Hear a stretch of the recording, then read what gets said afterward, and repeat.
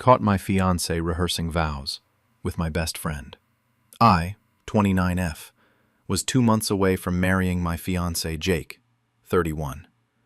We'd been together for 5 years, and I genuinely thought we were solid. My best friend since college, Melissa, 28, was my maid of honor.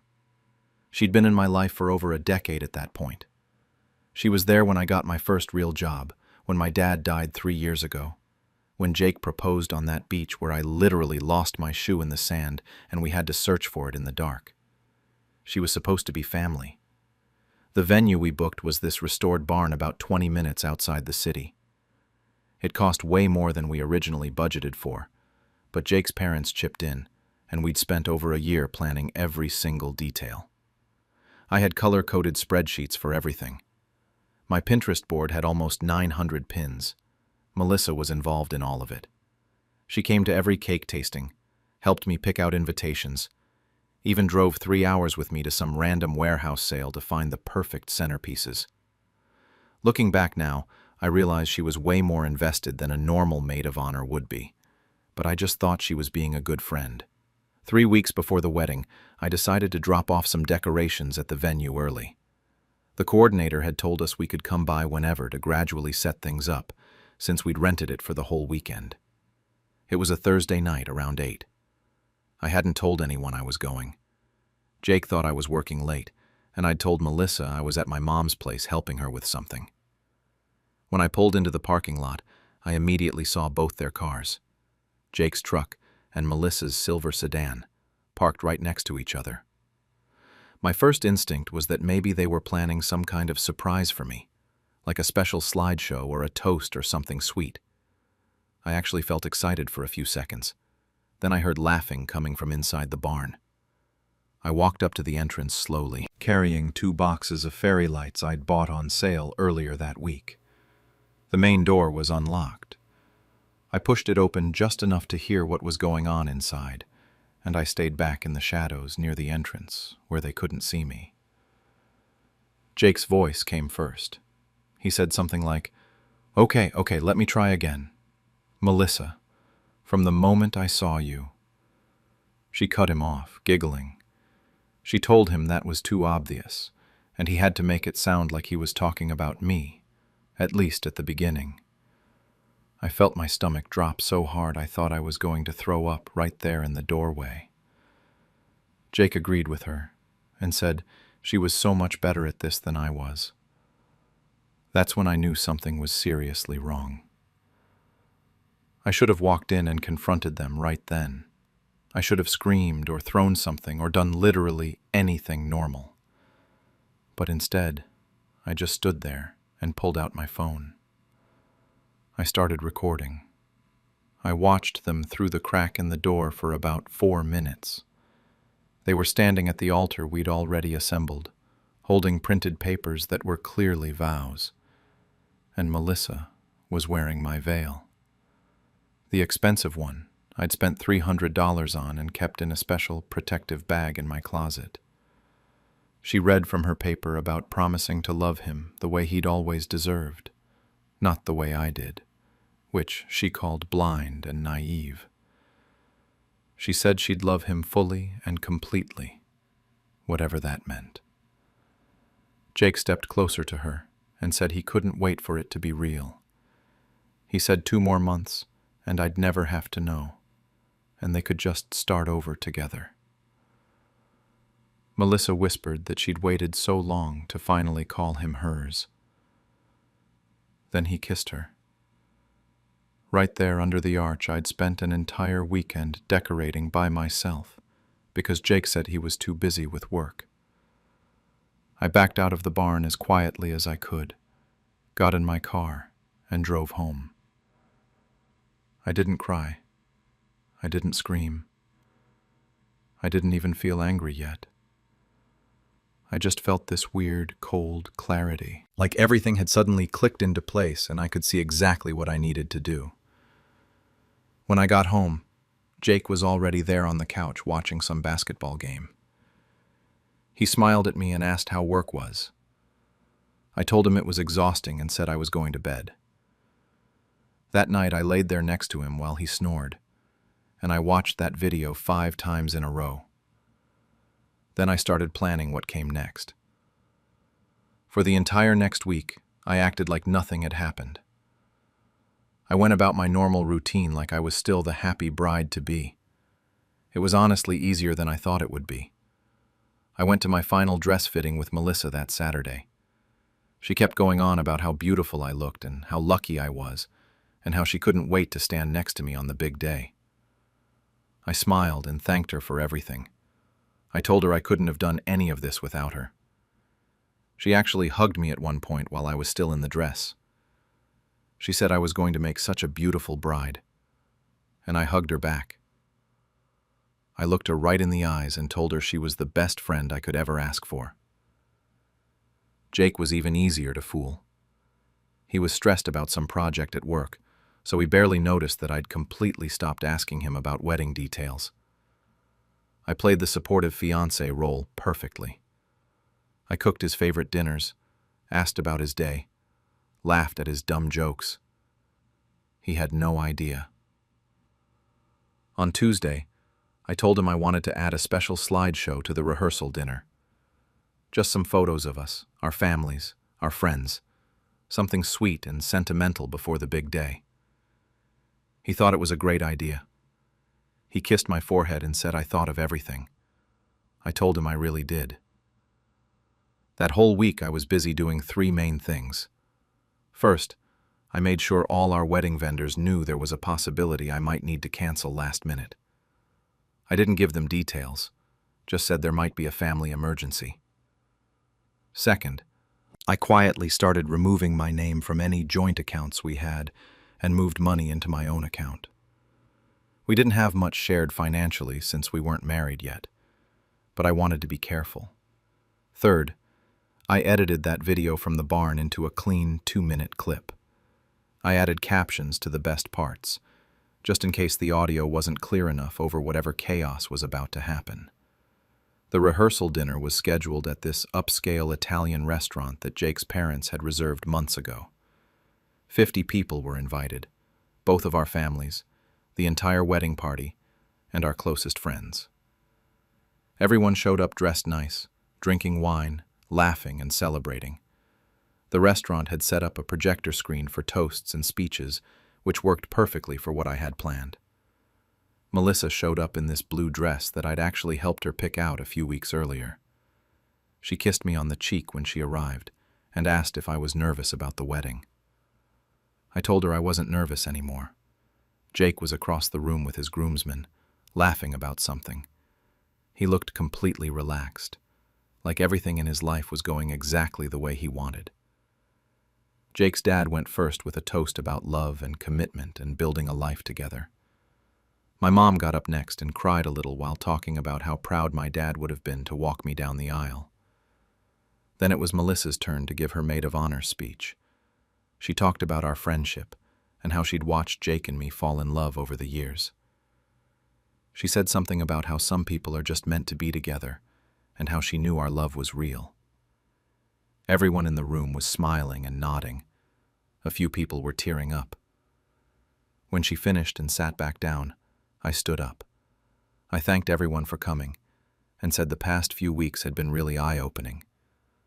I said I'd learned so much about the people in my life and what they were really capable of. Then I told them I wanted to share something special before we went any further. A little preview of what made this relationship so unique. I nodded at the restaurant manager. I'd briefed him an hour before dinner started and slipped him $200 to make sure everything went smoothly. The lights dimmed. The projector screen turned on. For the first few seconds, it was just dark footage of the barn interior. Then Jake's voice came through the speakers, crystal clear. I watched the room while the video played. Jake's face went completely white. Melissa literally jumped up from her chair and knocked over her wine glass. Both of our moms looked confused at first, then horrified as they realized what they were watching. The video showed everything. Her reading those vows about loving him the way he deserved, not the way I did. Him saying I'd never have to know. Her whispering about finally getting to call him hers. The kiss at the end played on a 3-second loop before the screen went black. Nobody said anything. The silence was so heavy I could barely breathe. I picked up my purse and told everyone the wedding was canceled. Jake tried to say something about explaining, but I told him there was no need. I'd heard everything I needed to hear. Melissa was crying. My mom was crying. Jake's mom just sat there, staring at her son like she'd never seen him before in her life. I walked out of that restaurant and didn't look back at any of them. The next morning, I started making calls to cancel everything. The venue coordinator was surprisingly understanding about the whole situation. She said this kind of thing happens more often than people think, which honestly made me feel worse. They refunded 60% of our deposit. The caterer kept their full fee, but I'd expected that since it was so close to the date. The photographer was actually really cool about it, and even offered to do a solo portrait shoot for me sometime just because she felt bad. I took her up on that a few months later. I listed my wedding dress on a resale site that same week. I'd paid $1,400 for it originally. It sold in 3 days for $4,200. Apparently there's a huge market for brides who need dresses last minute and don't have time to order something new. I used that money to cover some of the costs I couldn't get refunded. Jake tried calling me 47 times in the first week alone. I listened to one voicemail where he said it was just cold feet and they were just practicing to help him get ready for the real vows, and I was completely overreacting to the whole thing. I blocked his number after that. Melissa sent this 10-page handwritten letter to my apartment. I started reading it but stopped after the first paragraph, where she said she was confused about her feelings and never meant to hurt me. I burned the letter in my kitchen sink and ran water over the ashes. My mom kept saying I should go to therapy to process everything. I told her I'd think about it, but never actually went. Jake's mom called me a few weeks later to apologize, which was weird. She said she'd always thought Melissa was too involved in our relationship and too comfortable around Jake, but she never said anything because she didn't want to cause drama. I almost laughed at that. The worst part about everything wasn't even the betrayal itself. It was going back through all our memories and realizing how obvious it had been. I thought about all the times Melissa had volunteered to help Jake with wedding stuff while I was at work. All the inside jokes they'd developed that I wasn't part of. The way she always found a reason to touch his arm when she laughed at something he said. It was all right there in front of me the entire time, and I just smiled through it like a complete idiot. About 3 months after everything fell apart, I heard through a mutual friend that Jake and Melissa actually tried to date each other. Apparently, once the wedding was canceled and everything was out in the open, they figured they might as well give it a shot. It lasted 6 weeks before they broke up. The friend told me that once they didn't have the excitement of sneaking around behind my back, they realized they didn't actually like each other that much. Now they don't even talk to each other. They both lost their relationship with me and ended up with nothing. I moved out of the apartment Jake and I had shared and found a smaller place closer to my job. It's just me and my cat Blanche now. I started taking pottery classes on weekends because I'd always wanted to try it, but Jake said it was a waste of time and money. Turns out I'm actually pretty good at it. I've made like 15 bowls so far. Some days I do wonder if I handled everything the right way. Exposing them in front of 50 people was brutal for everyone involved, not just them. My family still brings it up at holidays sometimes. I heard Jake's younger sister even wrote her college application essay about public shaming and cancel culture based on what I did, which is kind of funny. But then I think about that video again. The way they laughed together. The way he said I'd never have to know. And I think about what my life would have looked like if I'd actually married him. If I'd spent years feeling crazy for being suspicious, wondering why he seemed distant, why Melissa was always hanging around our house. At least this way I know the truth. At least it's over, and I can move on. Would you have exposed them in front of everyone like I did? or just disappeared and let them rot in. Guess who paid the divorce lawyer? I, 34, have been married to my wife Sarah, 32, for 5 years, and until 6 months ago, I thought we had the perfect marriage. We were trying for kids, both had stable careers, and honestly, life was good. I work in finance. She worked in marketing, and we had this whole future planned out. Then everything changed. It started innocently enough in July. Sarah announced she was getting serious about fitness and hired a personal trainer named Marcus at some upscale gym downtown. I was supportive. I thought it was healthy, you know? She seemed excited about something, and I wanted to encourage that.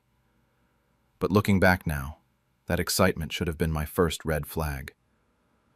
Within 2 weeks, the gym sessions went from an hour 3 times a week to these marathon sessions where she'd be gone for 4, sometimes 5 hours. She'd come home exhausted, barely talk to me, and go straight to shower. Then came the bombshell. 3 weeks in, she quit her marketing job. Just like that. Said she wanted to focus on wellness and maybe become a personal trainer herself. I was uncomfortable with it, but she insisted. We could afford it on my salary alone. I make decent money, so technically we could, but it felt rushed. I didn't fight her on it, though. That's on me. Week 4, the intimacy stopped completely. Every time I tried to initiate anything, she was too tired or too sore from training. Week 5, her phone behavior changed. It was always face down on the table now. She'd take it with her everywhere, even to the bathroom. If I walked into a room while she was texting, she'd quickly close out of whatever she was looking at. When I asked about it, she got defensive. Said I was being paranoid and controlling. By week 6, she was at the gym twice a day sometimes. Morning sessions, evening sessions, weekend sessions. She said Marcus was helping her prepare for a fitness competition. I didn't even know she wanted to do competitions. But whatever. I was busy with work, and honestly, I was trying to be the supportive husband. I didn't want to be that guy who gets jealous over a trainer. Then came August 15th. Everything changed. I was reviewing our credit card statements because we needed to adjust our budget now that Sarah wasn't working. That's when I saw it. The Meridian Hotel. Luxury suite. $847. It wasn't our anniversary. It wasn't her birthday. It wasn't any occasion I could remember. My stomach dropped. I kept my voice casual when I asked her about it that evening. Hey, what's this hotel charge from last week?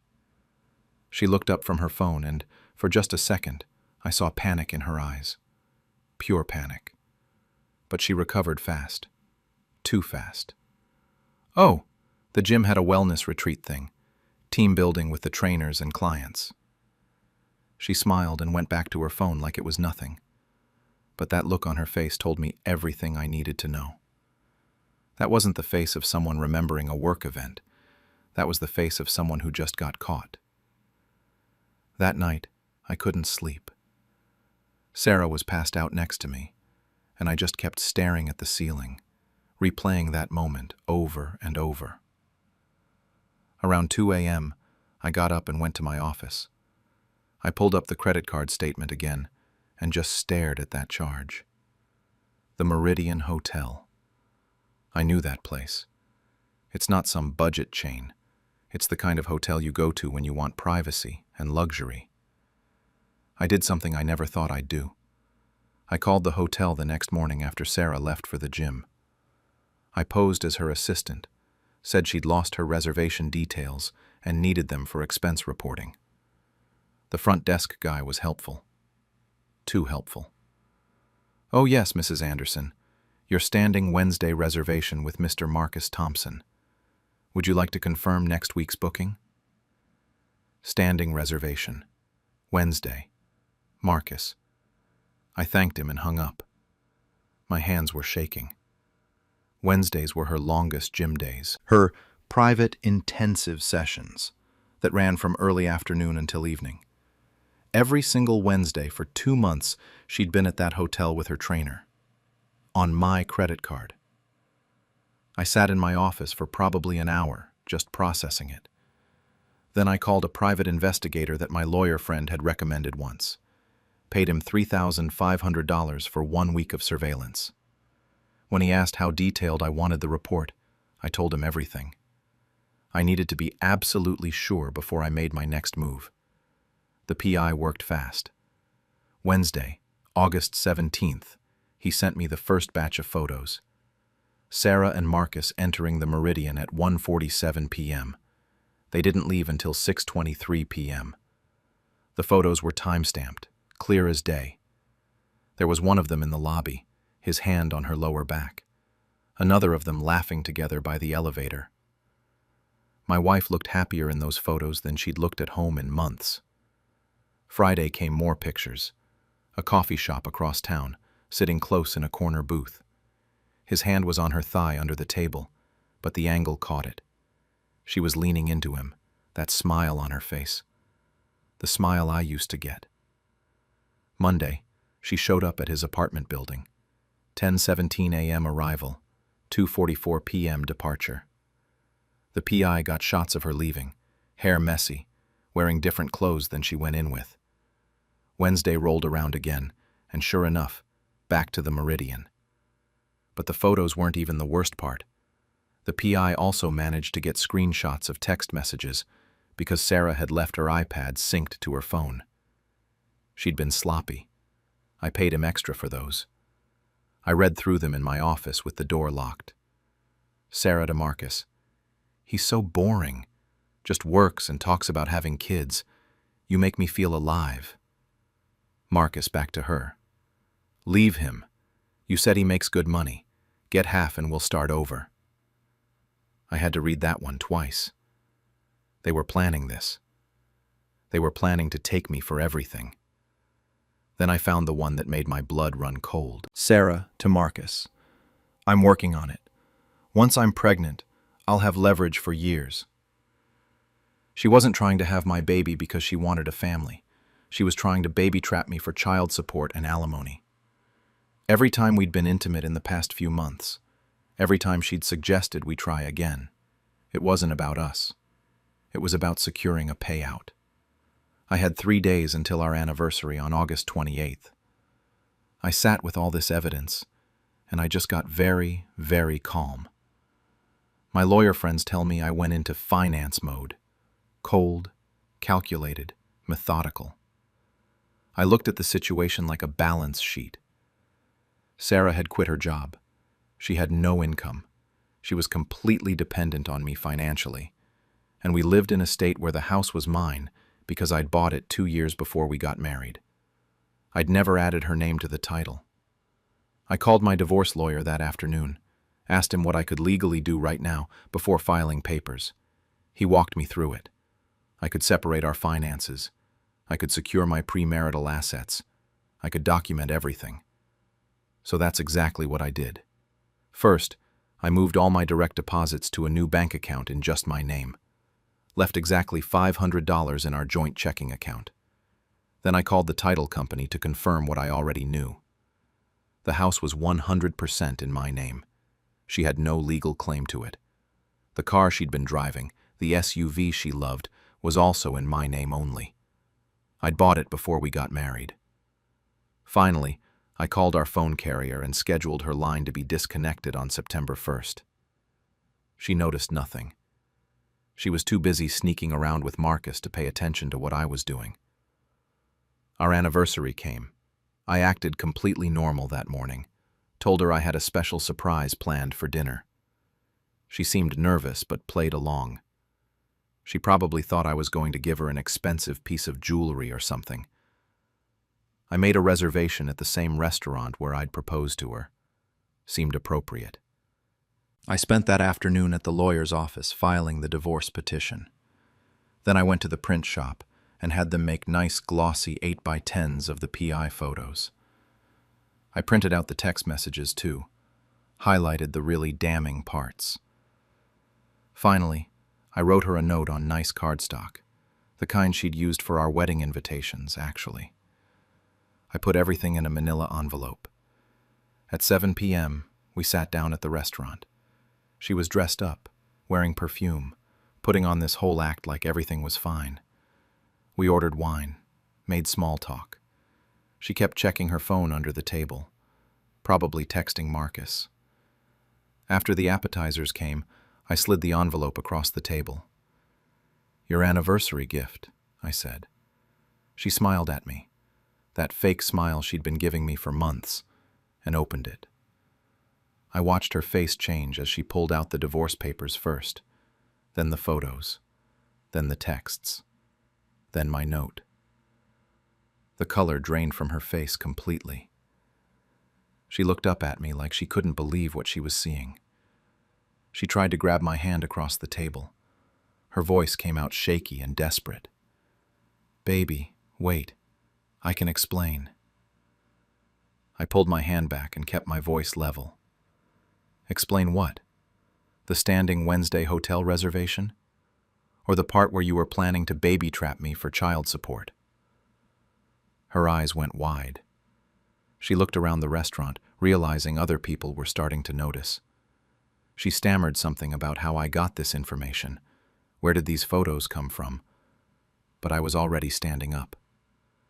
I told her I'd already paid for her meal, and she should enjoy it because it was the last thing I'd be paying for.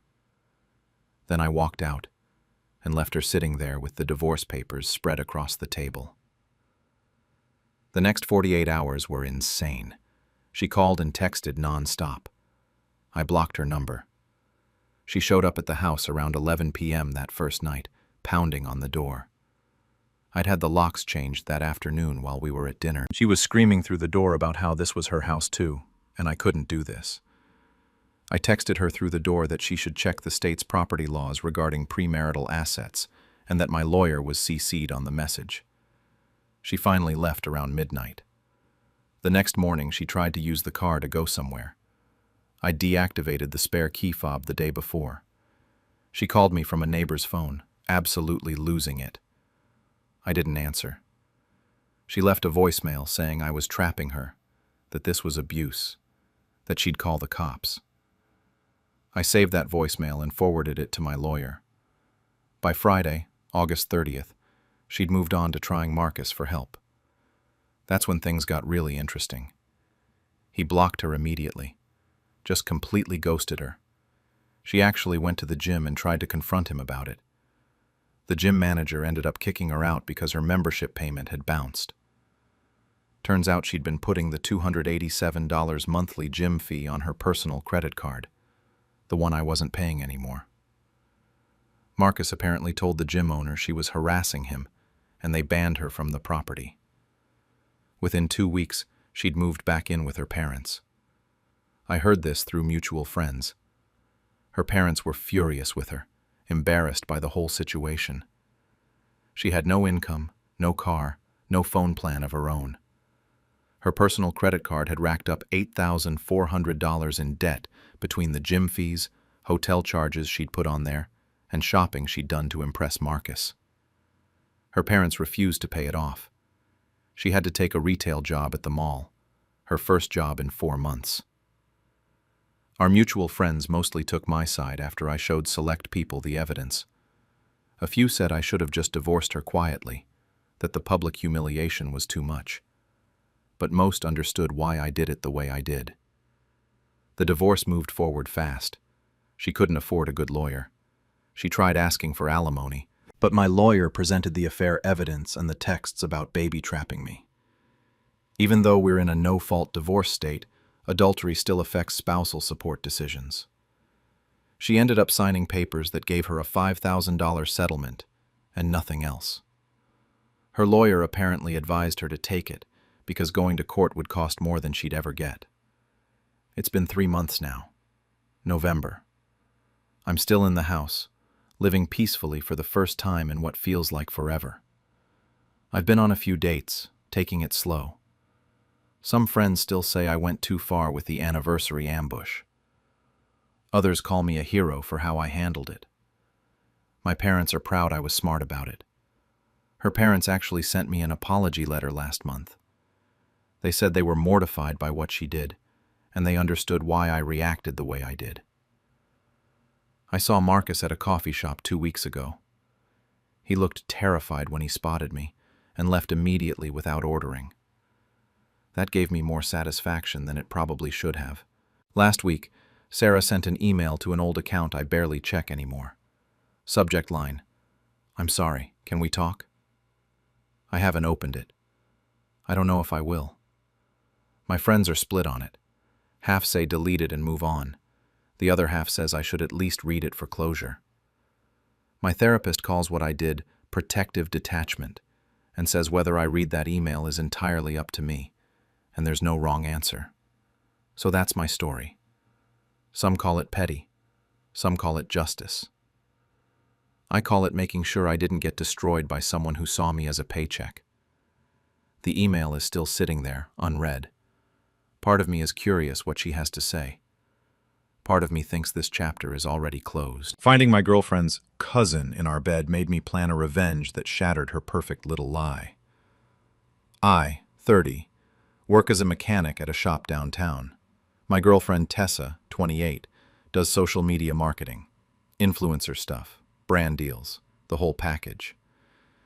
We'd been living together for about 2 years in this cramped apartment on the edge of the city. Past tense on that living situation, by the way. So there I was, standing in my own bedroom doorway at 2 p.m. on a Tuesday, staring at some guy asleep in my bed. Not just any guy, her cousin, Marcus. My hands were shaking, not from anger yet, just this cold, empty feeling spreading through my chest. I need to explain how this all started, because I didn't just stumble into this blind. 3 months earlier, Tessa started mentioning this cousin who needed help moving apartments. Family emergency type situation, she said. He was going through a rough breakup and needed support. Made sense at the time. She's close with her family, always helping someone with something. The first weekend she went to help him, I thought nothing of it. She came back Sunday night, exhausted but in a good mood, talking about how grateful Marcus was for her help. Then it became every other weekend. Then every weekend. She'd leave Friday evening and come back Sunday with these stories about moving boxes, painting walls, picking out furniture.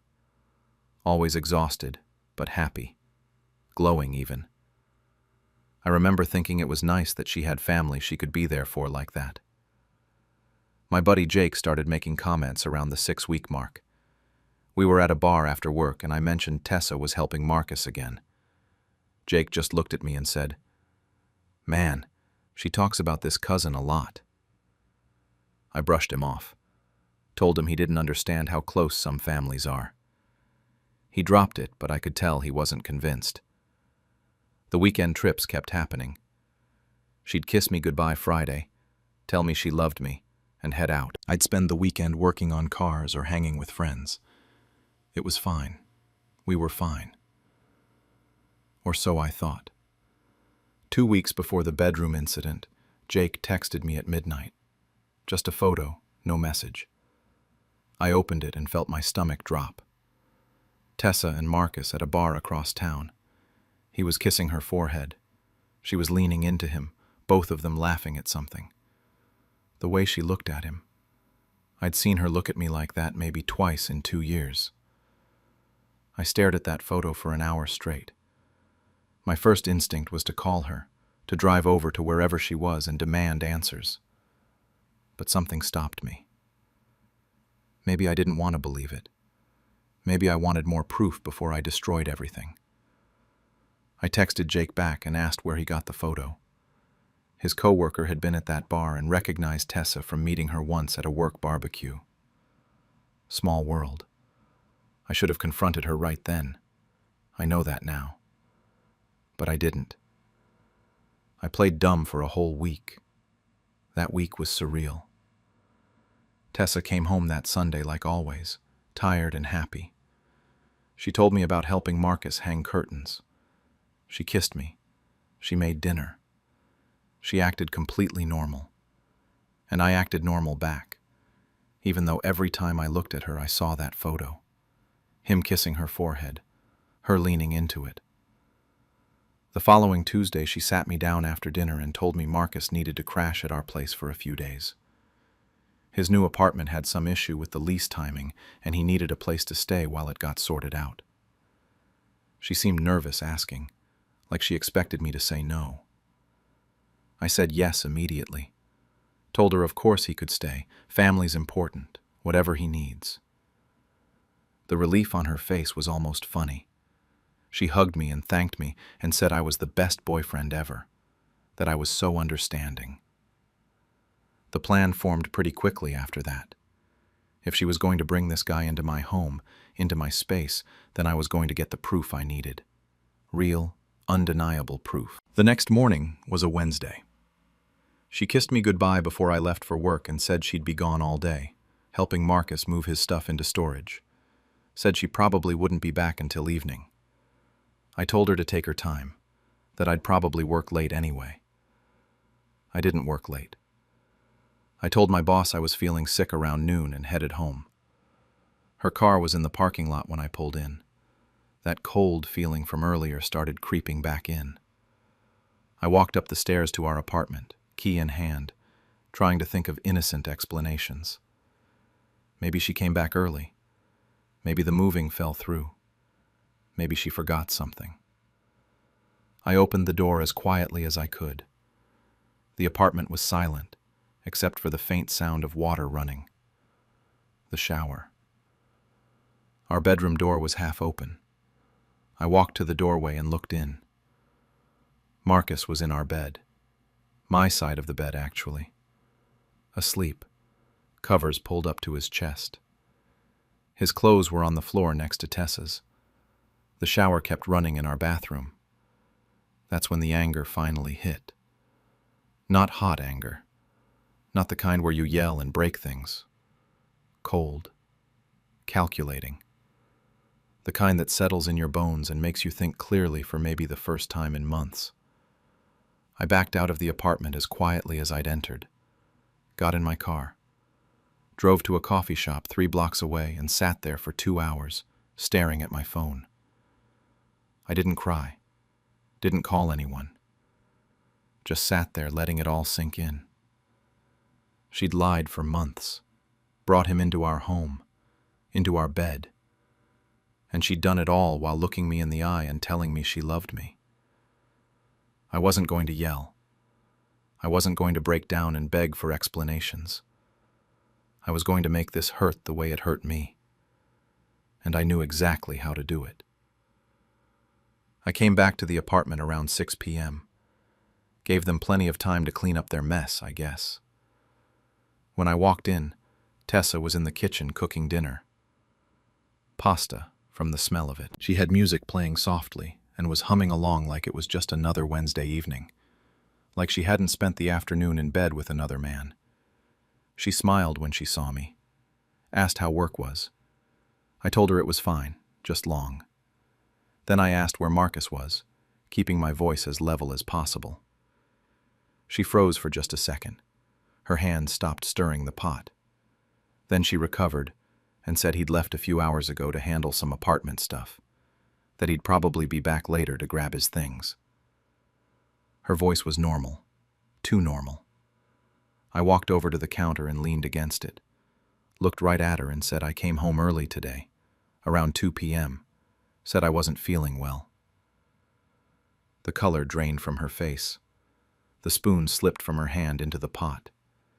She just stared at me for a moment, and I watched her brain trying to figure out what I knew, what I'd seen. Then she started crying. It wasn't even a slow build. 1 second she was standing there pale and shocked, the next she was sobbing, saying she was sorry, that she never meant for this to happen, that it was a mistake. I just stood there and watched her fall apart. Didn't move to comfort her. Didn't say anything. She kept talking through the tears, telling me it only happened twice, that she was going to end it, that she loved me and Marcus was just a moment of weakness, that she'd been confused about what she wanted but now she knew. All the classic lines you hear about in these situations. Then she said something that made my blood boil. She looked at me with those red, puffy eyes and said she never meant to hurt my feelings. Not hurt me, hurt my feelings. Like I'd be upset that she forgot my birthday or something. Like 6 months of lying and bringing another man into our home was just a minor inconvenience to my emotions. I told her I needed time to think, that I couldn't be around her right now. She grabbed my arm and begged me not to leave, asked if we could talk about it, work through it. She actually looked hopeful, like there was a chance I'd just forgive and forget, if she cried enough and said the right things. That's when I knew exactly what I had to do. I packed a bag and went to stay with Jake. Didn't tell Tessa where I was going, just said I'd be in touch when I was ready. She texted me about 30 times that first night. Long paragraphs about how sorry she was, how much she loved me, how this was all her fault and she'd do anything to fix it. I read every single one and didn't respond to any of them. Jake asked what I was planning to do. I told him I hadn't decided yet. That was a lie. I'd already decided in that coffee shop. The thing about Tessa is that her whole life revolved around her online presence. She had about 45,000 followers across Instagram and TikTok.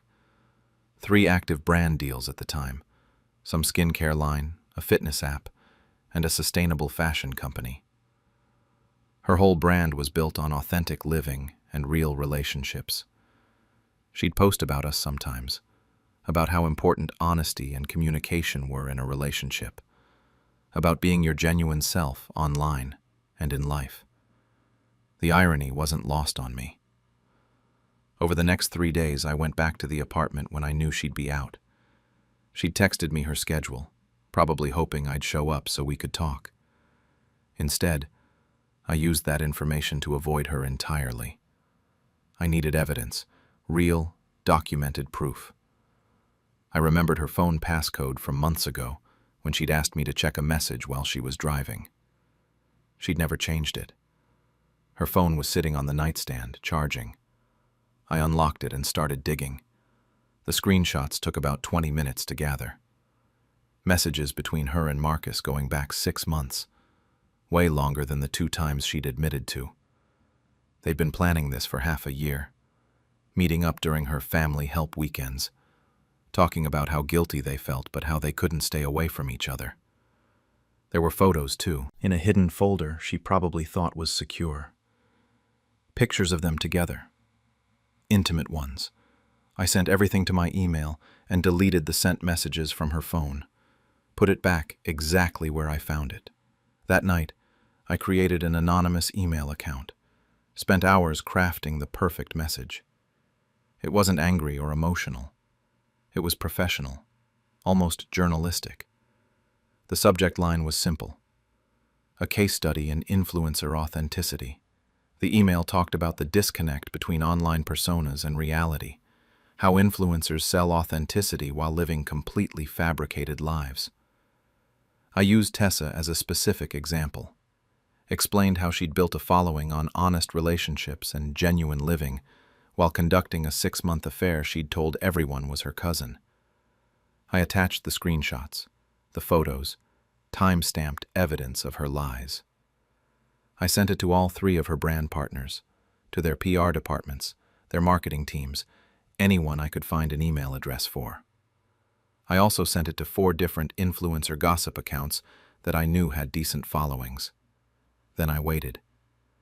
The first brand dropped her within 48 hours, posted a professional statement about values alignment and thanking her for her past work with them. Very corporate, very final. Her followers started asking questions in the comments of her posts, asking what happened, why the brand dropped her so suddenly. Tessa called me that afternoon. I almost didn't answer, but curiosity got the better of me.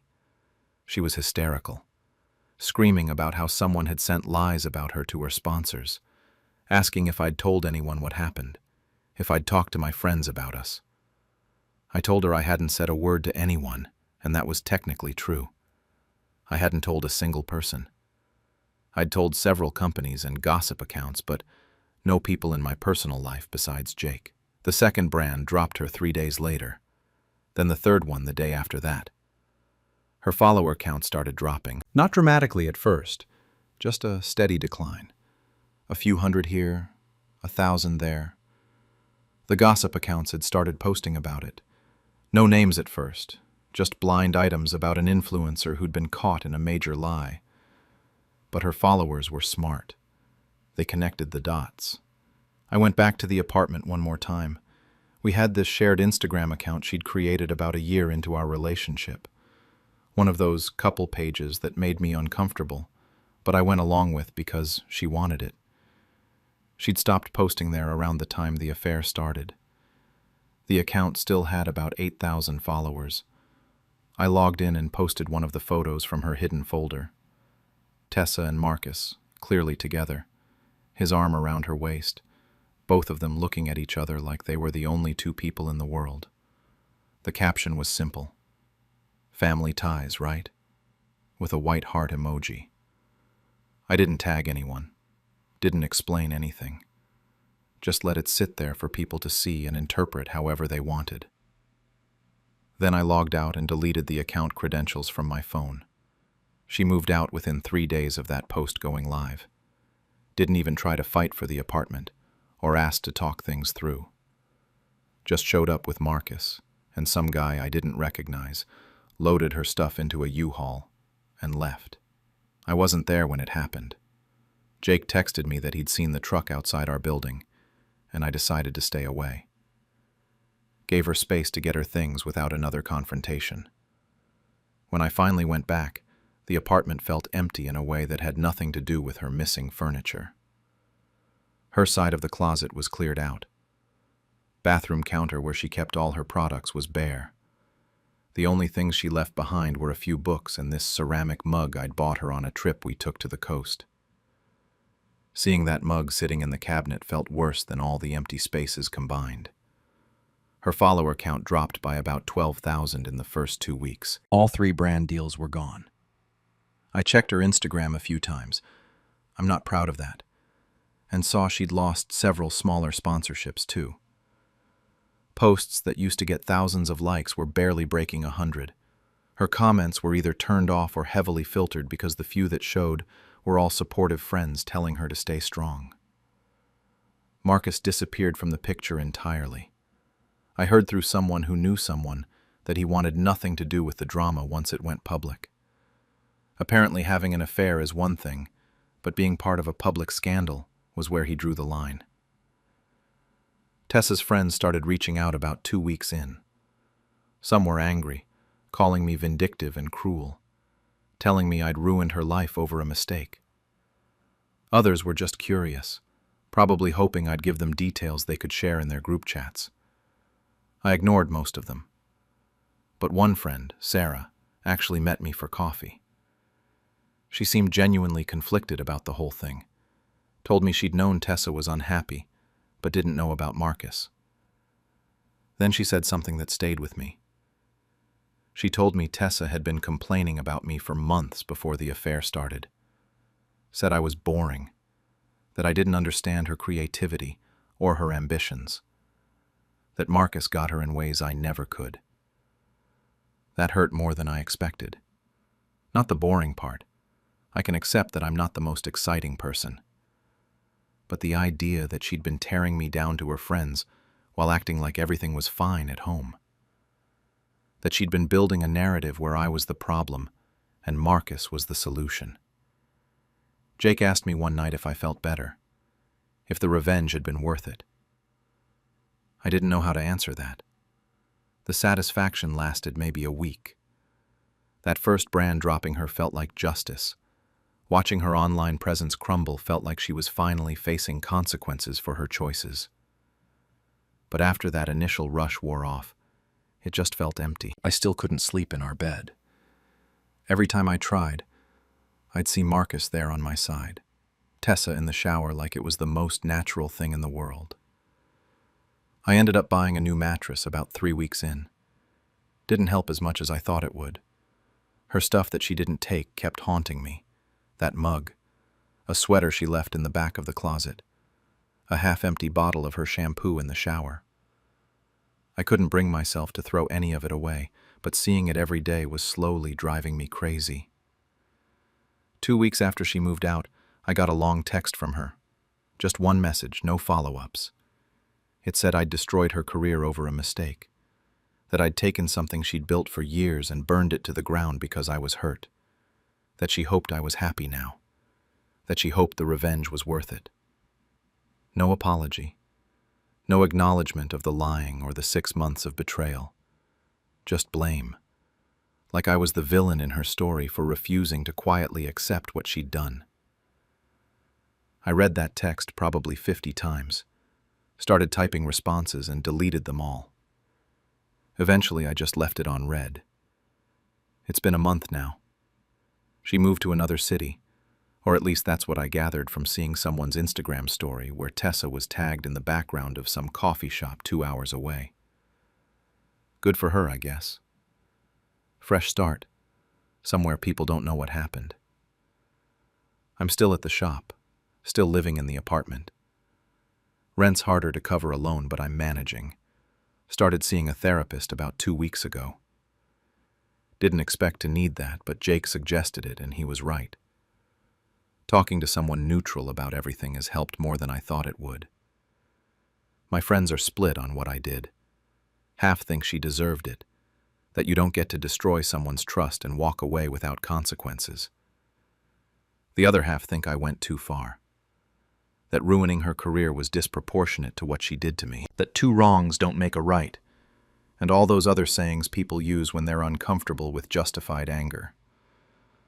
My mom found out through the family gossip chain somehow. She called me last week, and I thought I was in for a lecture about stooping to someone else's level. Instead, she just asked if I was okay. Didn't judge, didn't give advice. Just wanted to know if her son was holding up. That conversation made me cry for the first time through this whole thing. I saw Marcus once, randomly, at a grocery store last week. We made eye contact across the produce section. He looked at me, looked away, and kept walking. I did the same. What was there to say? We both knew what happened. No point in pretending otherwise. Some days I feel completely justified in what I did. She lied for 6 months, brought him into our home, made me look like an idiot to everyone who knew.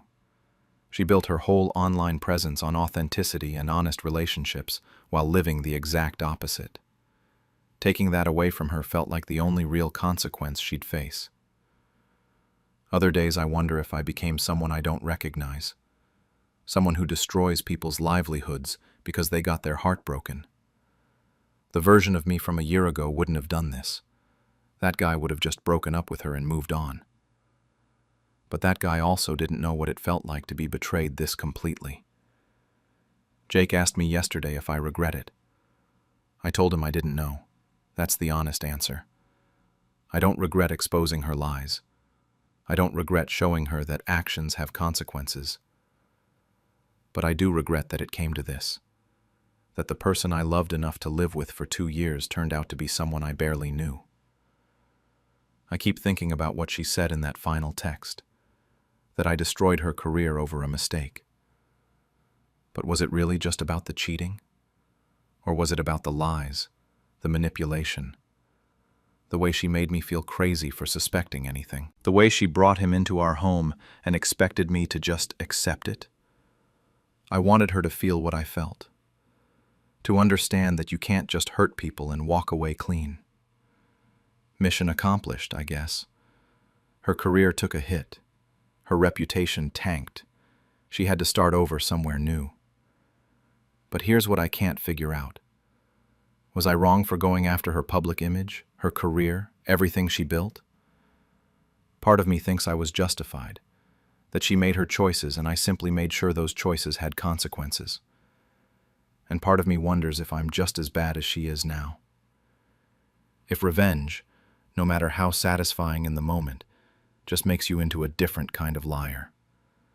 The kind who tells themselves they're doing the right thing while burning someone else's life down. Catching my wife's work husband in her phone led to the most calculated revenge I've ever pulled off.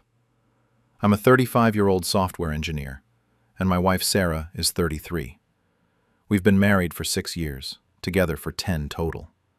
We met during our senior year of college at some forgettable house party, bonded over our mutual hatred of the music playing, and somehow turned that into a decade-long relationship. I genuinely thought we had something solid. We bought a house 3 years ago, adopted a dog, did the whole suburban couple thing. I trusted her completely. That was my first mistake. About 8 months ago, Sarah landed a new job at a marketing firm downtown. Better pay, better benefits, the works. I was happy for her. She'd been stuck in her old position for too long, complaining about the lack of growth opportunities. This new place seemed perfect. The first few weeks were normal. She'd come home tired, complain about learning new systems, adjusting to the office politics, the usual stuff everyone deals with at a new job. I'd ask how her day went. She'd vent for a bit. We'd make dinner together.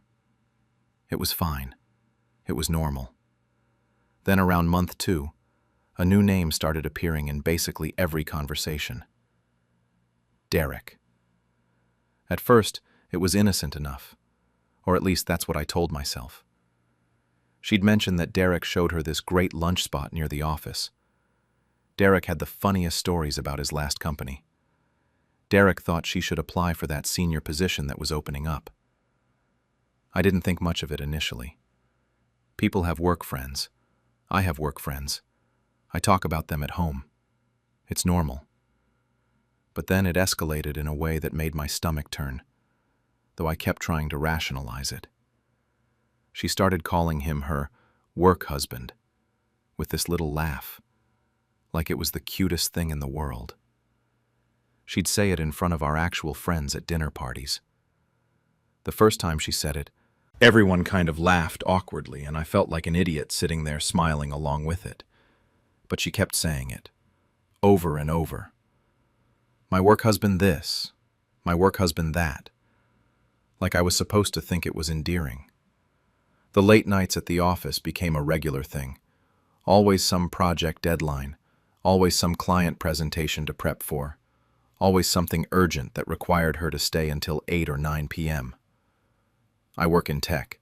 I get deadlines and crunch time, but this was constant, multiple times a week, sometimes 4 or 5 nights in a row. And the texting became absolutely relentless. During dinner, she'd have her phone next to her plate, checking it between bites. During movies, the screen would light up her face in the dark living room every few minutes. Right before bed, she'd be typing away while I was trying to tell her about my day. The phone guarding was what really got my attention, though. Sarah used to be completely careless with her phone. She'd leave it on the kitchen counter, on the couch, in the bathroom, wherever. Face up, unlocked most of the time, didn't matter. I could pick it up to check the time or change the music, and she wouldn't even glance over. Suddenly it was always face down, always within arm's reach, always with her when she moved rooms, even just to grab water from the kitchen. And when she was texting, she'd physically angle her body away from me, like she was literally hiding the screen with her shoulder. When I'd walk into a room, she'd quickly close whatever she was looking at, or flip the phone over fast enough that I'd hear it smack against the table. I'm not an idiot. I know what that looks like. I've seen enough movies and heard enough stories from friends going through similar situations. But I kept telling myself I was being paranoid. Maybe I was projecting my own insecurities. Maybe this is just what having a close work friend looks like in the modern workplace. Maybe I was being a jealous husband who couldn't handle his wife having male friends. I kept trying to ignore the gut feeling that something was very, very wrong. I even tried talking to her about it once, about a month before everything exploded. I asked if everything was okay with us, if she was happy. She looked at me like I'd grown a second head and said everything was fine. She was just stressed with work stuff. She said I was being weird and insecure. That conversation lasted maybe 3 minutes before she changed the subject to something about needing to repaint the guest bedroom. I dropped it because I didn't want to be that guy, the controlling husband who can't handle his wife having a career and work friends. Then came the night that changed absolutely everything. It was a Tuesday in early September, around 10 at night. Sarah had just gotten home from another one of her late project meetings and went straight upstairs to shower. She'd been doing that lately, coming home and immediately showering before even really talking to me. At the time, I figured she just felt gross after a long day at the office. Now I know better. Her phone was charging on the kitchen counter.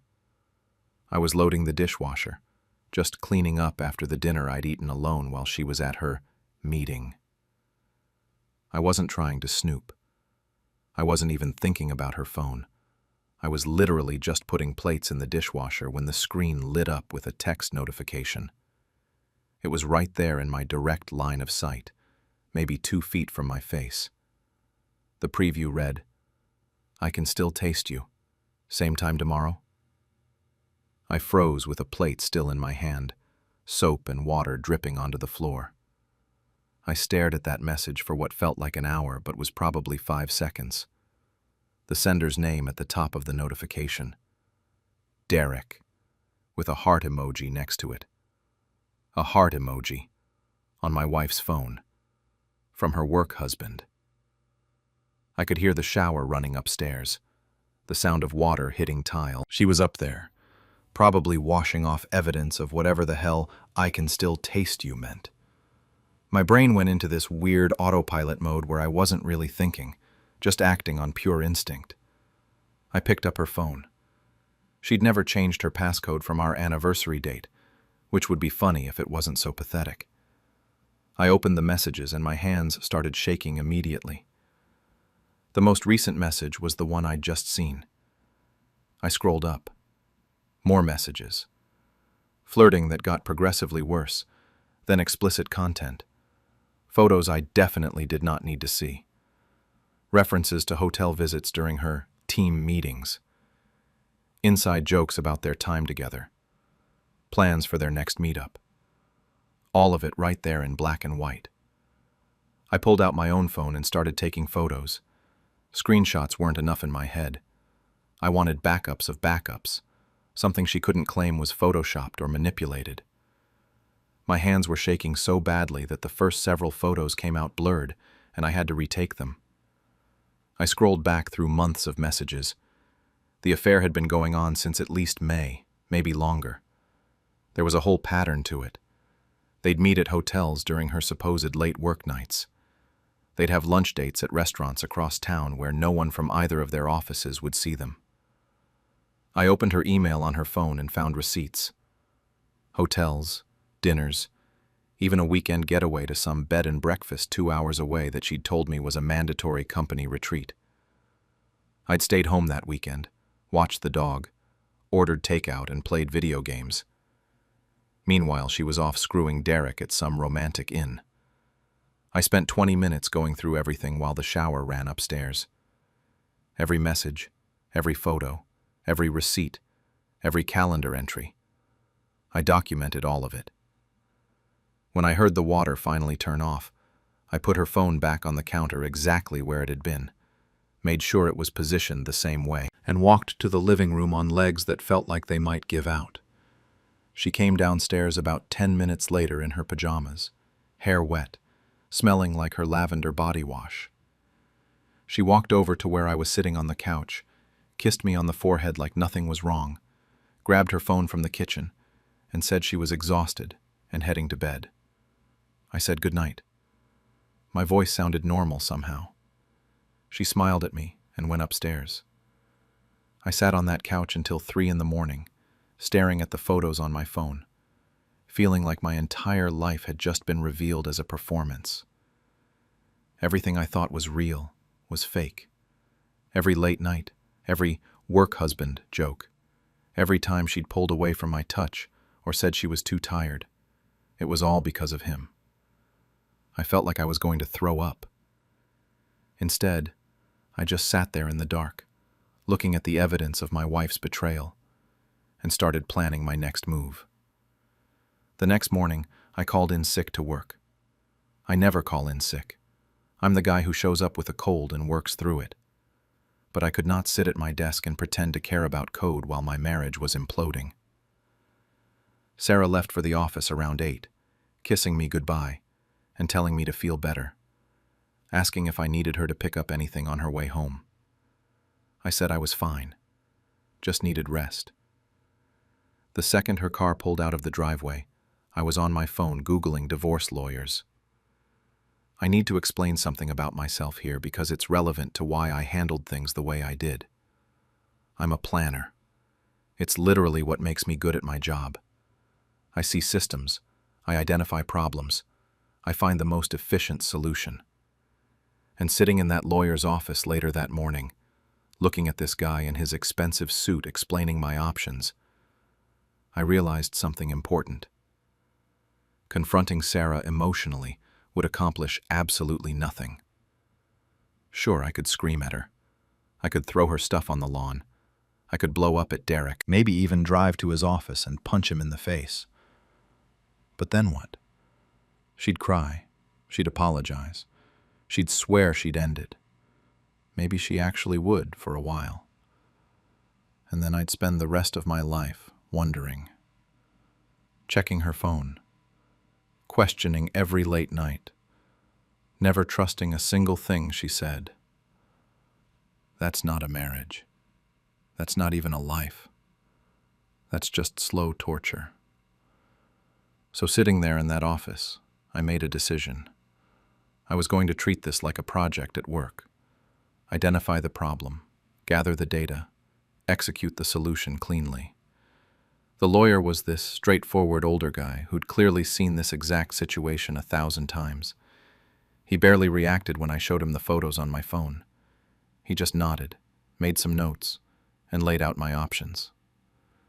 With the evidence I had, I was in a strong position. We discussed asset division, the house, savings accounts, retirement funds, all of it. He recommended I document everything and act completely normal. Don't let her know anything is wrong. Don't give her time to hide assets or prepare a defense. The element of surprise would work heavily in my favor. I left that office with a plan and a retainer paid. For the next 2 weeks, I became an actor in my own life. I came home from work and asked Sarah about her day. I listened to her lie to my face about meetings and projects and office drama. I laughed at her stories. I made dinner. We watched our shows together. We had sex twice during those 2 weeks, which felt like the most disgusting thing I'd ever done, but I couldn't break character. The whole time, she'd be texting Derek right next to me on the couch, and I'd pretend not to notice. I'd see his name pop up on her phone screen and just keep watching whatever was on TV. It was the most surreal experience of my entire life. Playing house with someone I now knew was actively betraying me. Having conversations about weekend plans and grocery lists while knowing I was about to blow up her entire world. Some nights I'd lie awake next to her, listening to her breathe, wondering how she could sleep so peacefully while living such a massive lie. During those 2 weeks, I was busy. I quietly transferred half our savings into a personal account I'd opened at a different bank. Our joint account terms allowed either party to withdraw funds, and I made sure to take exactly half, not a penny more. Nothing that could be used against me later. I contacted our mortgage lender to understand our options for the house. I backed up all our shared files and documents to an external hard drive. I changed passwords on all my personal accounts. I even went to see a therapist once, just to make sure I wasn't having some kind of breakdown and completely misreading the situation. She listened to everything, looked at the evidence, and confirmed I wasn't crazy. She also said I seemed remarkably calm for someone going through this, which I guess was accurate. I felt calm. Weirdly, artificially calm. Sarah's birthday was coming up on a Saturday in late September. We'd been planning a small gathering at our house with her parents and younger sister for weeks. She'd been excited about it, kept making lists of food to serve, debating whether we should do a theme. She wanted everything to be perfect. I had a different version of perfect in mind. The morning of her birthday, I woke up early and drove across town to pick up a custom order I'd placed at a print shop 3 days earlier. They'd done exactly what I asked. Professional quality printing, every page clear and legible, bound nicely in a black leather folder. I paid extra for the nice folder. Then I stopped at the store and bought expensive wrapping paper, the kind she always liked with the metallic gold finish. I wrapped that folder like it was something precious, put a bow on top. It looked like a thoughtful, carefully chosen gift. Her family started arriving around 2 that afternoon. Her mom brought a homemade cake, her favorite kind with cream cheese frosting. Her dad fired up our grill to make burgers. Her sister showed up with decorations and that over-enthusiastic energy she always had. Sarah was in the best mood I'd seen her in months, laughing, joking around with her dad, helping her mom in the kitchen, taking photos with her sister, playing the role of the perfect daughter, the perfect wife. I felt physically sick watching her, but I kept my face neutral. I smiled. I helped grill. I made small talk with her parents. We ate. We sang happy birthday around the dining table. She blew out candles and made a wish. I wondered if she wished to not get caught. Then came presents. Her parents gave her a necklace she'd been eyeing for months. Her sister gave her a gift certificate for a spa day. They all made a big fuss over each gift, lots of hugging and thank yous. Then I handed her my gift, the wrapped folder. I remember exactly what I said. Saved the best for last. She smiled at me, that genuine, excited smile, like she actually thought I'd gotten her something romantic, maybe concert tickets or a weekend trip. She tore off the wrapping paper while her whole family watched, eager to see what her thoughtful husband had gotten her. The folder was nice, black leather, expensive looking.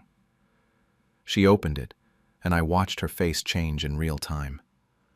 The first page was the divorce papers, already filed, just waiting for her signature.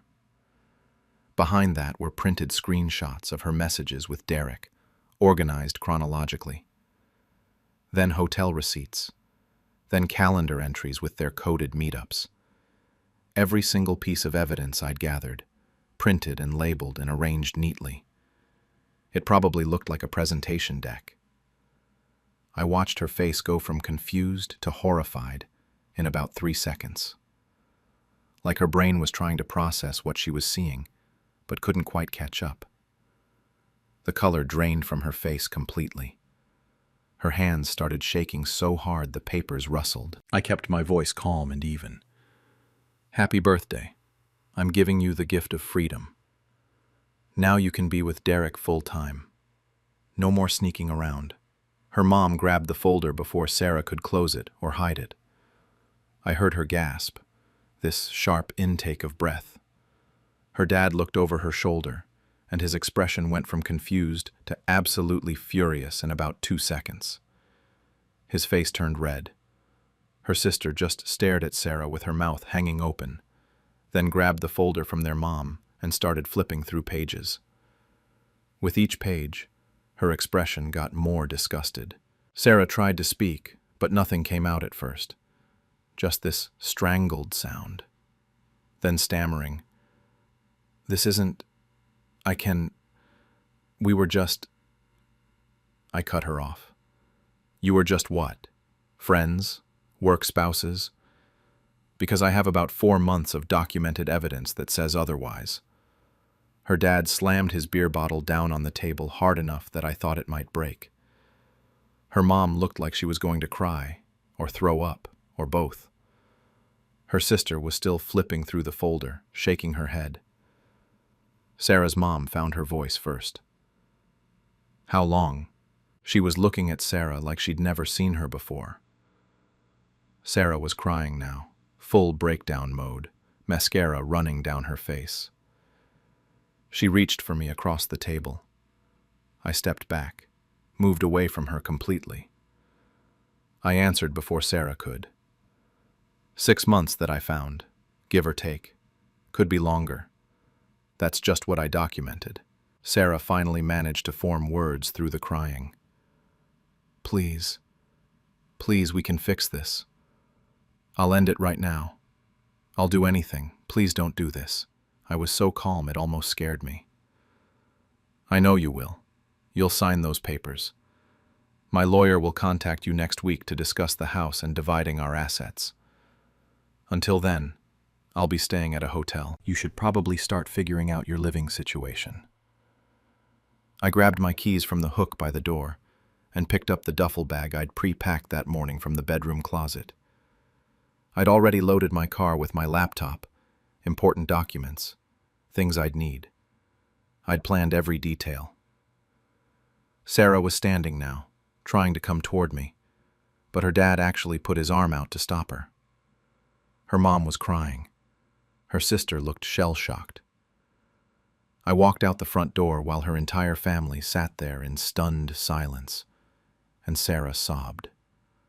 I got in my car, drove to the hotel I'd booked 3 days earlier, checked in, went up to my room, and finally let myself feel it.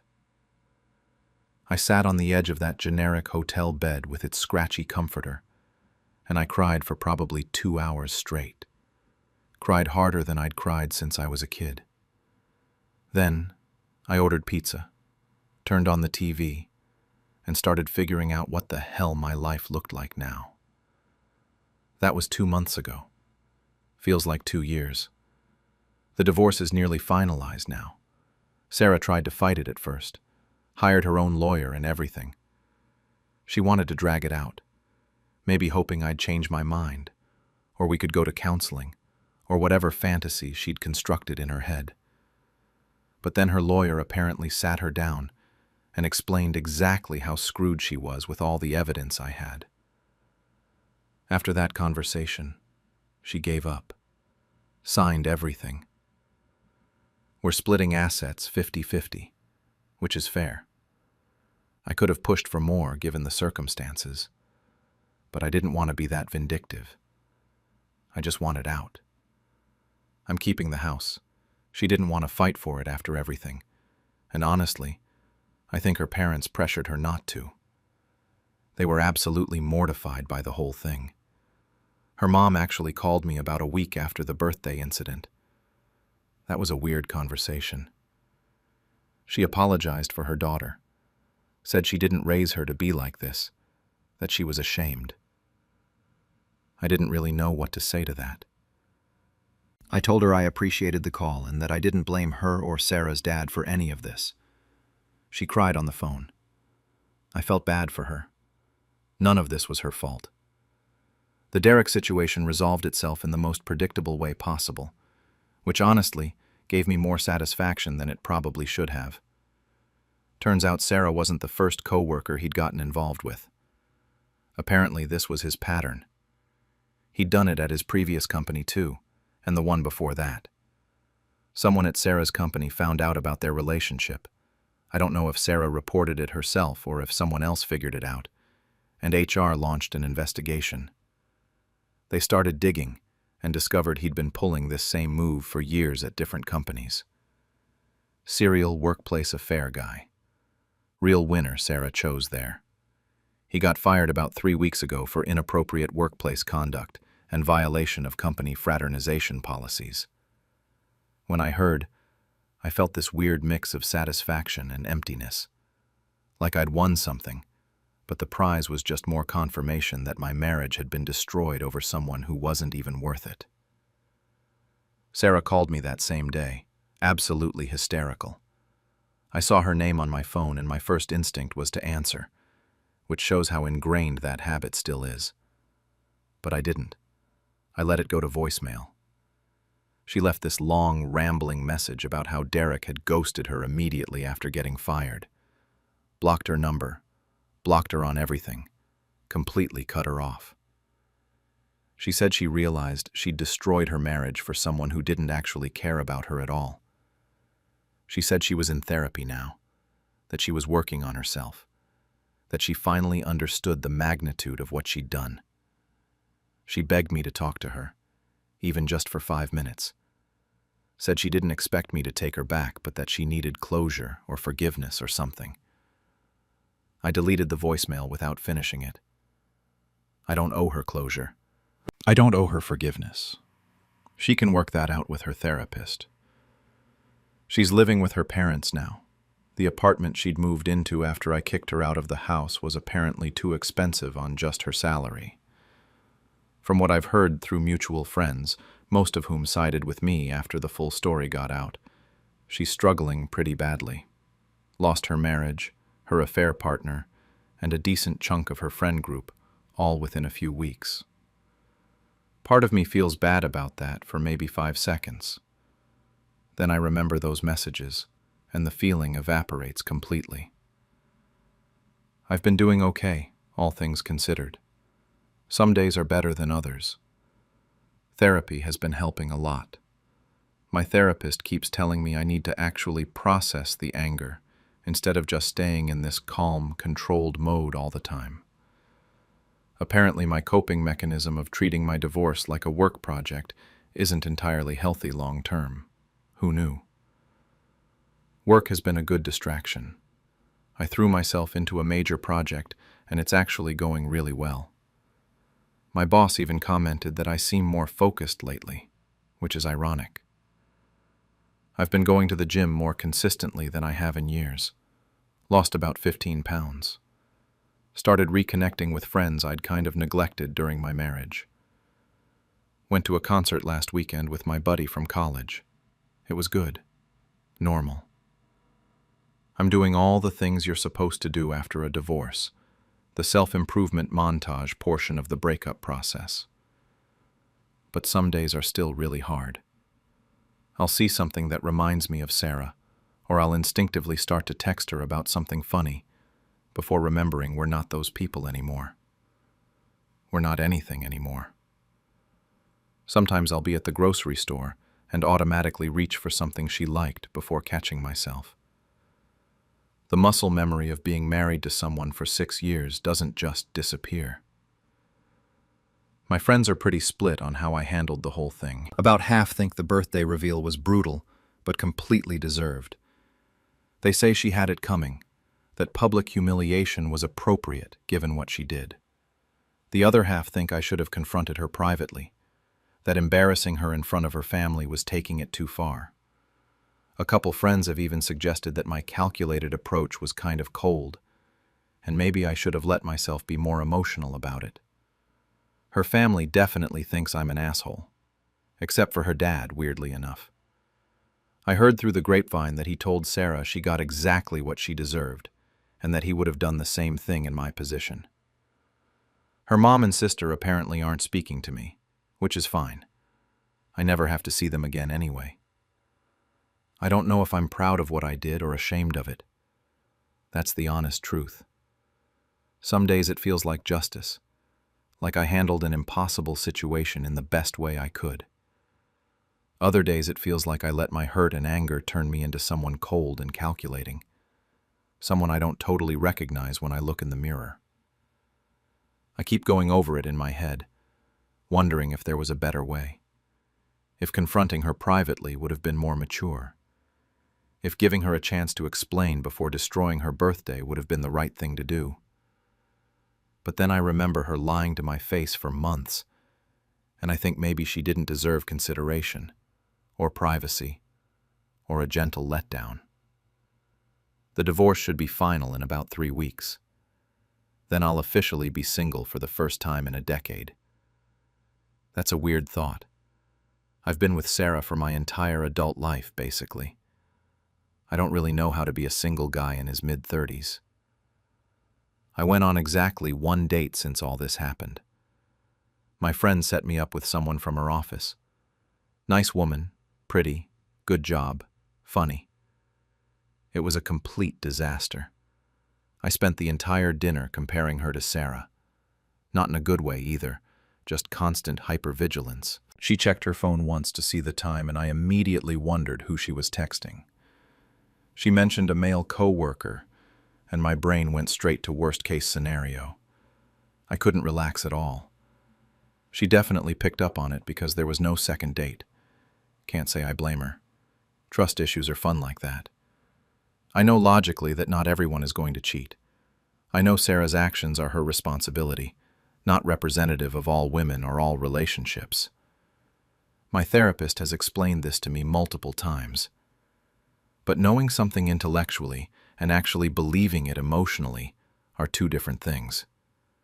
Right now, the idea of trusting someone enough to be vulnerable with them again seems impossible. I've been thinking a lot about whether any of this was worth it. The revenge, the calculated approach, the public humiliation. Did it actually make me feel better? In the moment, walking out of that house while Sarah cried, I felt powerful, vindicated, like I'd taken control of a situation where I'd been made to feel powerless. But now, sitting alone in this house that's too big for one person, I'm not sure the satisfaction was worth what it cost. Not the marriage. That was already dead the second she started sleeping with Derek. But maybe it cost me something else.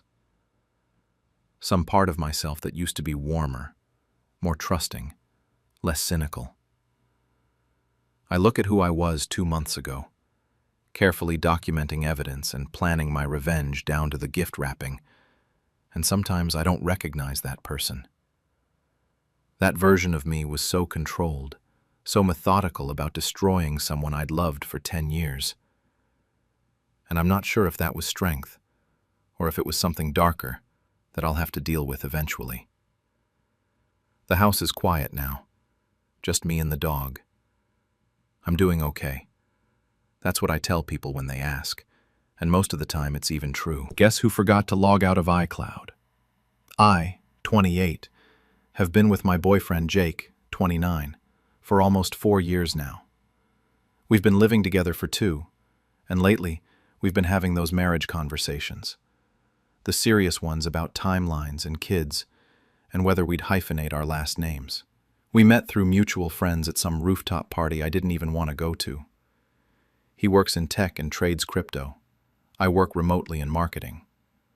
Things were good. Maybe a little routine, but good. Or at least I thought they were. 3 weeks ago, Jake got a new iPhone 16. He was so excited about it, like a kid on Christmas morning. We were on the couch watching some show neither of us were paying attention to, and he asked me to help him set it up. I'm better with that stuff than he is, which is ironic, considering he works in tech. We logged into his iCloud account together so he wouldn't lose his photos and messages and all that. He said he'd change the password later. I didn't think anything of it. Why would I? We'd been together for almost 4 years. I trusted him completely. I forgot the account was still active on my iPad. Completely forgot about it. 2 weeks after we set up his phone, I was working from home, sitting at our kitchen table with my iPad open. A notification popped up. iMessage from Plumber with a wrench emoji. I remember staring at it, confused. I didn't know we'd saved a plumber's number. Then another message came through, and this time there was a photo attached. It wasn't a plumbing photo. It was a woman in black lingerie with the text, "Miss you already," and a kissing emoji. I couldn't move. I just sat there staring at my screen while my coffee went cold next to me. Then another message came through. A voice note of this woman laughing, calling him baby. Then another photo. Then another message. They just kept coming, and I realized with this sick feeling in my stomach that I'd been receiving his messages this whole time without knowing it. My hands were shaking when I finally started scrolling back through the conversation thread. The messages went back 5 months. 5 entire months of hotel confirmations, explicit photos, plans to meet up, good morning texts, inside jokes. Everything you'd see in a relationship, except it wasn't our relationship. I started cross-referencing the dates with my own calendar, and that's when it got so much worse. March 15th. She sent, "Had the best time with you today," with a heart. I checked my calendar. That was the day I drove 3 hours to see my grandmother who'd just been admitted to the hospital. I'd called Jake, crying from the parking lot, and he'd been so supportive on the phone. April 2nd. Your bed is so much more comfortable than hotels. I was at a work conference in Denver that week. Our bed. He brought her to our apartment, into our bed. April 19th. Thanks for being there for me yesterday. You're amazing. I didn't need to check the calendar for that one. April 19th was the day of my grandmother's funeral. I'd sobbed in his arms that morning. He'd held me while I cried, drove me to the service, even gave a speech about how important family is. And then he went to be with her. I was still sitting at that kitchen table when Jake texted me from work. "What do you want for dinner?" with a smiley face. Like it was just a normal Wednesday. Like he hadn't been living a double life for 5 months. Like he hadn't been with someone else while I was burying my grandmother. I didn't respond. I couldn't. Instead, I opened a new note on my phone and started taking screenshots. I took screenshots of everything. Every message, every photo, every single piece of evidence that proved what he'd been doing. My hands were still shaking, but they were steady enough to capture it all. I took a lot of screenshots that day, and I was just getting started. For the next 5 days, I became someone I didn't recognize. I kept up the routine with Jake like nothing had changed. I cooked dinner. We watched TV together. I slept next to him in the bed he'd shared with her. But every single moment he was at work, or in the shower, or distracted, I was documenting everything. I created a hidden folder on my laptop and organized every screenshot by date. I went through his credit card statements on our shared expenses account. I found hotel receipts, charges from restaurants I'd never been to, jewelry purchases I'd never received. The affair started in November, right after our 3rd anniversary. We'd gone on this weekend trip upstate that he said was perfect. Apparently, it wasn't perfect enough. Her name was Madison. She's 26 and works at this boutique gym where Jake has a membership he always claimed he never uses. Guess he was using it after all. There were photos of them together at hotels, screenshots of her wearing his shirts, voice notes where he complained about our relationship. He called me clingy in one of them, boring in another. There were even plans for a trip to Miami that he'd told me was a boys' crypto conference. On day 6, I was alone in the apartment going through everything again when I found the messages that broke me. Madison had asked when he was going to tell me about them. His response was, "Soon. I just need to figure out the logistics. She's not going anywhere." Logistics. Like I was a problem to be solved. Like I was an obstacle instead of a person. That's when I remembered his crypto portfolio. Jake is obsessed with crypto, always has been. He checks it constantly, brags about it to anyone who'll listen. He keeps everything in cold storage for security, and all his recovery phrases and wallet addresses and instructions are saved in his iCloud notes. He told me once that he documented everything, just in case something happened to him. I had access to all of it. I opened a spreadsheet and did the math. I went through every credit card charge from the past 5 months and calculated exactly how much he'd spent on this affair. Hotels came out to $3,400. Jewelry I never received was $2,100. Dinners and trips and gifts added up to $4,800. The total was $10,300. I checked his crypto holdings. He had around $85,000 in Bitcoin and Ethereum. I wasn't going to clean him out. I was just taking back what he'd spent on her. I set up my own crypto wallet, using one of those YouTube tutorials Jake had sent me months ago when he was trying to get me interested in investing. I took photos of all his recovery phrases from his notes. I practiced the transfer process with a small test amount to make sure I knew what I was doing. Then I went into his business group chat, the one with 15 guys he's always trying to impress. All these crypto bros and tech entrepreneurs he constantly name drops. I took screenshots of the chat so I'd know how to access it later. I compiled everything into a single PDF. Every message, Every photo, every receipt, every lie. Wednesday morning, Jake left for work at his usual time. I waited until I heard his car pull out of the parking lot. Then I sat down at my laptop and started. First, I transferred exactly $10,300 worth of crypto to my wallet. My hands were shaking, but I did it. Then I uploaded the PDF to a file-sharing service. Then I opened his business group chat from his iCloud and typed out a message. I told his business partners that I wanted to be transparent about how I'd been spending my time and money, that my girlfriend had found my cold storage information, and that this is what happens when you cheat. I signed it with his name. I attached the PDF.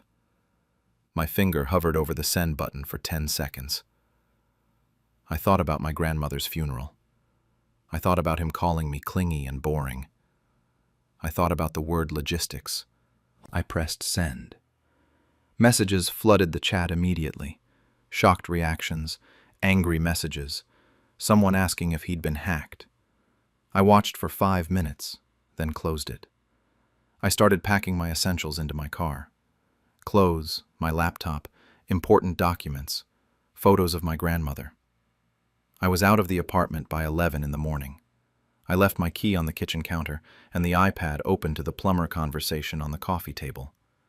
Then I drove to my best friend Sarah's place and didn't look back. My phone started ringing at 11:47 a.m. Jake's name flashed across the screen 14 times in the first hour. I didn't answer. The text messages came next. They started angry, threatening to call the police about the theft. Then they got desperate, calling me baby and saying we could talk about it. Then back to angry, saying I ruined his life and his business partners thought he was insane. The last one asked where I even got that information. I blocked his number after reading them all. Through Sarah, I found out what happened at his office. He'd had to leave work early in a complete panic. He tried to tell his business partners he'd been hacked, but the messages were too specific, too real. Someone in that group chat, Marcus, the only married guy, wrote back that if it was real, then Jake deserved it.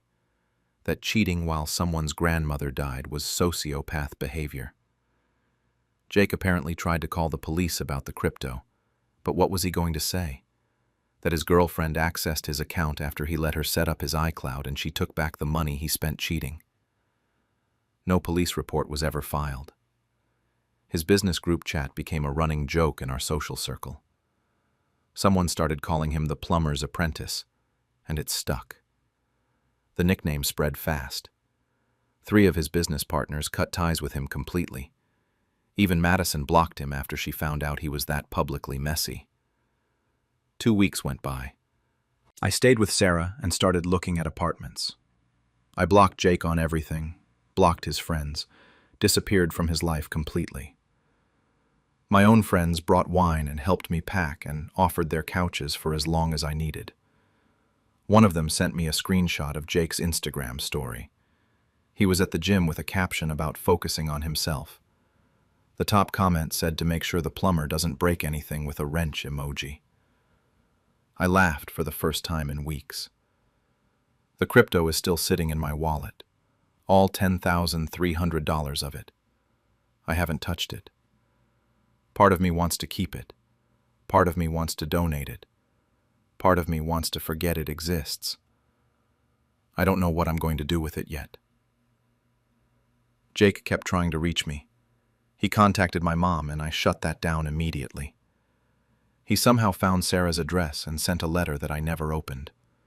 He made a new Instagram account to message me, and I blocked it within minutes. His last message before the block said he never loved Madison, that it meant nothing, that I was throwing away 4 years over nothing. That word. Nothing. My grandmother's funeral was nothing. My trust was nothing. 4 years was nothing. I signed a lease on a studio apartment 3 weeks after I left. It's small, but it's mine. I paid off the shared credit card with part of the crypto money since it was in my name anyway. I've been going to therapy twice a week. Some days are okay. Some days I want to do something I'd regret. but I don't even know where he is anymore, and that helps. Sarah asked me last night if I regret what I did. I don't have a clear answer. Do I regret exposing him to his business partners? No. Do I regret taking the money? Sometimes. Do I regret helping him set up that iPhone? Every single day. My friends are split on it. Sarah thinks I'm a legend. My mom worries about the legal implications. My brother said he's proud of me, but also wants to fight Jake. My coworker called it iconic theft, but still theft. My therapist keeps asking why I needed revenge instead of just leaving. What I know now is that the affair wasn't even the first one. There were other conversations he'd deleted, but I found traces in his photo stream. He was planning to break up with me after our lease ended in August. He was going to string me along for 4 more months while he figured out his logistics. I would have stayed there, cooking his dinners and planning a future he'd already thrown away. The thing that haunts me isn't even the cheating itself. It's that he held me at my grandmother's funeral, drove me to the service, gave a speech about family being everything, and then went to be with someone else that same night. That's the cruelty I can't wrap my head around. So yeah, I took the money. I exposed him. I disappeared. His friends still call him the plumber's apprentice, and he deleted all his social media. And I'm sitting in my new apartment with boxes half unpacked, trying to figure out if I'm proud of what I did or ashamed of it. Maybe both. Maybe neither. I guess I'm still figuring that out. Guess who lost their wedding venue?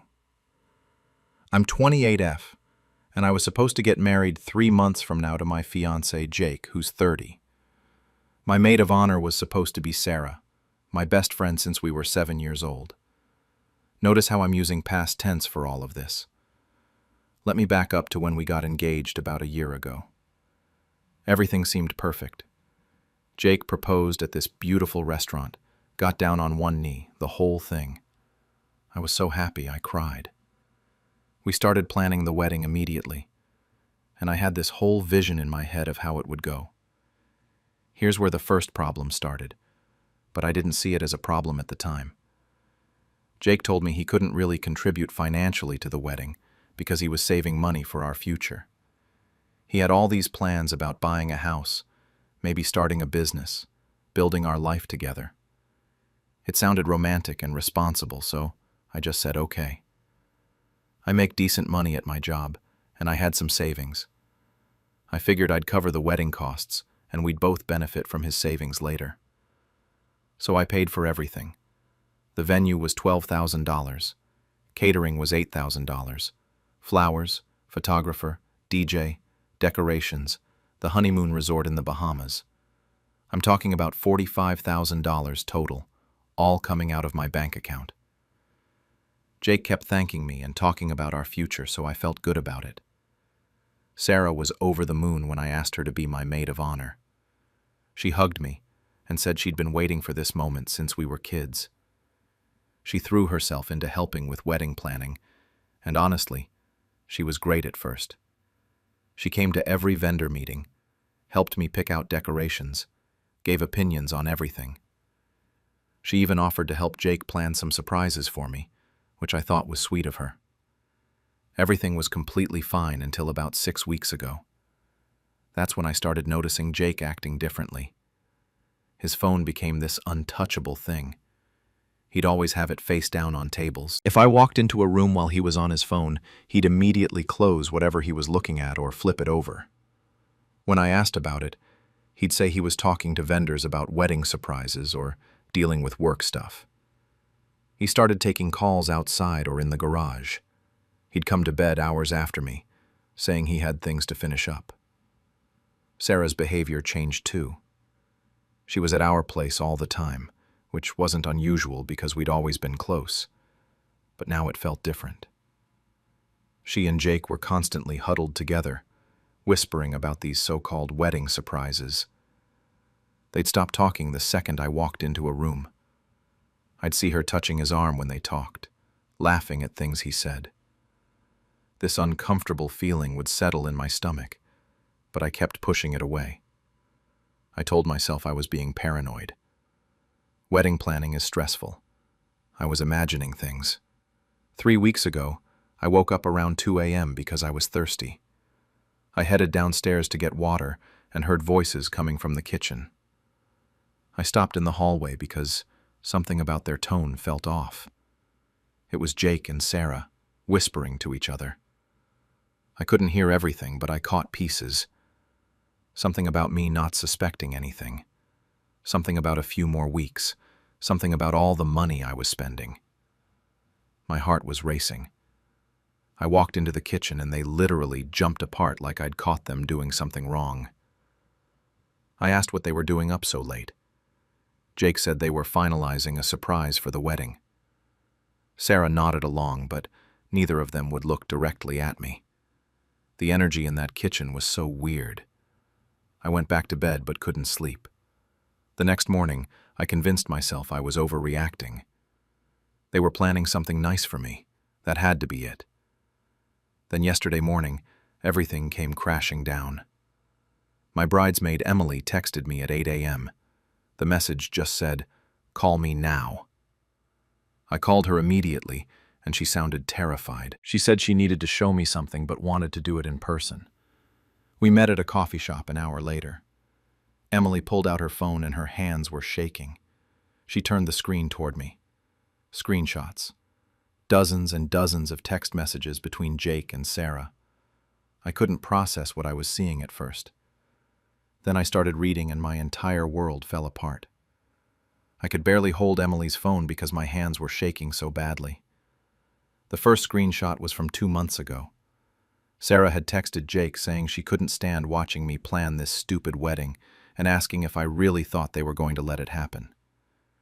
Jake responded, telling her to calm down and let me keep spending because that honeymoon resort looked expensive and he definitely wanted to go. There were so many more messages. Jake saying I was boring in bed and thank God he had Sarah. Sarah asking if he thought I suspected anything. Jake literally laughing and saying I was too trusting and too stupid, that I actually believed he was saving for our future. Sarah saying she almost felt bad sometimes. Jake telling her not to feel bad because I was paying for their happily ever after. He said once we were married, he'd have legal access to everything. Then they could figure out the divorce and finally be together for real. I sat there reading for probably 20 minutes while Emily cried across from me.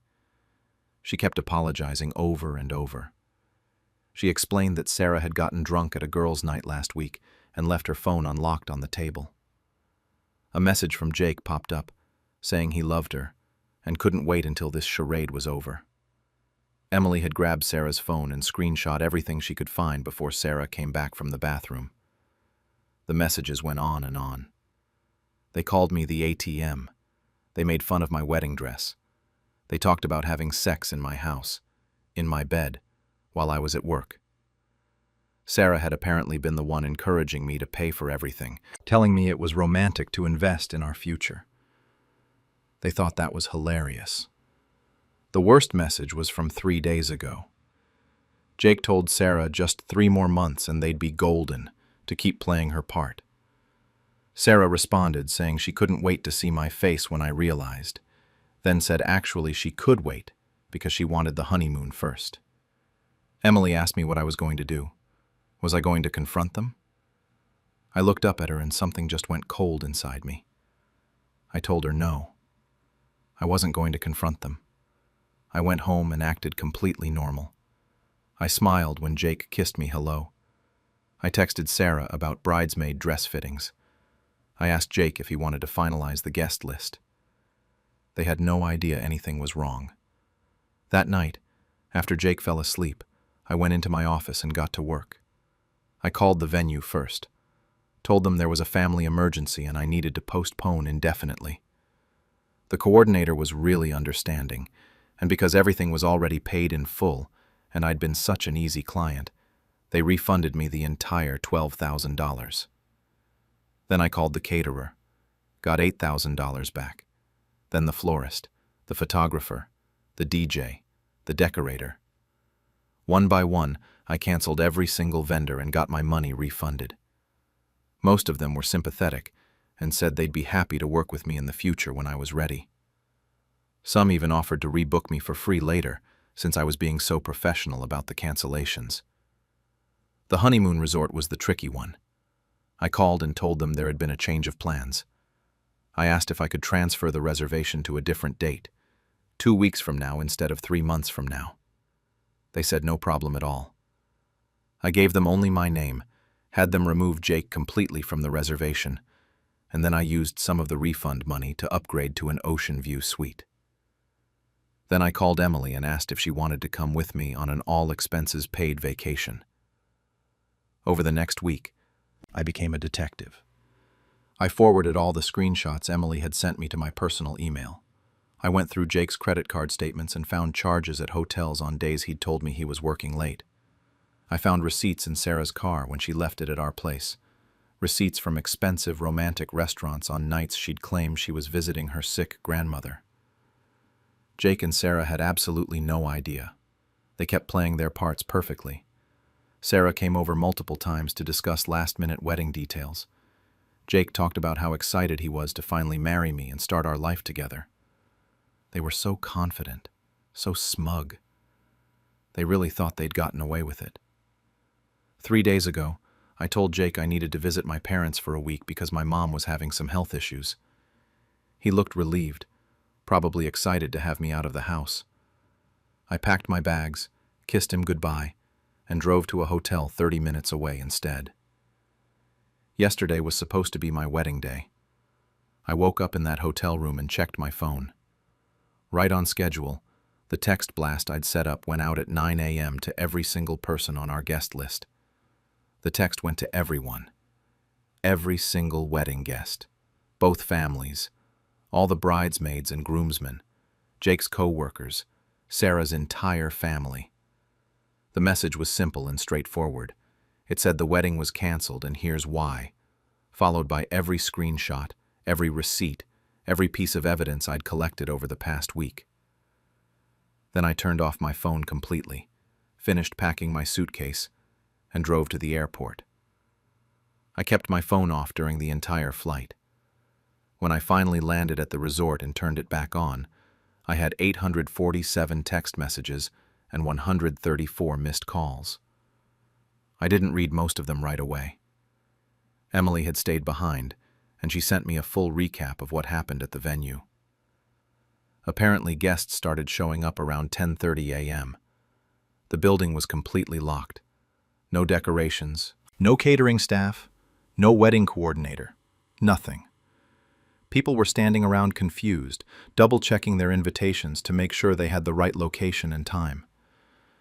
Jake showed up in his full tuxedo with all his groomsmen. Sarah arrived in her maid of honor dress. That's when people started looking at their phones and seeing the message blast. Emily said she watched the whole thing unfold and it was chaos. Faces went from confused to shocked to absolutely furious. Jake's mom walked straight up to him and slapped him across the face in front of everyone. Sarah's fiancé showed up after reading the texts. Yeah, turns out Sarah had a whole fiancé of her own, which was news to me, but explained a lot about the messages I'd read. He punched Jake right there in the parking lot. Someone ended up calling the police. Sarah tried to claim the screenshots were fake. She was telling people I'd photoshopped everything because I was mentally unstable and jealous. But too many people had already seen the evidence. The messages were too detailed, too specific. Her fiancé broke up with her on the spot. Her parents got in their car and left without even speaking to her. Jake's been blowing up my phone non-stop. I finally looked through some of the messages. They started out apologetic, begging me to let him explain and saying it wasn't what it looked like. Then they turned angry, calling me a psycho for humiliating him in front of everyone. Now they're just desperate. He's saying he'll do anything, that he loves me, that we can work through this. Sarah's messages are pretty similar. She's left crying voicemails about how I ruined her life and how could I throw away our friendship over a misunderstanding. A misunderstanding. That's what she's calling months of sleeping with my fiancé and planning to use me for money. I'm writing this from the beach right now. Emily and I have been at this resort for 3 days. The upgraded suite is incredible. Ocean view, private balcony, huge bathroom. We've been swimming, getting spa treatments, ordering room service, and drinking champagne that costs more than I want to admit. We've honestly been laughing a lot about the absolute chaos we left behind. My parents called after they saw the message blast. My dad said he's proud of me for standing up for myself and not letting them get away with it. My mom thinks I went too far with the public humiliation and that I should have just broken up with Jake privately. Jake's parents actually called to apologize for their son and say they completely support whatever I decide to do. A bunch of friends have reached out, saying they had no idea any of this was happening, and they're completely on my side. Jake's still texting constantly.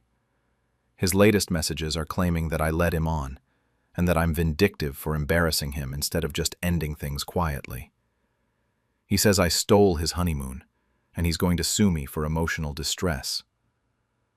Good luck with that, buddy, considering everything was paid for with my money. Sarah's now ex-fiancé actually sent me a message thanking me. He said he'd had suspicions about her for months, but she always made him feel crazy for questioning her.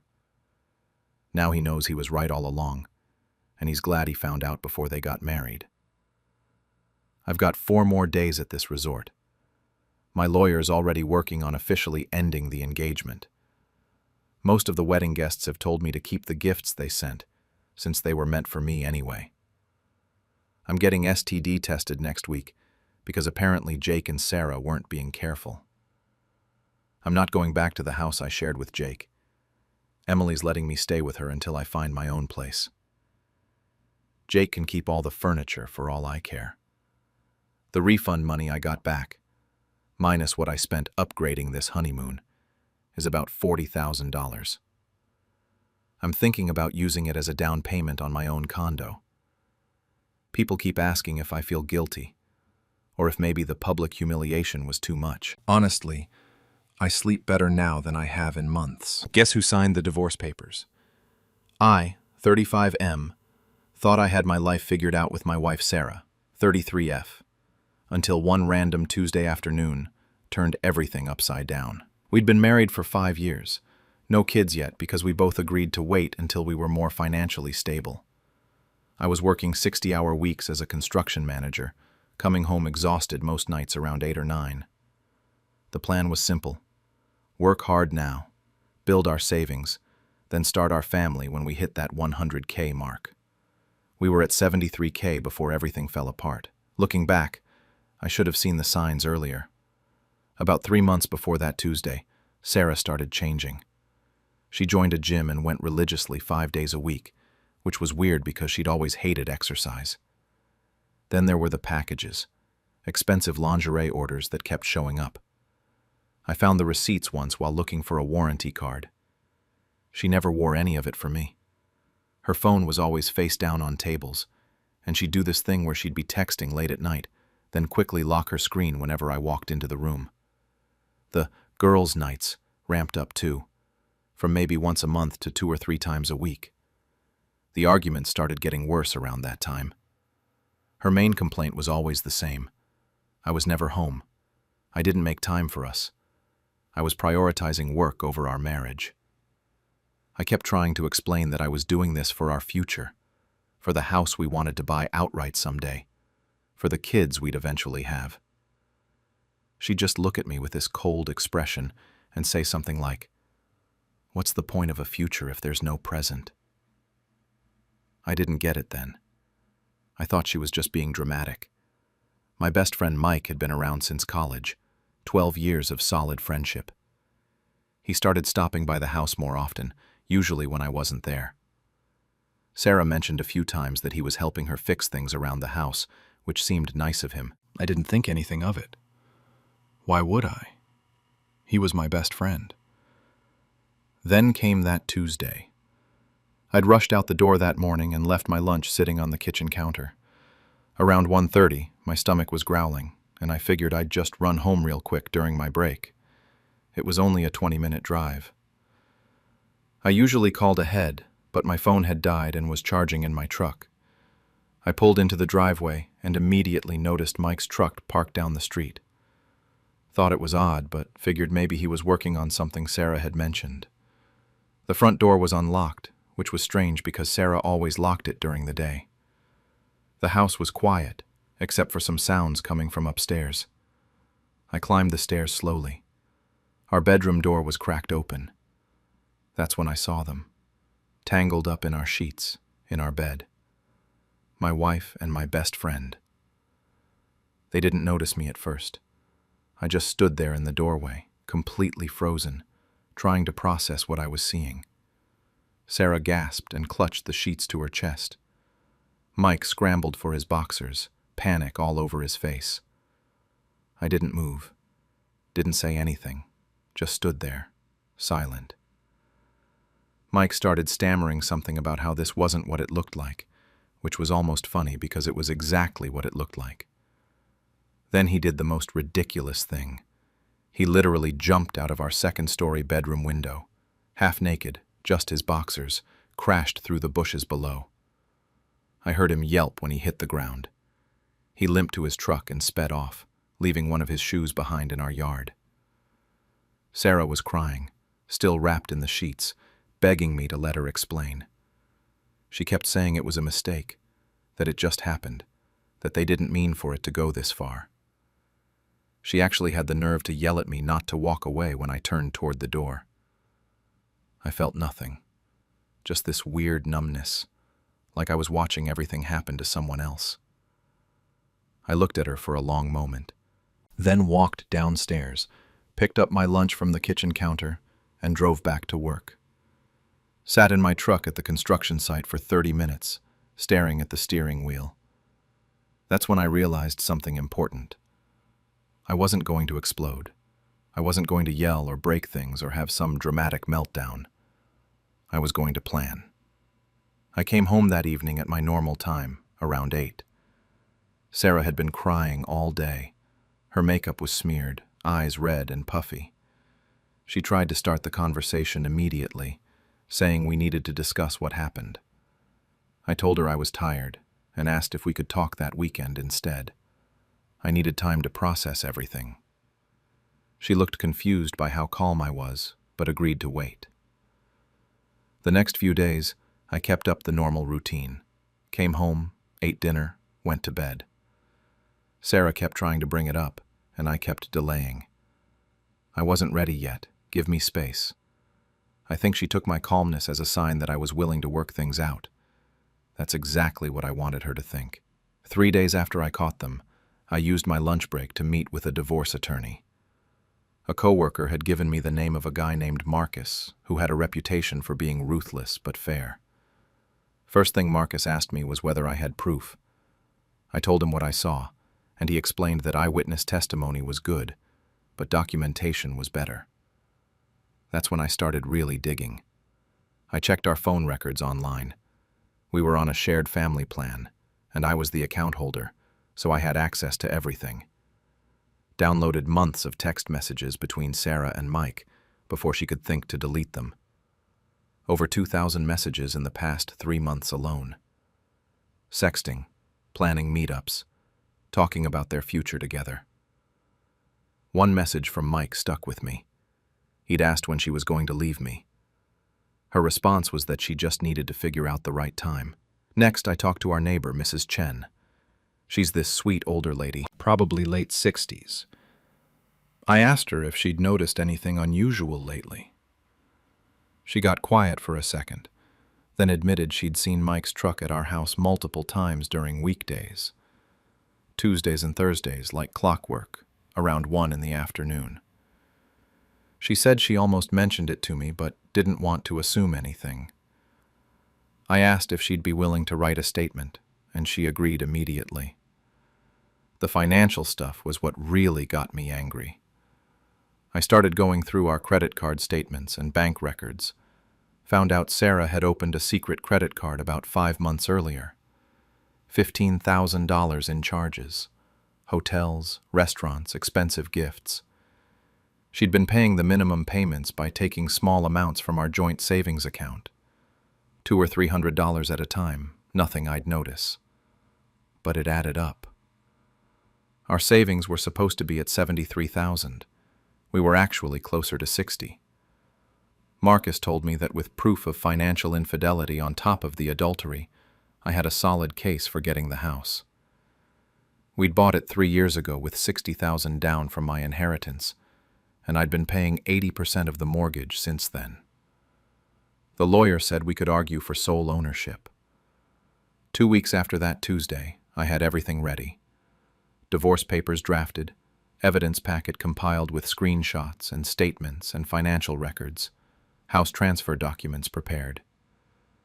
That's when I told Sarah I was finally ready to talk, this Saturday. She looked so relieved. She actually dressed nice that morning, did her makeup, set the dining room table like she was expecting good news. Mike had been texting me constantly since it happened, apologizing and begging to talk. I ignored every single message. His wife Amy had been calling Sarah too, but Sarah wasn't answering. I'd made my decision about what to do with that information. Saturday morning came. We sat down at the dining room table. Sarah started her speech about how she knew I was hurt, but we could work through this. It was a moment of weakness. I was never home. She was lonely. But she'd chosen me. She chose us. I slid a manila envelope across the table and told her I needed her to sign these. She opened it confused. Then I watched her face drain of all color when she saw the divorce petition on top. She flipped through page after page of evidence. The screenshots, the neighbor's statement, the financial records. She kept asking where I got all this, how I got it. The last document was the house transfer agreement. My name only. No alimony due to the adultery clause in our state's laws. She started crying, shaking, begging me not to do this, saying we could fix everything if I just gave her a chance. I stood up, grabbed my car keys, looked at her one last time and said 4 words. "You cheated. I leave." Then I walked out of my own house and sat in my car for 10 minutes, waiting to feel something. Anger, sadness, anything. But all I felt was free. Sarah called me 47 times that first day. I counted. The texts ranged from apologetic to angry to desperate. Some begged me to reconsider. Others called me a cold-hearted bastard. I blocked her number after the first few hours and told Marcus that all communication had to go through him from now on. The court gave her 30 days to move out. She ended up staying with her parents in the next town over. Her mother called me once, screaming about how I destroyed her daughter's life. Her father surprised me, though. He got on the phone after and said he didn't blame me for what I did. That call actually meant something. I sent the evidence packet to Mike's wife Amy the same day I served Sarah the papers. Amy filed for divorce within 48 hours. Turns out their house was in her name, inherited from her parents, so Mike lost that too. Last I heard, he was staying at some motel and texting Sarah constantly. Sarah wouldn't respond to him anymore. She blamed him for ruining everything, which was almost funny, considering they ruined it together. The court proceedings took about 2 months. Sarah's lawyer tried to argue that she deserved partial ownership of the house, but the judge reviewed everything: the financial records, Mrs. Chen's statement, the evidence of the affair. The ruling was clean. House went entirely to me. No alimony because of the fault-based divorce laws in our state. Sarah got her personal belongings and her car, which she was still making payments on. So now she's 33 years old, living in her childhood bedroom, working the same retail job she had back in college. Can't afford her own apartment. Most of her friends stopped calling once the divorce drama went public. The real kicker is her social media posts. She's constantly posting about toxic men and trust issues, how men only care about revenge and not love. One post said something like, "Never trust a man who seems too calm because they're plotting." Our mutual friends kept screenshotting them and sending them to me. I never responded, just shook my head and moved on. It's been 6 months now. I'm still working long hours, but coming home doesn't hurt anymore. I repainted the bedroom, bought completely new furniture, started going to the gym and lost about 15 pounds. A coworker's sister asked me out last month. I'm not ready for that yet, but it was nice to know someone saw me that way. My parents have been surprisingly supportive. They never really liked Sarah much, and my dad told me he was proud of how I handled everything. Sarah's sister reached out to apologize a few weeks ago, said she'd told Sarah what she was doing was wrong, but Sarah wouldn't listen.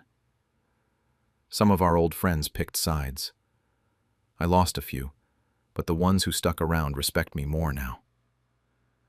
Mike tried to show up at my house about a month after everything finalized. I opened the door, told him to get off my property, and closed it in his face.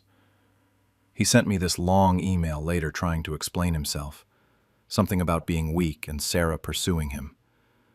I deleted it after reading the first line. Heard through the grapevine that he moved to a different state. Good riddance. Last week I ran into Sarah at the grocery store. She looked tired, older somehow. Avoided eye contact and rushed past me with her cart. Her mother was with her and shot me this nasty glare. I just kept walking. Then yesterday, Sarah's sister texted me. Said Sarah's been struggling and knows what she did was wrong. She's in therapy now, apparently, and told her sister that she sabotaged the best thing in her life. The text ended with a question. Do you think you'll ever forgive her? I stared at that message for 20 minutes and still haven't responded. I'm sitting in my living room right now, in the house that's finally just mine. No photos of her anywhere. It's peaceful, but I wouldn't call it happiness yet. Maybe that comes later. Some people tell me I handled everything perfectly, that I got exactly what I deserved. Others think I'm vindictive, that I destroyed someone's life over a mistake. The truth is, I still don't know if I did the right thing. Was this fair revenge, or should I have given her another chance to fix what she broke? I guess I'll never really know the answer to that. How I exposed my cheating boss and his affair partner during a live company presentation. I'm a 33-year-old project coordinator at a large tech firm, and for the past 3 years, I thought I was building a solid career here. The pay was good, the work was interesting enough, and I had a clear path forward. Or at least I thought I did until everything went sideways about 8 months ago. My boss, Derek, 47, married with 2 kids, always had this way of lingering too long in conversations with me. Compliments that towed the line, unnecessary check-ins about my weekend plans, standing just a bit too close during project reviews. I kept it professional. I'd dealt with guys like him before and I knew the game. Keep responses short, redirect to work topics, never be alone in a room with the door closed. It was exhausting, but manageable. Then there's Sarah, 29, who joined our team as a junior analyst. She seemed nice enough at first. Eager, asked a lot of questions, always volunteering for extra work. I actually helped train her during her first month, showed her our systems, introduced her to key people in other departments, gave her advice on how to navigate office politics. She thanked me constantly, told me I was such a good mentor. 3 months ago, everything shifted. Derek announced that Sarah was being promoted to senior analyst. The position hadn't even been posted internally. No interview process, no announcement that the role was available. Just an email one Monday morning congratulating Sarah on her new position. I'd been working toward that exact role for over a year. So had Mike and Jennifer, 2 other coordinators on our team who had more experience than Sarah. We all just got an email saying the decision had been made and to join Derek in congratulating her. After that, the favoritism became impossible to ignore. Sarah suddenly got assigned to every high-visibility project. Derek started including her in executive meetings that were way above her pay grade. During team calls, he'd praise her work excessively while barely acknowledging the rest of us. She'd make a basic observation, and he'd act like she'd just solved world hunger. Meanwhile, my project proposals kept getting pushed back or reassigned to her. The office morale tanked fast. People started showing up late, leaving early, doing the bare minimum. Mike put in for a transfer to another department. Jennifer started job hunting openly, taking calls with recruiters right at her desk. I watched the team I'd helped build just fall apart, and there was nothing I could do about it. And there were signs. Obvious signs that I was trying not to see because I didn't want to believe my boss was that stupid. Sarah and Derek taking long client lunches that lasted 3 hours. Both of them arriving late on the same mornings, sometimes within minutes of each other. Inside jokes during meetings that nobody else understood. Her laughing too hard at things he said that weren't remotely funny. That thing where they'd make eye contact across the room and smile like they had a secret. 2 weeks ago, everything became crystal clear. I was working late on a Tuesday, finishing up a budget report that was due the next morning. Around 8 p.m., I got an email notification on my phone. The sender was Derek's personal Gmail account, not his work email. The subject line said, "Tonight was amazing." I almost deleted it thinking it was spam, but then I saw my email address in the to field and got curious. I opened it. The email started with something about missing her already and wanting to see her again soon. Flirty stuff that made my stomach turn once I realized what I was reading. But then there was a forwarded message attached. An internal strategy document about our department's restructuring plans for next quarter. Confidential stuff that hadn't been shared with the team yet. I kept scrolling and found the thread. Multiple emails back and forth between Derek and Sarah, clearly meant to stay between them. And there it was. A message from 3 days earlier, where they were discussing me specifically. Derek wrote about how they needed to manage the situation carefully, that I'd been asking too many questions about Sarah's promotion. Sarah responded saying I was becoming a problem, and suggested they find a way to push me out. Then Derek's response. "Once we get her to quit or find cause, you'll slide right into that coordinator position.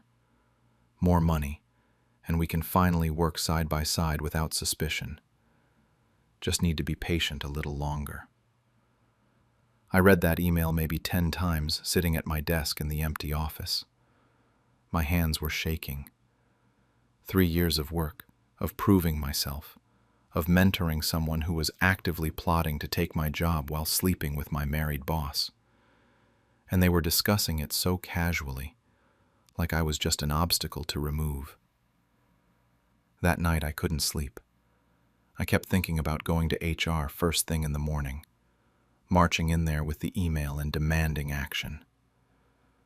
But then I remembered that our HR director, Tom, was close friends with Derek. They golfed together every other weekend. Their families went on vacation together last summer. I'd seen the photos on Facebook. Tom was the one who'd fast-tracked Sarah's promotion paperwork. If I went to him with this, would he actually do anything? Or would he tip Derek off and I'd be the one who ended up fired for causing trouble? I started digging instead. I had access to our shared drives as project coordinator. I could see expense reports, travel receipts, email chains I'd been copied on over the past year. I spent the entire next day going through everything systematically. The hotel charges showed up first. 5 luxury hotel stays in the past 4 months, all charged to the company card. Derek had claimed they were for conferences, but when I cross-referenced the dates with actual industry conferences, none of them matched. Just random weekends in expensive hotels 2 hours away from the office. Then the restaurant receipts. Dozens of them. Always dinners for 2, always expensive places, always labeled as client entertainment, but with no client names attached. All on the same dates as the hotel stays. The emails were worse. I found messages where Derek sent Sarah confidential salary information for everyone on our team. Discussions about restructuring, where he asked for her input before bringing anything to the actual team leads. A chain from 2 months ago, where he'd promised her my coordinator position before it was even officially open, saying he'd make sure she got it. I had 2 weeks until our quarterly presentation to the executive board, 2 weeks to build an airtight case. The timing was perfect, because I was the one handling the slide deck. I created every quarterly presentation for the past 2 years. Derek always just showed up and read from my slides while taking credit for the work. I kept showing up to work every day like nothing had changed, smiled at Sarah when she made condescending comments about my project timelines, nodded along when Derek gave me fake, concerned looks and asked if everything was okay. Meanwhile, I was building a presentation that would burn their careers to the ground. Over the next 10 days, I became someone I didn't recognize. I'd get to the office early, leave late, and spend every spare minute compiling evidence. I had a folder on my personal laptop at home labeled Backup Projects that contained everything I was finding: screenshots, downloaded expense reports, forwarded emails sent to my personal account. I wasn't taking any chances with this disappearing from company servers. The expense reports were damning on their own. I made a spreadsheet tracking every questionable charge over the past 6 months. The Ritz-Carlton in San Diego for 3 nights, $2,100. Ruth's Chris Steakhouse, party of 2, $340. Another hotel in Santa Barbara, Ocean View Suite, $1,800. All of it billed to the corporate card under vague descriptions like client development or industry research. When I added it all up, we were looking at $47,000 in what was clearly personal spending disguised as business expenses.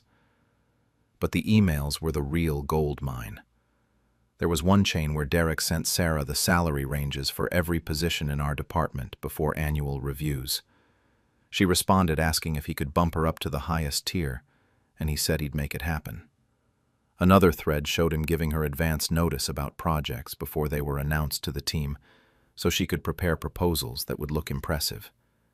He was literally feeding her insider information to make her look good. The worst one was from 6 weeks ago. Sarah had complained that I questioned one of her project decisions in a team meeting. Derek responded that he'd start documenting any mistakes I made, building a case for a performance review that could lead to my termination. He actually wrote out a timeline. Get me on a performance improvement plan by end of quarter. Document failures for 60 days. Terminate before the holidays. They had a whole plan mapped out. The psychological toll of knowing all this while pretending everything was normal nearly broke me. I'd sit in team meetings watching them exchange glances, seeing Sarah smirk when Derek shut down one of my ideas, listening to him praise her mediocre work. My friend Marcus, who worked on the data analytics side, kept asking if I was okay. I looked exhausted, he said. Was something going on at home? I told him I was fine, just working on a big project, which wasn't technically a lie. Sarah got bolder as the days went on. She started making comments about how maybe I should focus on smaller projects since I seemed overwhelmed. She volunteered to take over the quarterly presentation prep, saying it might be above my pay grade, now that the executive team was asking for more detailed financial analysis. Derek actually considered it for a minute, before I reminded him that I'd been doing these presentations for 2 years and knew exactly what the board wanted to see. 5 days before the presentation, Derek officially assigned me the slide deck. He sent over the usual outline: revenue updates, project completions, team achievements, budget allocation overview. Standard stuff that I could build in my sleep. What he didn't know was that I'd already been working on 2 versions. The official version had everything he asked for: clean charts, positive metrics, professional formatting with our company colors. I showed him this version during our rehearsal 3 days before the actual presentation. He barely looked at it, just scrolled through quickly and said it looked great. Sarah was there too, sitting in his office like she had any right to be involved. She said something about hoping I didn't mess it up since it was important. I smiled and told her I'd do my best. The real version was different. Buried between the budget allocation slide and the Q4 projections, I'd added slide 23. The header read, "Unauthorized company expenses," in the same corporate font as everything else. It looked like it belonged there, like just another financial review slide. Underneath were 2 columns of itemized expenses, with dates, locations, and amounts. Hotel receipts on one side, restaurant charges on the other. Below that, screenshots of 3 emails, cropped to show just enough context without revealing my source. The affair was obvious from the language, but more importantly, the fraud was undeniable. I created a backup of this version on 3 different USB drives, one in my purse, one in my car, one at home. I also emailed it to my personal account from a coffee shop near my apartment. If anyone tried to make this disappear, I had copies everywhere. The days before the presentation crawled by. I kept having moments of doubt, usually around 3 a.m. when I couldn't sleep. Was I really going to do this? Could I just report it quietly through the ethics hotline? Maybe go to someone on the board directly?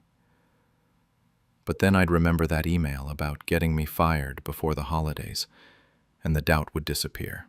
The final push came 2 days before the presentation. I was working late again, and Derek's office door wasn't fully closed.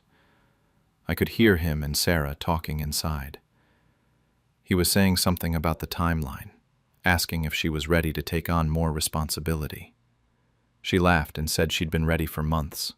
Then I heard her ask when they were going to make the move with me. Derek said by end of quarter. They'd already drafted the performance review. A few more documented issues, and they'd have enough to either put me on a plan or let me go. Sarah said something about finally not having to pretend to be nice to me anymore. They both laughed. I stood in the hallway outside his office with a stack of folders in my arms, listening to them plan my professional execution like it was nothing. That was it. Any remaining hesitation I had evaporated. They'd made their choice, and I'd made mine. The morning of the presentation, I barely ate breakfast. I was running on coffee and adrenaline. Quarterly reviews were always held in the large conference room on the executive floor. The entire board would be there. CEO, CFO, COO, all the C-suite executives, plus all the department heads, and Derek's full team including Sarah. Usually around 40 people total. These presentations were treated seriously. Careers were built or broken based on how departments performed. I arrived an hour early to set up, tested the projector, made sure the laptop connection was solid, ran through the slides one more time. The version loaded on the presentation laptop was the real one, the one with slide 23 embedded in the middle. I'd timed it perfectly. By the time anyone realized what they were seeing, it would already be up on the screen for everyone to witness. Derek and Sarah arrived 15 minutes before start time. He was wearing his expensive suit, the one he saved for important meetings. She had on a dress that was just slightly too nice for a normal workday. They both looked confident, relaxed even. Sarah caught my eye and gave me this little smile, like we were sharing a secret. I smiled back. The room filled up quickly. Everyone took their usual seats. Derek at the head of the table, Sarah beside him, me at the laptop running the presentation. The CEO called the meeting to order and handed things over to Derek to begin our department review. The first 22 slides went exactly as planned. Revenue numbers, project completions, client satisfaction scores. Derek read from the slides in his usual style, taking credit for everything, while I clicked through. A few people asked questions. The CFO wanted clarification on one of our budget line items. Standard stuff. People were engaged but not overly interested. These presentations tended to get boring in the middle. Then we reached slide 23 of 30. I advanced the slide and said something about reviewing departmental expenses. The screen changed. Unauthorized company expenses, in bold across the top. Everything went quiet. I watched every person in that room sit up straighter. The CFO leaned forward in his chair, squinting at the screen. The CEO's expression shifted from bored to confused to focused in about 3 seconds. I kept my voice steady and explained that during a routine budget review, I discovered some expenses that seemed inconsistent with company policy and thought the board should be aware. The slide showed everything: hotel names, dates, amounts, all lined up in neat columns. The email screenshots were below, cropped just enough to show the relationship and the planning, but not so much that it looked like I was airing personal drama. This was about the fraud, the misuse of company resources, the breach of ethics policies. The affair was just context. Derek stood up halfway from his chair. His face had gone completely white. He stammered something about a technical error, reached toward the laptop like he was going to close it or switch slides. I moved the laptop slightly away from him and said this was important information the board needed to see. My hands were shaking, but my voice stayed calm. Sarah grabbed Derek's arm. She wasn't looking at the screen anymore, just staring at Derek with this frozen panic on her face. Someone in the back of the room made a noise. Might have been a gasp or a laugh, I couldn't tell. The CFO pulled out his phone and started taking pictures of the screen. The CEO held up his hand and asked Derek and Sarah to wait outside the conference room. Derek tried to say something, started a sentence about how this was all a misunderstanding, but the CEO cut him off. Just asked them again to step outside and wait. They left. Sarah was crying by the time she reached the door. Derek kept looking back at me, and I couldn't read his expression. Shock, maybe. Betrayal. Like he couldn't believe I'd actually done this. The CEO told me to continue with the presentation, so I clicked to slide 24, which was about Q4 projections, and kept going like nothing had happened. My voice was steady, but my heart was pounding so hard I thought everyone could hear it. The rest of the presentation took maybe 15 minutes. Nobody asked questions. Everyone just sat there in this heavy silence, looking at me differently than they had an hour ago. The meeting ended, and I was immediately escorted to HR. Not Tom, the guy who golfs with Derek. They brought in the senior HR director and legal counsel, people I'd only seen in all-hands meetings. We sat in a windowless conference room for 3 hours while they asked me everything. How did I find this evidence? Was I authorized to access those files? Why didn't I report it through proper channels first? I explained about the email I received, showed them the original on my phone, told them about HR's personal relationship with Derek and how I didn't trust the information would be taken seriously if I reported it quietly. Showed them the email where Derek and Sarah discussed forcing me out. Legal took notes on everything. They made copies of all the evidence I had on my personal laptop. Their faces stayed professional, but I could tell they were trying to figure out if I'd crossed any legal lines getting this information. I hadn't. Everything I accessed was through normal company systems that I had legitimate permission to use as project coordinator. The misdirected email was just that, an accident. I didn't hack anything or go through anyone's personal belongings. It was all right there in company files that I was authorized to review. They sent me home around 6 p.m., told me not to come in the next day, that they'd be in touch. I drove home in a daze, the adrenaline finally wearing off. I sat in my apartment that night wondering if I'd just ended my own career along with theirs. I didn't hear anything for 3 days. Radio silence from work, just an automated email saying I was on paid administrative leave pending an investigation. But Marcus texted me on day 2, saying Derek and Sarah were both gone. Their offices had been packed up. Security had walked them out. He wanted to know what happened, but I told him I couldn't talk about it yet. The company moved fast once they started digging. Apparently, my evidence was just the beginning.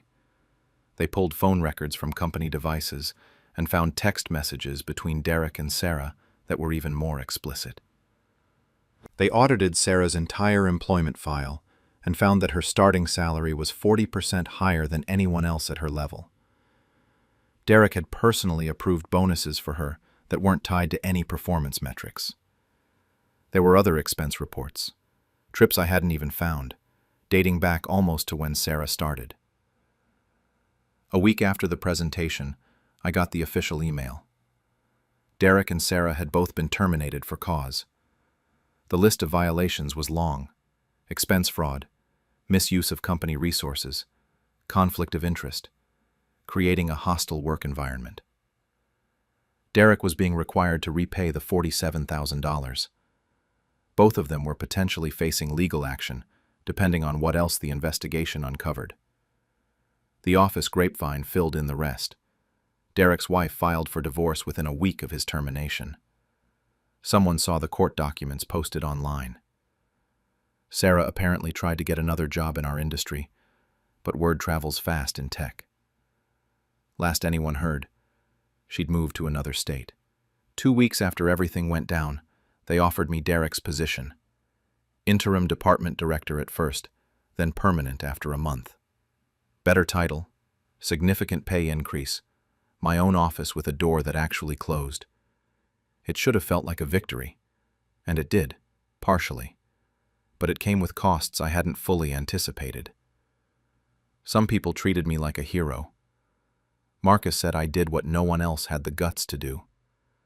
A few other co-workers thanked me privately for exposing what everyone knew was happening. But others stopped talking to me entirely.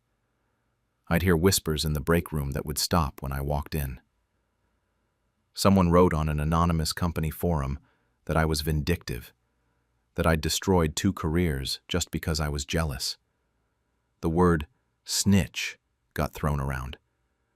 The executives had mixed reactions too. The CEO personally thanked me, said I'd done the right thing bringing this to light. The CFO seemed grateful that we'd caught the fraud before it got worse. But there was also this wariness in how they looked at me now. Like they respected what I'd done, but were also slightly afraid of what it said about me. Nobody wanted to be on my bad side after seeing what I was capable of. 6 months later, I'm still here. I have the career advancement I wanted. My salary is higher than I'd ever expected at this point. But the office dynamics never fully recovered. I keep professional distance from everyone now. Can't tell if that's my choice or theirs, or both. I kept a copy of that presentation file on a USB drive in my desk drawer, just in case. I don't know what I'd use it for now, but having it makes me feel like I still have some control. Late at night sometimes I wonder if I could have handled it differently, if there was a way to expose the fraud without the public humiliation. But then I remember that email about getting me fired before the holidays. The casual way they discussed destroying my career while lying to my face every day. The system was protecting Derek until I forced everyone to look at what he was doing. So here I am, department director at 33, respected and feared in equal measure, with a reputation as someone who plays hardball when pushed too far. Some days I feel completely justified. They were committing actual fraud and tried to force me out to cover it up. Other days I wonder if the public execution was too much, if I did it partly for revenge rather than purely for justice. I exposed real wrongdoing, but I also destroyed 2 people's careers in the most brutal way possible, in front of 40 witnesses. I got justice, but I also got revenge. And I'm still not entirely sure where the line between those 2 things is, or if I even care anymore. Never expected her own trap to catch her. 1, 29, male, had been with my fiancée Sarah, 28, for 4 years.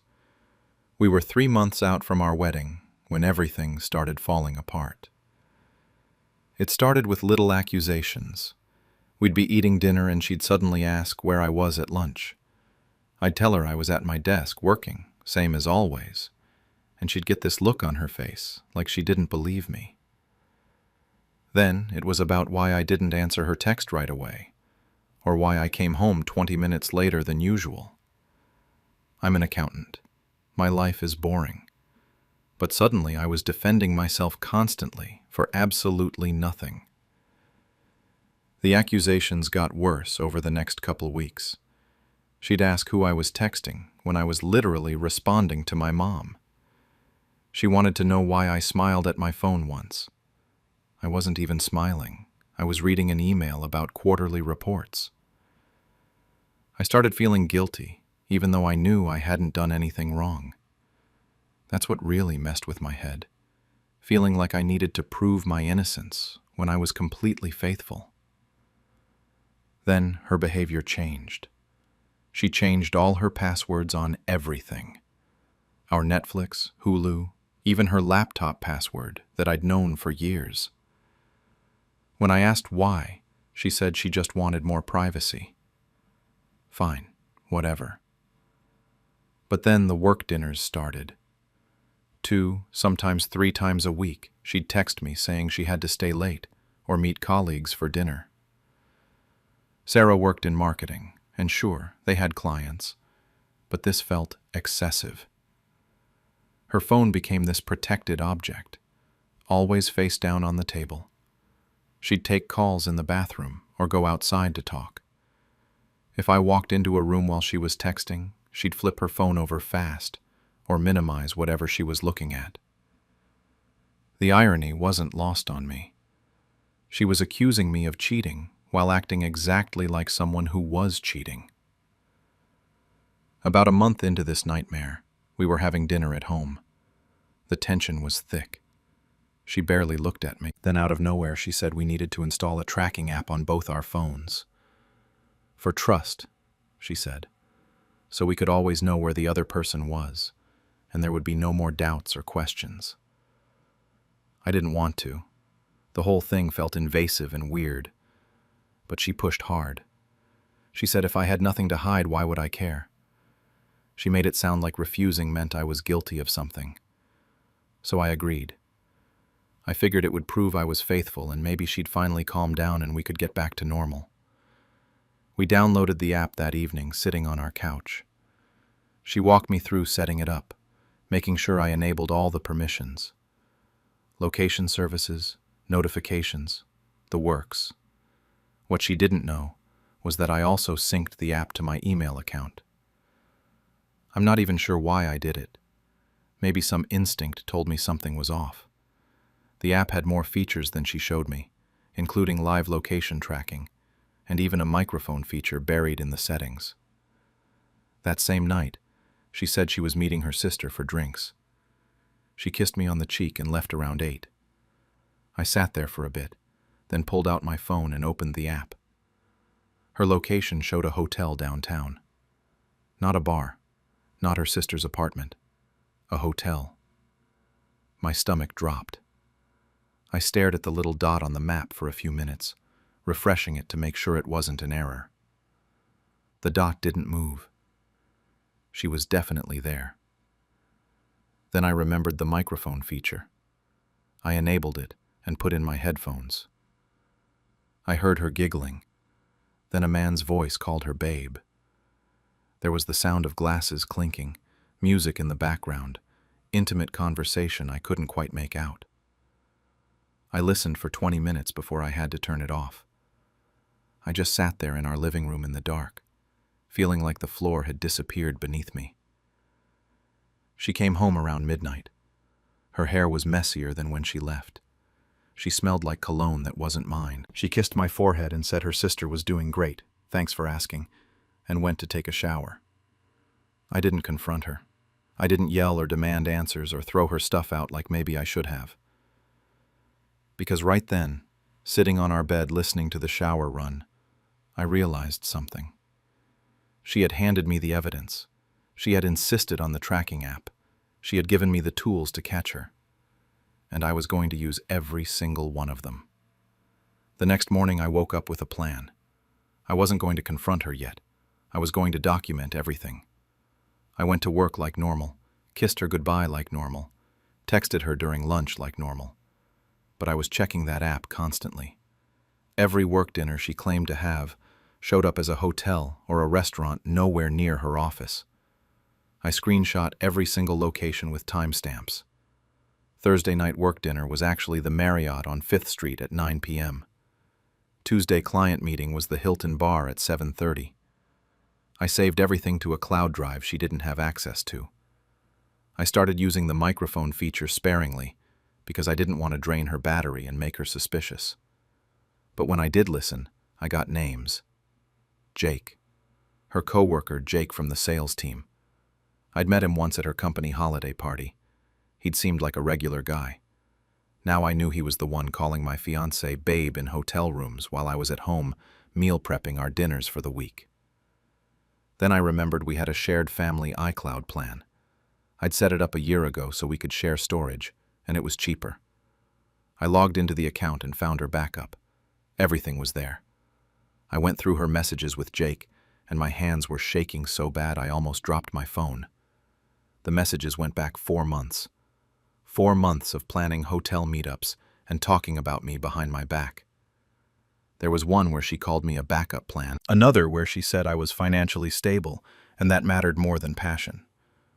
The one that really killed me was her telling Jake that she just needed to get through 3 more months. 3 more months and she'd have the wedding, the gifts, the money from both families, and then she could figure out what she really wanted. She was going to marry me as some kind of insurance policy. I screenshot everything, hundreds of messages. I organized them by date in a folder on my laptop. I made sure to back everything up in 3 different places because I wasn't going to lose this evidence. Next, I checked our shared credit card statements. I'm the one who pays the bills, so she probably wasn't even thinking about it. Hotel charges going back weeks. Expensive dinners for 2 at steakhouses and wine bars, all on nights she told me she was working late. I printed copies of everything and kept them in a folder. This went on for 2 weeks. I collected evidence while acting like everything was fine. I helped her address wedding invitations. I confirmed our honeymoon reservations. I smiled and nodded when her mom called to discuss flower arrangements. Sarah had no idea I knew anything. She was actually more affectionate during this time, probably because she thought her plan was working perfectly. Then I realized our wedding rehearsal dinner was coming up in 2 weeks. Both families would be there. Her parents, my parents, siblings, grandparents, the wedding party, close family friends, about 50 people total. We'd rented out a private room at a nice restaurant. Everything was already paid for. I called the event coordinator and asked if I could play a slideshow during dinner. She thought it was sweet and said, "Of course, lots of couples did that." She asked if I needed help setting up the projector, and I said no, I'd handle it myself. I spent the next week building the presentation, 45 slides total. I started with a few normal photos of us from early in our relationship to throw everyone off. Then the evidence. Screenshots of her location at hotels, text messages to Jake, credit card receipts, timestamps showing she was lying about where she was, the messages calling me a backup plan, her telling Jake she just needed to make it 3 more months. The final slide just said, "I won't marry someone who practices for marriage with someone else." During this time, Sarah was acting like the happiest bride to be. She'd show me bridesmaid dress options and talk about our first dance song. I took her out to dinner one night, and we discussed honeymoon plans while she held my hand across the table. She had no clue what was coming. The night of the rehearsal dinner arrived. I got dressed in a suit. Sarah wore a blue dress and looked beautiful. We drove to the restaurant together, and she talked the entire way about how excited she was to see everyone. I had my laptop in the trunk with the slideshow ready to go. 50 guests filled the private room. Both sets of parents, her grandmother who flew in from Florida, my brother who was my best man, her sister who was maid of honor. Everyone was laughing and drinking wine and congratulating us. After dinner, I stood up to make my toast. Sarah smiled at me from across the table. I asked someone to dim the lights and turned on the projector. I told everyone I wanted to share something special tonight. The first few slides were normal photos. Us at the beach last summer, Christmas morning with our families, her laughing at some restaurant.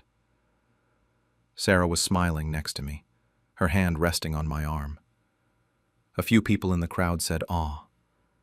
Then slide 10 appeared. A screenshot of her location at a hotel with a timestamp from 2 weeks ago. The same night she told me she was having dinner with a client. The room got quieter.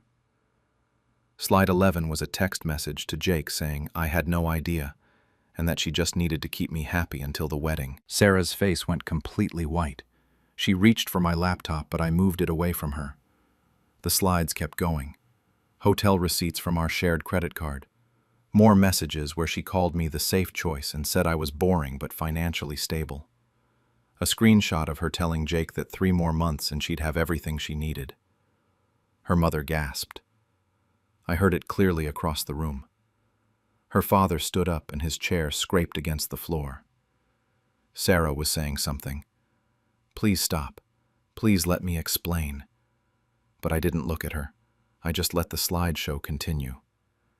There were messages about planning hotel meetups while I was at work, her complaining that I wanted to do wedding planning on weekends when she wanted to see Jake instead. Screenshots of her location history showing a pattern of lies spanning months. Every work dinner that was actually a hotel. Every late night that was actually with him. The final slide appeared on the screen. I won't marry someone who practices for marriage with someone else. I took off my engagement ring and placed it on the table in front of her. Then I picked up my laptop, unplugged it from the projector, and walked out. I didn't say anything else. There was nothing left to say. My brother followed me outside and caught up with me in the parking lot. He put his hand on my shoulder and told me I did the right thing. Behind us, I could hear Sarah sobbing through the restaurant walls and her mother's voice getting louder. The next day, my phone wouldn't stop buzzing. My family was completely supportive. My mom called crying, saying she was proud of me for standing up for myself. My dad said he never liked how Sarah had been acting lately anyway. But her family was split. Her aunt sent me a long message apologizing for what Sarah did. Her cousin said I was cruel for humiliating her in front of everyone like that. Wedding guests started reaching out, asking where to return gifts. I gave them my parents' address. Some people sent money for deposits they knew we'd lose. I didn't ask for it, but I appreciated it. I changed the locks on our apartment while Sarah was staying at her parents' house. She'd been texting non-stop, but I wasn't responding. She tried calling from different numbers. I blocked every single one. She came to get her things a week later with her sister helping. She tried one more time to explain. It was a mistake. She was scared of commitment. It didn't mean anything. We could go to counseling. I just sat on the couch while she packed boxes. She asked if I still had all the evidence I showed everyone. I didn't answer. She left without saying goodbye. The fallout kept spreading. Vendors canceled everything and most refunded our deposits once they heard what happened. Word got around her office because someone at the rehearsal dinner worked for her company.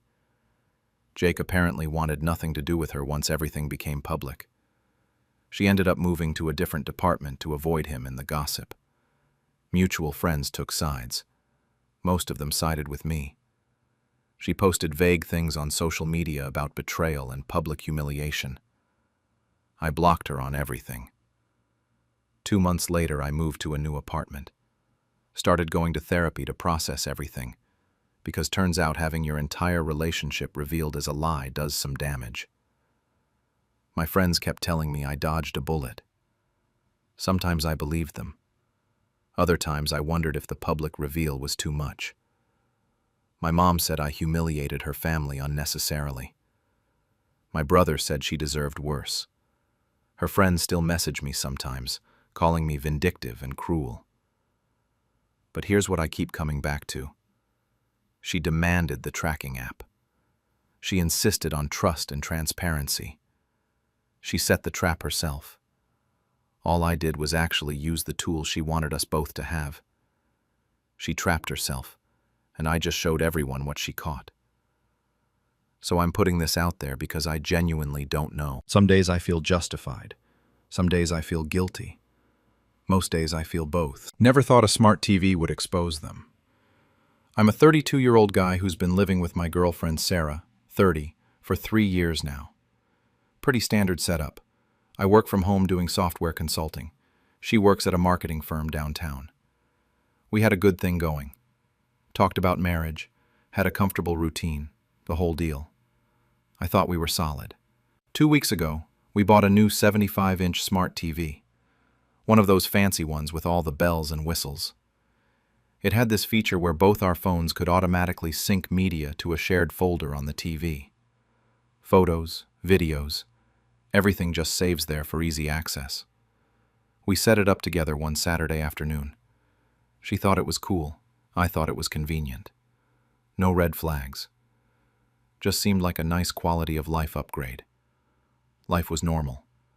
I'd be working from my home office while she went downtown every day. She'd come home around 6. We'd make dinner, watch shows, talk about our days. She mentioned her coworkers sometimes. There was this guy Tom from her team. I'd actually met him twice at company events. Seemed like a regular dude. I never thought twice about it. Last Tuesday night changed everything. Sarah had gone to bed early. Said she was exhausted from back-to-back meetings. I stayed up because I wanted to watch a movie. Something action-heavy that she wouldn't be into anyway. I grabbed the remote and opened the shared folder on the TV, thinking maybe I'd find that film we'd downloaded last week. Instead, I found a video thumbnail that made my stomach drop. It was our living room, our couch, and Sarah with someone who definitely wasn't me. I clicked it. I don't know why. Maybe I needed to confirm what I was seeing. The video played on that giant 75-inch screen in full HD. It was her, with Tom, in our apartment, on our furniture.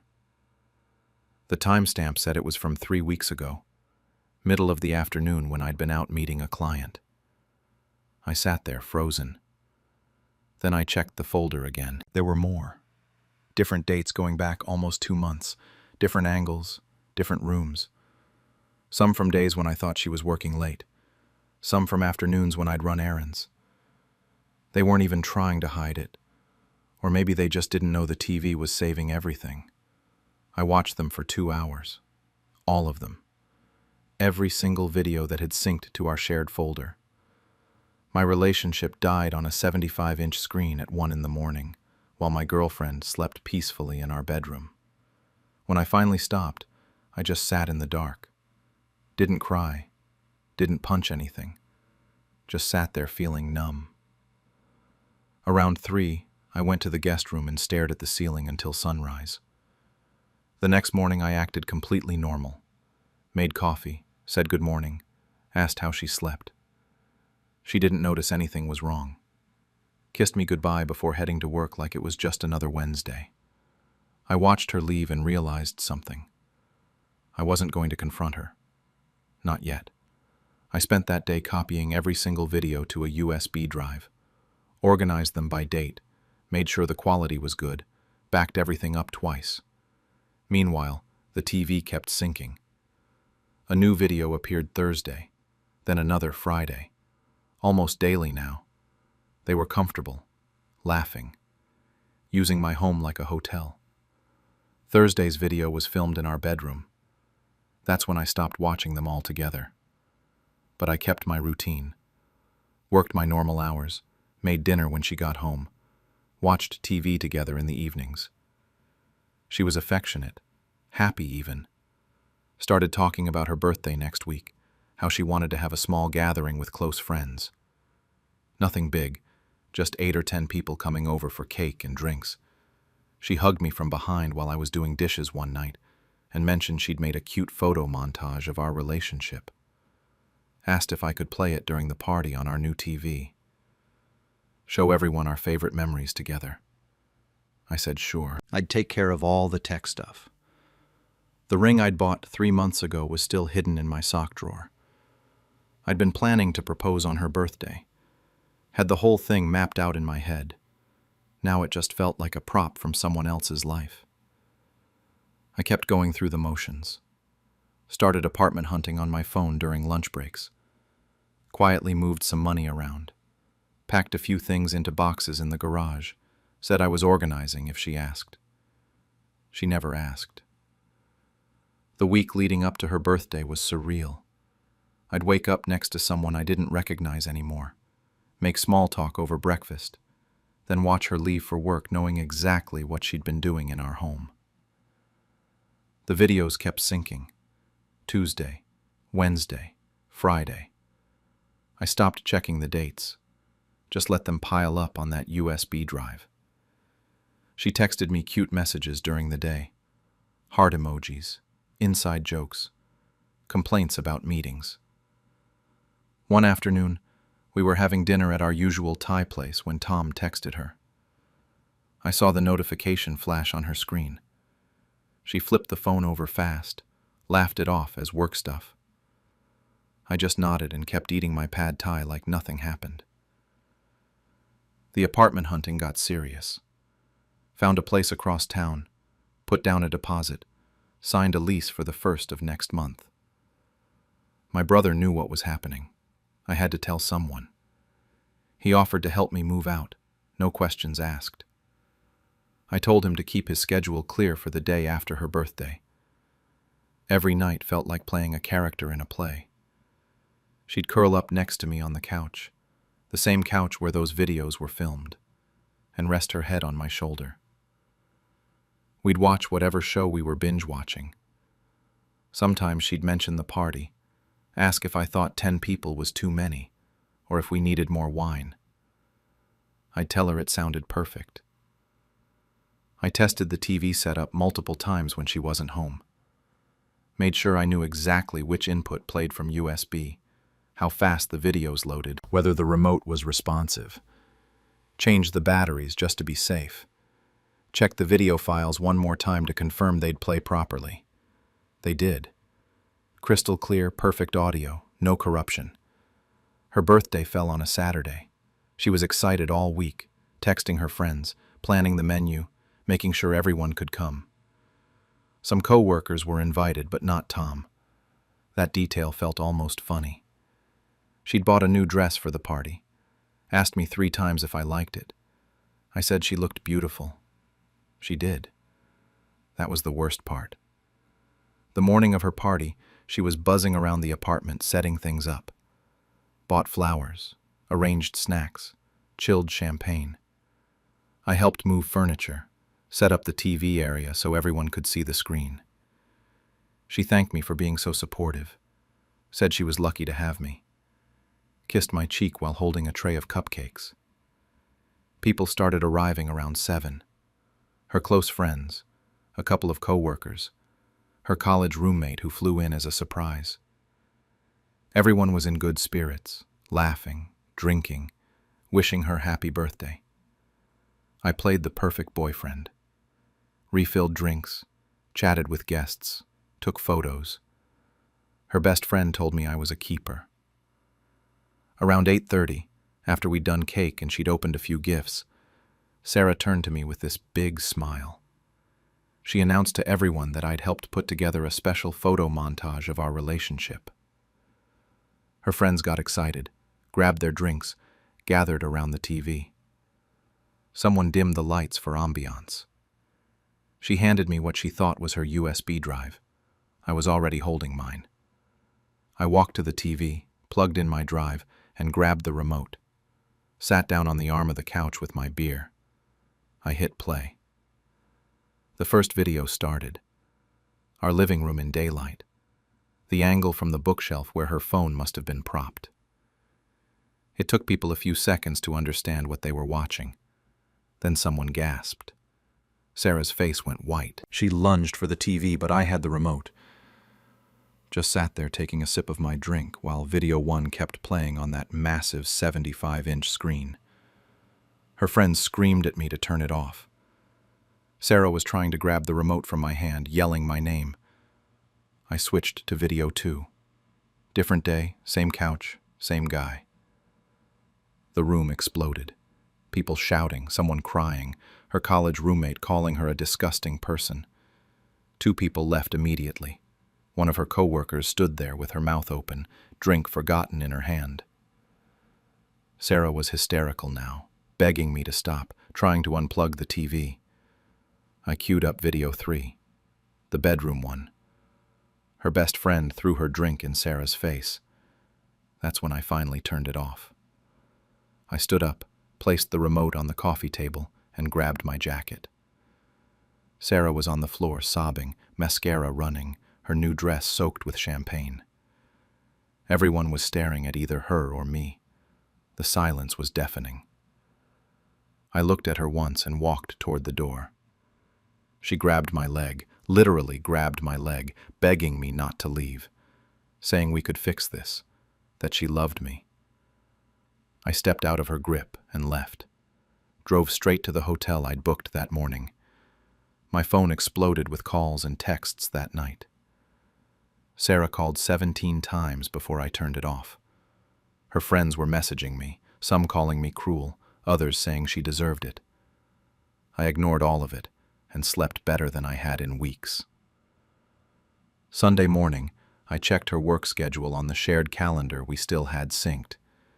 She'd be out of the apartment either at her parents' place or hiding at a friend's.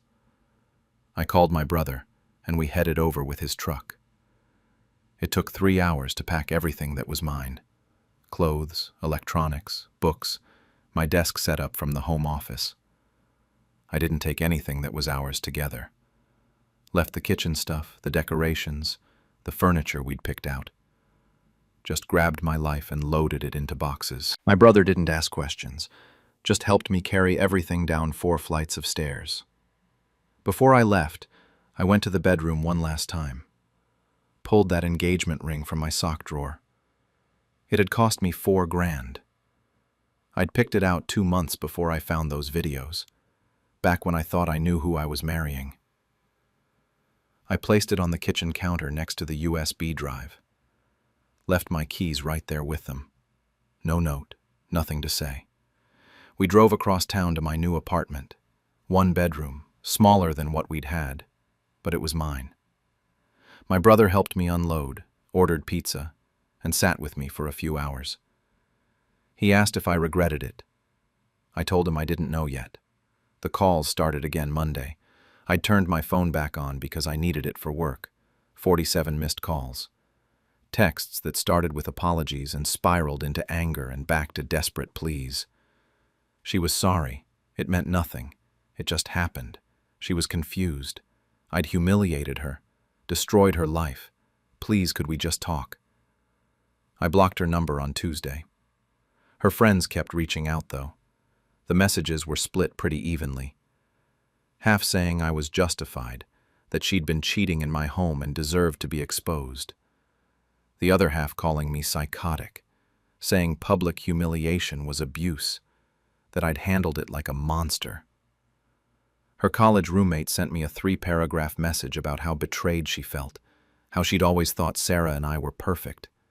Ended it by saying what I did was still unforgivable. I found out through a mutual friend that Tom got fired. Their company has a strict policy about workplace relationships, especially affairs. Someone at the party must have known he worked there too. HR got involved Monday morning. He was gone by Tuesday.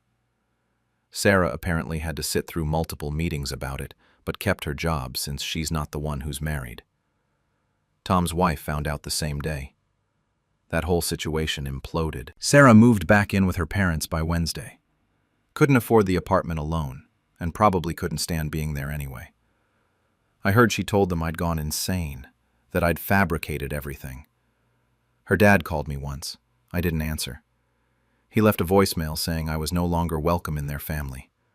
Fair enough. My brother asked me last night if I felt better now, if the revenge was worth it. I told him I felt empty mostly. Not satisfied, not guilty exactly, just hollow. I'd spent 2 weeks planning this moment, watching it play out perfectly in my head, and now that it was done, I just felt tired. People keep asking if I regret it. Coworkers who heard through the grapevine, friends who saw the fallout on social media, even my mom who called horrified after Sarah's mom contacted her. Everyone wants to know if I think I went too far. Honestly, I don't know. Some days I think about how brutal it was, how calculated, how I sat there with my beer and cycled through videos while she fell apart in front of everyone she cared about, how I turned her birthday into a public execution. That wasn't the person I thought I was. But then I remember those videos. 2 months of her bringing someone into my home, into my bed, laughing and comfortable while I worked in the next room, planning a future with me while destroying the one we had. The ring on the counter that would have made her my wife. She did this in my home, for months, while I was planning to propose. So I guess what I'm asking is this: was I too harsh? Did she deserve to be humiliated like that in front of everyone? Or should I have just packed my stuff and left like an adult? Because right now, I'm not sure if I'm the justified one or the villain. Half the people who know think I'm a hero. The other half think I'm a psycho. And I genuinely don't know which half is right. Sudden honeymoon cancellation. 31, had been engaged to my fiancé 29 for 8 months, when everything I thought I knew about our relationship shattered in the span of a 5-second airdrop notification. We were 3 weeks away from our wedding. 3 weeks from what was supposed to be this perfect beach ceremony we'd been planning for months. The deposits were paid. The Maldives honeymoon suite was booked. Our families were excited. Everyone kept telling us how perfect we were together, how lucky we were to have found each other. On paper, everything looked flawless.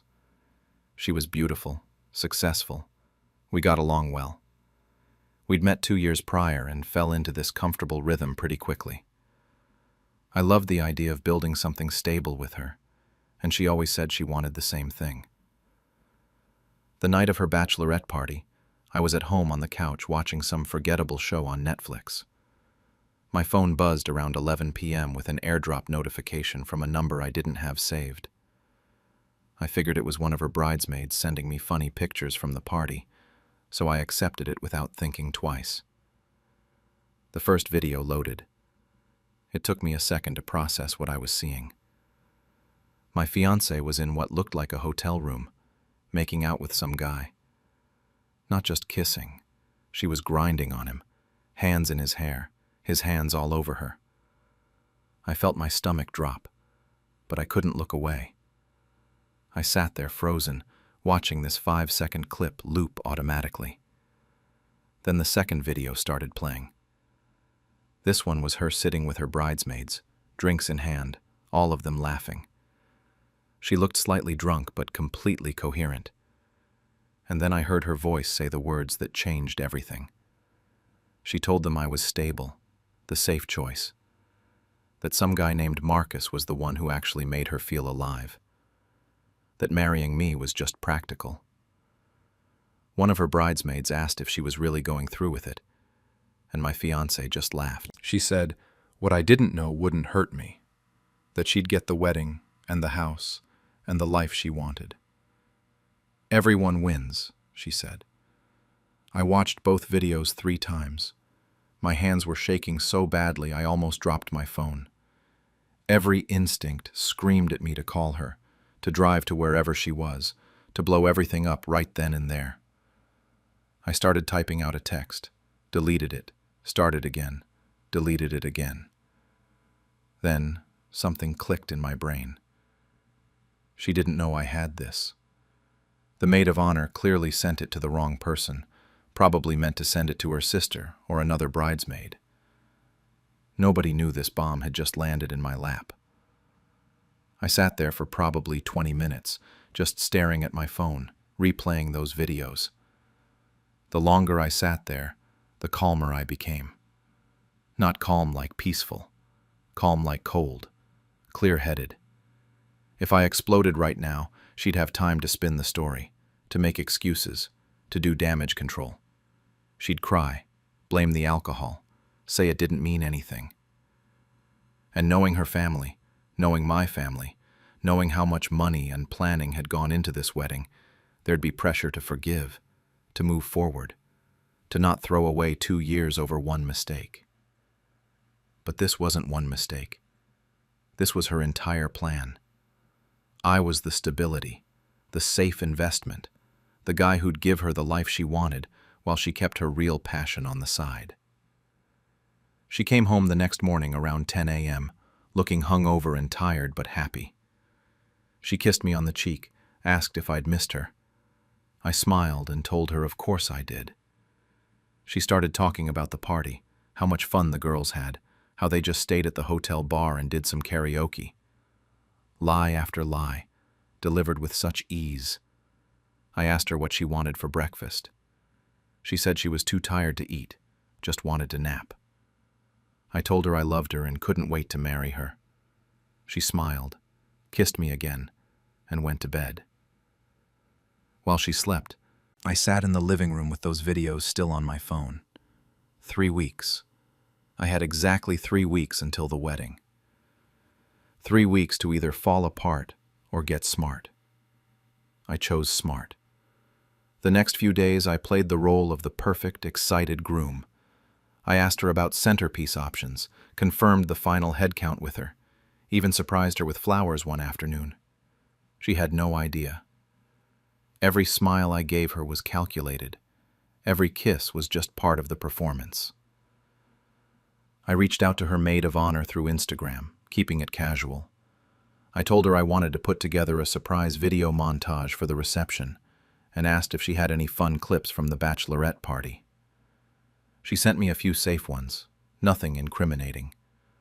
But when I pushed a little harder and mentioned I'd heard they went to some after-party, she got weird. Started deflecting, saying it was just boring hotel stuff. That told me everything I needed to know. She was aware of what happened that night. I did some digging on social media and found Marcus pretty quickly. Wasn't hard once I knew his name. He'd been liking her photos, even recent engagement ones, which was bold. I went through his tagged photos and found his friend's Instagram story from that same night. Same hotel, same timestamp as the videos. I screenshotted everything, made sure it was all date-stamped and saved in 3 different places. 2 weeks before the wedding, I called the maid of honor directly. Told her I'd seen the video she accidentally sent me. She went completely silent. Then she started apologizing, crying, saying it wasn't supposed to go to me. I cut her off and made her a deal. Send me everything else from that night. Every video, every text, every screenshot. And I'd keep her out of whatever was coming. She agreed immediately. Within an hour, my phone was flooded with evidence. Multiple videos of them together. Screenshots of group chats where my fiancé talked about her real feelings. Photos of them leaving the hotel together. Text messages from after the party where she told Marcus she missed him. That she just needed to secure things with me first, and then they could figure out their situation. The entire time, my fiancé had no clue. She was picking up her wedding dress, showing me fabric swatches, talking about our honeymoon activities. She'd fall asleep next to me every night while I stayed up organizing folders of evidence on my laptop. One night she rolled over and told me she couldn't believe we were almost there. I told her neither could I. 5 days before the wedding, I contacted the venue coordinator privately. I explained that there had been a situation, and I needed help with a change of plans. She was sympathetic, probably thought I was just a nervous groom. I asked if she could deliver a letter to my fiancé on the morning of the wedding, and then play a video slideshow I'd prepared. She seemed confused but agreed. I created the slideshow that night. Nothing fancy, just the videos, the screenshots, the timestamps. Set it to autoplay with a password only I knew. I also called the resort in the Maldives, Told them I needed to update the reservation, change some guest names. They were reluctant at first, until I explained it was my booking, my credit card, just updating who'd be staying there. I invited my 2 cousins I'm close with, told them to trust me and that they'd want to be there for this trip. They were confused but agreed. The rehearsal dinner was the hardest part. Her parents gave this beautiful toast about love and commitment. My mom cried. My fiancé squeezed my hand under the table and whispered that she couldn't wait to be my wife. I squeezed back and told her tomorrow would be unforgettable. She smiled at me like I'd just said the most romantic thing in the world. That night, I barely slept. She was at the venue early the next morning with her bridesmaids getting ready. I showered, put on jeans and a t-shirt instead of my tux, and grabbed the USB drive with the slideshow. I met the coordinator in the venue parking lot at 9 a.m., 2 hours before the ceremony was supposed to start. I handed her an envelope with the letter I'd written and the USB drive. Told her to give my fiancé the letter when she was alone with her bridesmaids, then start the slideshow on the ceremony screen at exactly 10:30, whether I was there or not. She asked if I was sure. I'd never been more sure of anything in my life. I didn't stick around to watch it happen. The coordinator had my number and promised to update me. I went home, grabbed my already packed bag, and headed to the airport. My cousins met me at the gate asking what was going on. I told them they'd find out soon enough. The coordinator started texting me around 10:15. Guests were seated and confused about why the groom wasn't there. At 10:25, my fiancée came out of the bridal suite with smudged makeup and mascara running down her face, holding my letter. At exactly 10:30, the ceremony screen turned on. The coordinator said the first slide read, "A tribute to honesty," and then the video started playing with full audio. My fiancée kissing Marcus. Her voice over the speakers, talking about how I was just the stable choice. 3 full minutes of evidence that wouldn't stop, because the slideshow was password protected. She said guests were standing up, gasping, pointing at the screen. My fiancé's mother was screaming. Her father tried to turn off the screen but couldn't.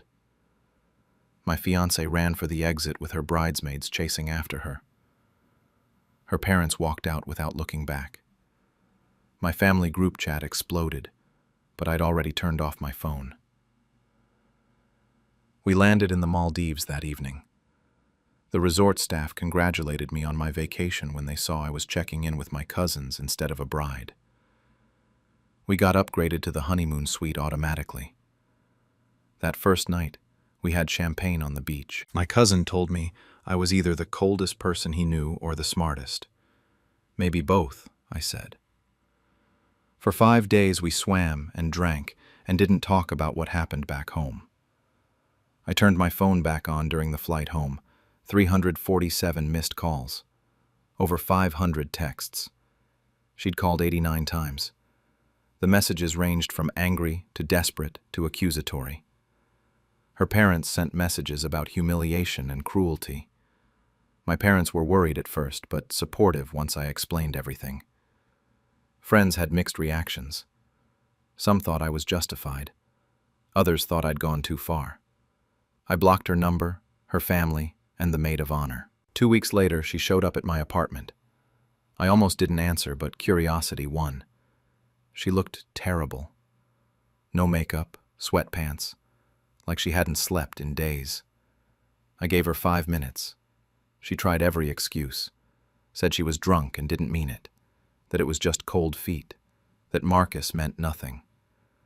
Then she switched tactics and told me I'd humiliated her in front of everyone she knew, that her parents wouldn't speak to her, that she'd lost her job because word got around her office, that I'd ruined her life over one mistake. I let her finish, stayed calm, told her alcohol doesn't create secrets, it reveals them, that she didn't make one mistake, she made multiple choices, to cheat, to lie, to use me, That I was never her mistake, I was her safety net, and I'd cut the rope. That she ruined her own life the moment she decided I wasn't enough, but my stability was. Then I told her we were done, and to leave. She tried one more time. Asked about the 2 years we had together, everything we'd built. I asked her about the future she was planning behind my back, the one where I funded her life while she kept Marcus on the side. She started to say it wasn't like that, but I stopped her. Told her it was exactly like that. Her words, not mine. I closed the door and listened to her cry outside for about 10 minutes before she finally left. That was 3 months ago. I moved to a new apartment and started dating casually. Through mutual friends, I heard Marcus dumped her 2 weeks after everything went down. She tried to reconcile with her family, and some of them forgave her, but her parents still haven't. Our mutual friends took sides. Some think I'm a hero. Others think I'm vindictive. The maid of honor and I never spoke again. Sometimes at night, I wonder if I went too far. If I could have just called it off, privately. But then I remember she wasn't going to confess. She was going to marry me, lie to my face, and keep living her double life. The public exposure wasn't about revenge. It was about making sure everyone knew the truth before they judged me for abandoning her at the altar. I saw her at a coffee shop last week with someone new.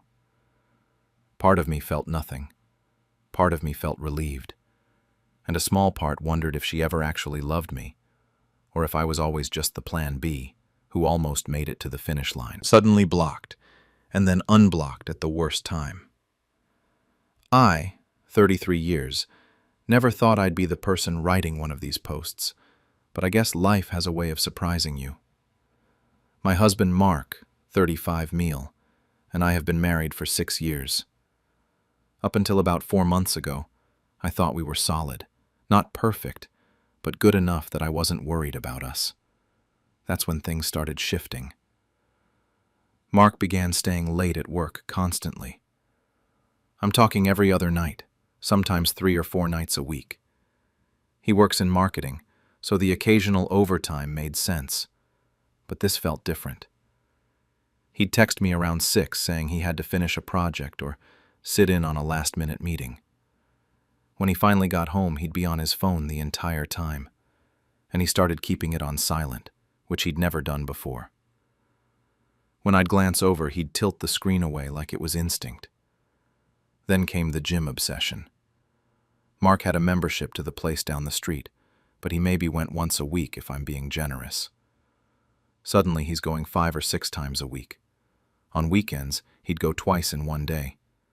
He told me he wanted to get serious about his health, and I was supportive at first.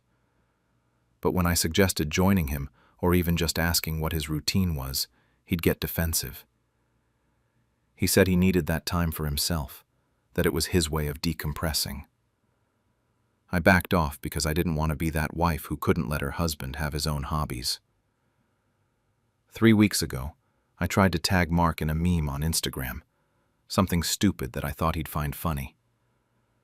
But when I searched for his account, nothing came up. I tried again, thinking I'd typed it wrong. Still nothing. I checked Facebook and the same thing happened.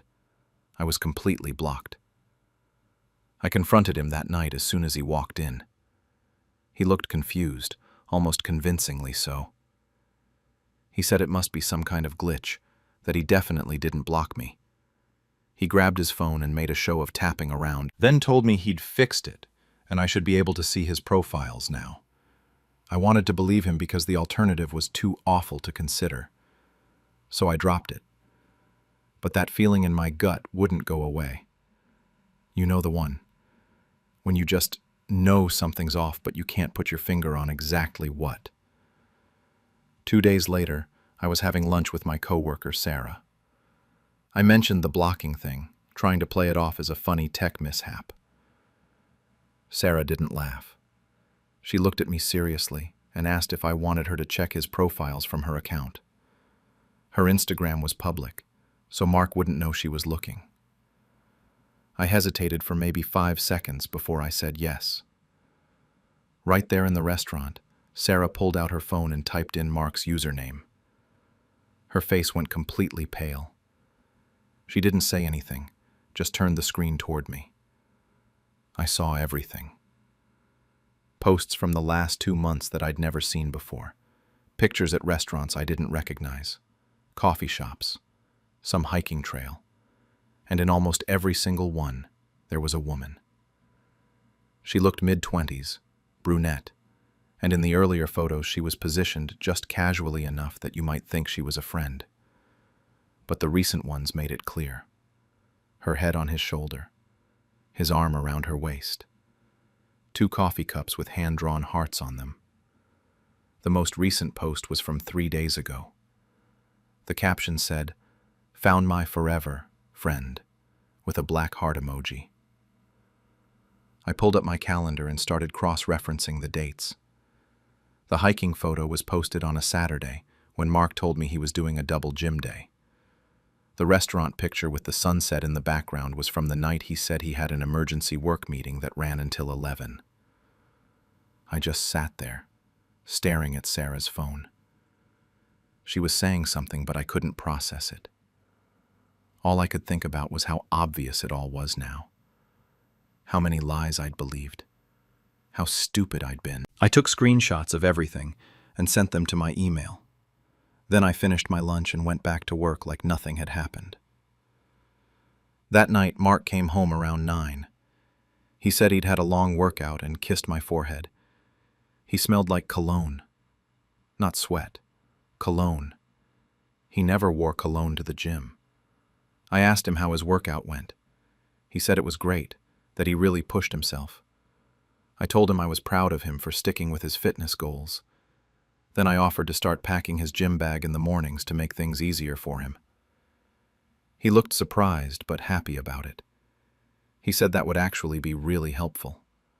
The next morning, I packed his bag carefully. Towel, water bottle, protein shake, clean shirt. And in the small inner pocket, I tucked a tile tracker that I'd ordered from Amazon with overnight shipping. For the next week, I watched that little blue dot on my phone like it was my new hobby.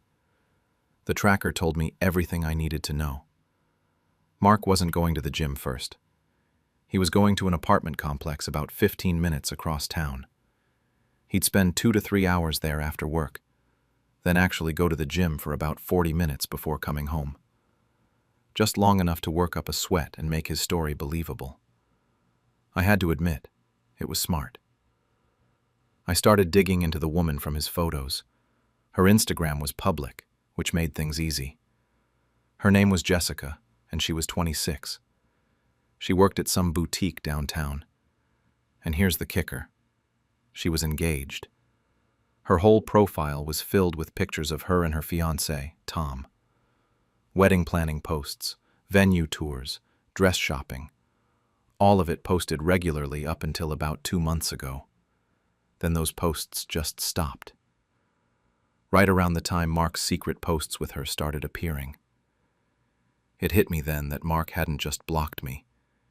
He'd set up some kind of secondary presence on social media. Maybe a close friends list or something where he controlled exactly who could see what. He was building an entire relationship in public while still coming home to me every night like nothing was wrong. I could have confronted him right then. Probably should have. But I wasn't just hurt anymore. I was angry. The kind of angry that makes you want to be strategic instead of emotional. He'd made me feel insane for questioning the blocking. He'd lied to my face every single day for months. So I decided to wait for the right moment. Our 7th anniversary was 2 weeks away. Mark had actually brought it up a month earlier, back when he was still pretending to care about our marriage. He suggested we go to that rooftop restaurant I loved. I'd made a reservation immediately, because I thought it was sweet that he remembered. Now I had a much better use for that reservation. I called the restaurant back and changed everything. Told them I wanted to surprise my husband with a celebration and asked if they could accommodate a larger party. I invited his parents, his brother David, and a few of our close friends. 8 people total. The restaurant was more than happy to set it up. Then I scheduled a consultation with a divorce lawyer. I walked in with printed screenshots of everything and a timeline of Mark's lies. The lawyer asked if I wanted to try marriage counseling first. I showed her the photos of Mark and Jessica. She didn't ask again. We started the paperwork. Next was the bank. I went in and opened a new personal account, then transferred my half of our joint savings. Everything I'd contributed over the years plus half of what we'd saved together. I left him enough to cover his share of the bills, but that was it. The house lease was up for renewal in 3 weeks. I contacted our landlord and explained that I'd be moving out and needed to be removed from the lease. He mentioned that he'd been planning to increase the rent anyway because of market rates. I told him that was fine and to go ahead with whatever increase he had in mind. Mark's name could stay on it alone. Finding Jessica's fiancé, Tom, was easy. She'd tagged him in probably 100 posts over the years. I set up a burner email account and sent him everything. Every screenshot, every photo, the location data from the tracker showing months of Mark visiting Jessica's apartment. I kept the message simple and just said I thought he deserved to know what his fiancée was doing and that we were both being lied to. He responded within an hour. All he said was thank you, and that he was sorry this was happening to both of us. Meanwhile, at home, I played the role of perfect wife. I packed Mark's gym bag every single morning, made his favorite meals, asked about his day with genuine interest, told him how excited I was for our anniversary dinner. I could see him relax more each day, probably relieved that I wasn't suspicious anymore. The day before our anniversary, I sent a group text to everyone invited to dinner. Just something cheerful about how I couldn't wait to celebrate, and reminding them the reservation was at 7. I added that it was going to be an anniversary we'd never forget. That night, I followed the tracker to Jessica's apartment and waited in my car down the street. At 9:47, they walked out together and headed to a hotel 2 blocks away. I took photos of everything, them holding hands on the sidewalk, standing at the front desk, getting into the elevator. I sat there for another hour before I finally drove home. Anniversary morning, Mark kissed me before leaving for work and said tonight was going to be perfect. He had no idea how right he was. I got to the restaurant at 6:45. Mark's parents were already there, and his mom was so excited about the surprise. Our friends Sarah and her husband came next, then our neighbors Mike and Kate, and finally Mark's brother David with his girlfriend. Everyone was in such a great mood, talking and laughing. Mark's mom asked where Mark was, and I told her he was running late from work but should be there by 7:15. I suggested we go ahead and order drinks while we waited. At exactly 7, I sent the group text. To everyone at the table, to Mark, to a few other mutual friends who couldn't make it tonight. The message said that since we were all here to celebrate love, I wanted to share what Mark had been up to lately. Then I attached everything. The screenshots of his Instagram posts with Jessica, the caption about finding his forever, the photos from last night of them walking into the hotel together with the timestamp clearly visible. The tracker location history showing months of visits to her apartment on nights he said he was working late or at the gym. My final message said he was spending our actual anniversary with her right now and wished everyone a happy 7 years. I watched every phone at the table buzz at the same time, watched everyone pick them up and start scrolling. His mother gasped and covered her mouth with her hand. David said, "What the fuck?" out loud. Sarah reached across the table and squeezed my hand hard. The entire table went silent, except for Mark's dad muttering something under his breath. Nobody knew what to say. A few of them looked at me like they wanted to ask if this was real, but the evidence was right there on their screens. At 7:18, Mark walked through the restaurant door. Jessica was with him. I still don't know what he was thinking. Maybe he planned to introduce her as a coworker who happened to be there. Maybe he'd completely forgotten about our anniversary dinner. Maybe he just thought I was too stupid to ever figure anything out. He saw our table and stopped walking, just froze in the middle of the restaurant. Jessica still looked happy and confused, not understanding why a table full of people was staring at them with complete horror on their faces. Mark's face went from normal to white to red in about 5 seconds. He pulled out his phone, and I knew he was seeing the group text for the first time. His mother stood up. She was holding her wine glass, and for a second, I thought she was going to just leave. Instead, she walked straight up to Mark and threw the entire glass of red wine directly in his face. She told him how dare he. Her voice was shaking. She said it again. How dare you? That's when Jessica finally understood what was happening. She looked at me, then at the table full of people, then back at Mark, with wine dripping down his shirt. She said he told her we were separated, that the divorce was almost final. I said that was interesting, considering we lived together and he was in our bed this morning. I made sure I said it loud enough for half the restaurant to hear. Jessica turned and ran out, just straight up bolted for the exit. Mark tried to walk toward the table. He started saying this wasn't what it looked like and that he could explain. I stood up and told him not to, that an explanation wasn't necessary. I pulled off my wedding ring and dropped it right into the chocolate lava cake that had just been brought to the table. It made a little splash in the melted chocolate. I picked up my purse and walked out. Sarah followed me immediately. Behind us, I could hear Mark's dad saying something harsh, David telling Mark he was disgusted, and his mother crying. I didn't look back. Over the next few days, Mark discovered a few things.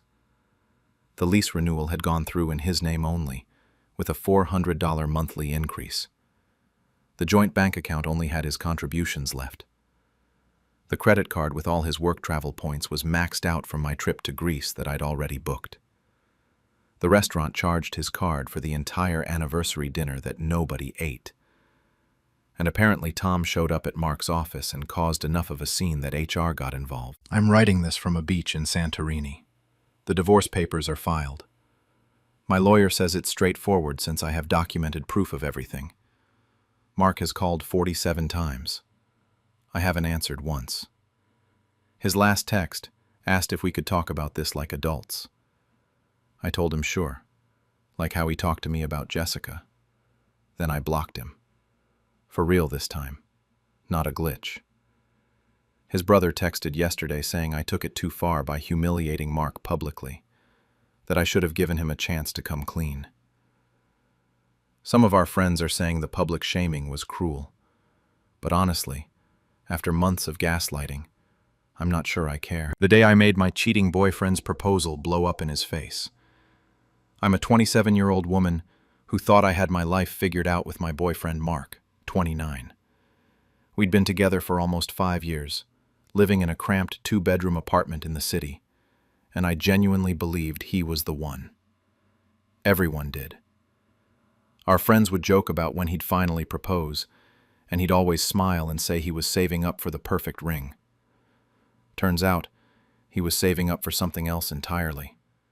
About 4 months before everything exploded, I started noticing changes. Small things at first. His phone was always flipped over on the table, screen down. When he texted, he'd angle it away from me, even if we were just sitting on the couch watching TV. He started deleting messages right after reading them.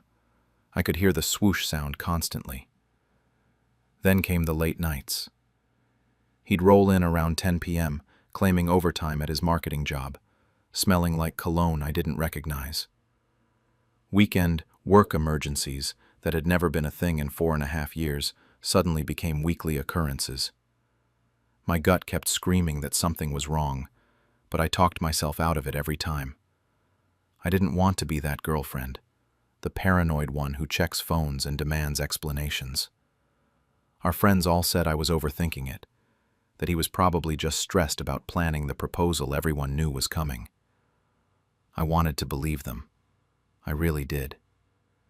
Then came that Thursday night in late February. It was around 11 p.m., and Mark was in the shower. His phone was sitting on the coffee table, and I was scrolling through my own Instagram when his screen lit up with a text notification. I glanced over out of habit and saw a photo preview. My heart stopped. I reached over and picked up the phone. It was him, kissing another woman. Full on, hands in her hair, romantic movie kiss. The caption read, "Can't wait till he finally tells her." The contact name was Jessica, work. My hands started shaking so badly I almost dropped the phone. I could hear the shower still running, so I grabbed my own phone and took pictures of everything: the text, the photo, the contact name.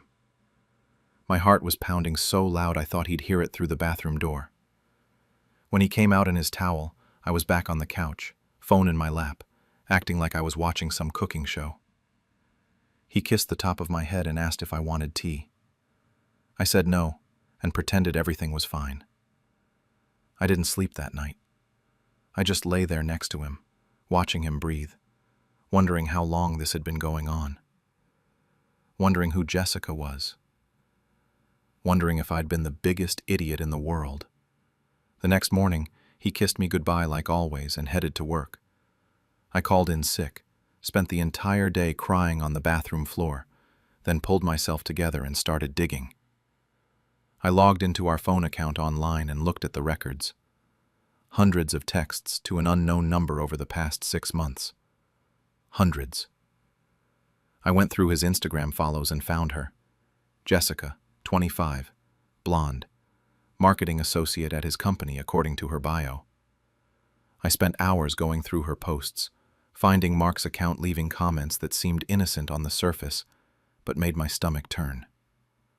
Heart emojis on her selfies, looking good on a photo from some work event. Inside jokes I didn't understand. The sadness turned into rage somewhere around hour 3 of my stalking session. 2 days later, on Saturday morning, Mark was making breakfast when he casually mentioned that he had something special planned for next month. He winked at me and said I was going to love it, that he'd been planning it for weeks. My stomach dropped. This was it. The proposal everyone had been waiting for. He was going to propose while actively cheating on me with Jessica from work. In that moment, standing in our kitchen, watching him flip pancakes like he wasn't destroying my entire life, I made a decision. I wasn't going to just break up quietly. I wasn't going to be the girl who found out and slunk away with her tail between her legs. If he wanted to make a public spectacle of our relationship with a proposal, then I'd give everyone a show they'd never forget. I spent the next 3 weeks being the perfect girlfriend. I laughed at his jokes. I told him I loved him. I pretended I didn't notice when he texted Jessica right in front of me. Every time he left his phone unattended, and he got careless, probably thinking he was in the clear, I grabbed more screenshots. Texts about their secret date nights, him complaining about me to her. Her saying she couldn't wait until he finally ended things. I created a burner Instagram account and followed Jessica. Watched her post photos with captions like, "Best night ever," on the same nights Mark claimed he was working late. I found receipts too. In his coat pocket one day, there was one from Romano's, an expensive steakhouse we'd never been to together. Another from a jewelry store dated 2 weeks prior. He really had bought a ring. He was planning to propose to me while sleeping with someone else. The audacity of it made me want to scream, but I kept it together. I had to. My best friend Sarah was the only person who knew what I was planning. She thought I was crazy, but also said she'd help me bury the body if it came to that. Everyone else, my mom, my sister, our mutual friends, they all just saw us as the happy couple about to get engaged. It was exhausting pretending everything was fine. But I reminded myself every single day why I was doing this. Then, 2 days before the big night, Mark officially announced the details. Saturday evening, 7 p.m., Celestino's downtown. He'd invited friends and family to a celebration dinner. He was so excited, kept checking his phone and grinning to himself. I went to FedEx that afternoon and printed out 30 copies of everything I'd collected. 5 pages per packet. Text screenshots, photos of him and Jessica, the receipts, all of it organized chronologically. My hands were shaking when I paid for the printing, but it felt like the most powerful thing I'd ever done. I spent the next 21 days being the perfect girlfriend while planning his complete humiliation. Those screenshots I took that first night were just the beginning of what I had in store for him, and I'd never felt more certain about anything in my entire life. Saturday morning arrived, and Mark was a nervous wreck. He kept checking his watch, checking his phone, pacing around the apartment. He must have changed his shirt 3 times. I almost felt bad for him, watching him stress about pulling off the perfect proposal. Almost. Then I'd remember Jessica's face in those photos, and the feeling would disappear completely. I put on the red dress he'd always loved, the one he bought me for our anniversary 2 years ago. Did my makeup carefully, curled my hair. When I came out of the bedroom, he looked at me and said I looked beautiful. He seemed genuinely happy, like this was going to be the best night of our lives.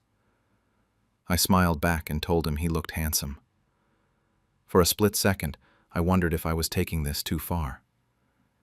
If maybe I should just break up with him privately, like a normal person. Then my phone buzzed with a text from Sarah. "Don't chicken out. He deserves this." She was right. I grabbed my purse with all 30 packets of evidence inside and we headed out. We got to Celestino's at 6:45 p.m. and people were already there. His parents, Carol and Steve, were at the head of the long table they'd reserved. His mom waved excitedly when she saw us. Tyler, Mark's best friend since college, was there with his girlfriend. My own mom and sister were sitting together, and I'd sent them a warning text that morning, telling them not to react no matter what happened, told them to trust me. My sister had called immediately, asking what I meant, but I just said she'd understand soon. There were about 15 people total, all dressed up, all smiling like they were in on the world's best secret. Which I guess they were, just not the secret they thought. The restaurant was busy, other tables filled with Saturday night diners who had no idea they were about to witness something spectacular. Everyone made small talk while we waited for our food. Carol kept reaching over and squeezing my hand, giving me these knowing looks. Tyler was cracking jokes about Mark finally manning up. Mark was sweating through his shirt despite the air conditioning. I sipped my wine and nodded along to conversations, my purse sitting in my lap, my heart beating steadily. I felt weirdly calm, like I'd already made peace with what was about to happen. Dinner took forever. Appetizers, salads, entrees. Mark barely touched his food. He kept looking at his watch, clearly waiting for the right moment. His dad made a toast about family and love. People laughed and clinked glasses. It all felt surreal, like I was watching it happen to someone else. Finally, around 8:30 p.m., Mark stood up. He tapped his wine glass with a fork and the table went quiet. Other diners nearby noticed and started paying attention too. He cleared his throat and launched into his speech about our 5 years together, about how I was his best friend, his soulmate, the person he wanted to spend forever with, about all the adventures we'd had and all the ones still to come.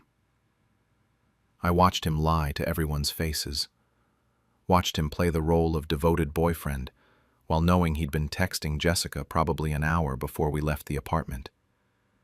It was honestly impressive how good of an actor he was.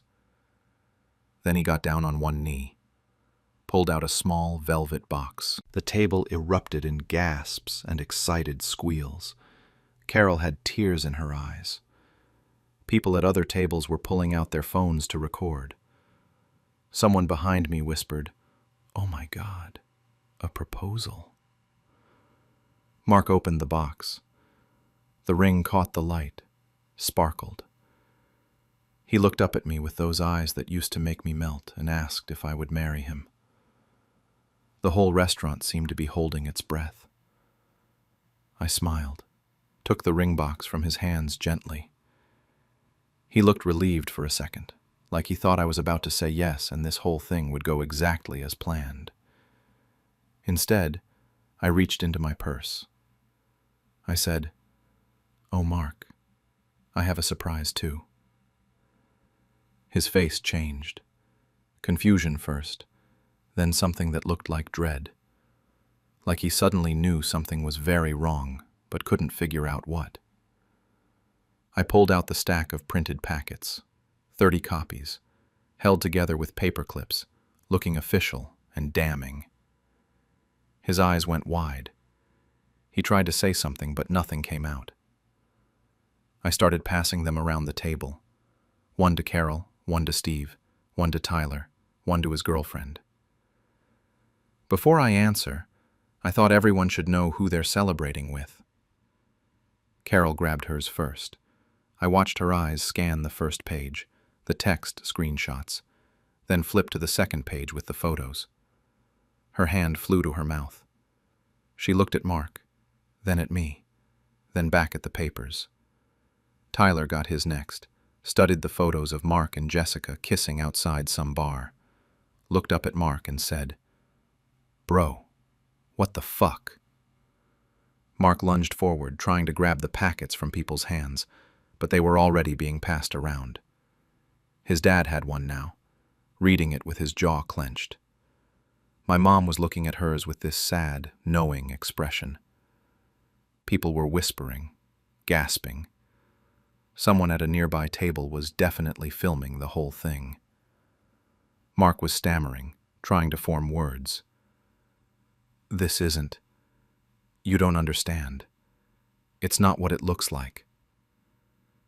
But what could he possibly say? The evidence was right there in everyone's hands. Photos, texts, receipts. Undeniable. Carol's voice cut through the chaos. "Who is Jessica?" She was holding up the packet, pointing at the photos. Her voice was shaking, caught between anger and heartbreak. Steve pushed back from the table, threw his napkin down, and headed for the exit without saying a word. Other people were standing now too, the whole table in disarray. Tyler's girlfriend was showing him something on one of the pages, and he was shaking his head in disgust. The restaurant manager appeared, asking if everything was all right, clearly aware that something had gone very wrong with this proposal. Mark kept trying to explain, but nobody was listening. He looked at me with tears in his eyes, and I felt nothing. Just watched him drown in the consequences of his own choices. Then someone behind me said, "Mark, what is she talking about? You said you broke up months ago." I turned around, and there she was. Jessica. Blonde, pretty, looking confused and hurt in a black cocktail dress. She'd been sitting 2 tables away the entire time, probably thinking she was about to watch her boyfriend propose to his ex. Except surprise, I wasn't his ex at all. Jessica walked toward our table, and the entire restaurant seemed to freeze. She was staring at Mark with this look of complete betrayal, like her whole world was crumbling in real time. Which, I guess it was. Mark's face went from pale to completely white. He stood up from where he'd been kneeling, the ring box still in my hand, and tried to step toward her. She held up one of the packets someone had passed to a nearby table. Her hands were shaking. She said his name again, quieter this time, and asked when we actually broke up. Mark opened his mouth, but nothing came out. Carol, still holding her copy of the evidence, looked between Mark and Jessica and said, "Who are you?" Her voice had this edge to it I'd never heard before. Jessica started crying, actual tears running down her face, mascara smudging. She said she'd been dating Mark for 8 months, that he told her we'd broken up last summer, that he was just waiting for the right time to tell everyone, that they were in love. The table exploded. Carol stood up and started yelling at Mark, asking how he could do this. Tyler was backing away from him like he was contagious. Mark was trying to talk to everyone at once, his mom, Jessica, me, and failing spectacularly at all of it. The restaurant manager came back over, this time with another staff member, asking us firmly but politely to lower our voices or take it outside. Other diners were full-on staring now, phones out, definitely recording. I could see the exact moment this whole thing would end up on social media. I just stood there, calm, watching it all unfold exactly the way I'd imagined it, except somehow better, because I hadn't known Jessica would actually be there. Mark was desperately trying to do damage control, telling Jessica it wasn't what she thought, telling his mom he could explain everything, telling me we needed to talk privately. Nobody was having it. I placed the ring box on the table, right next to his untouched plate of pasta. I looked at him and said clearly enough for everyone to hear, "I deserve better than this." Then I picked up my purse and stood up. My mom and sister immediately stood with me. Carol grabbed my arm as I walked past, tears streaming down her face, and apologized.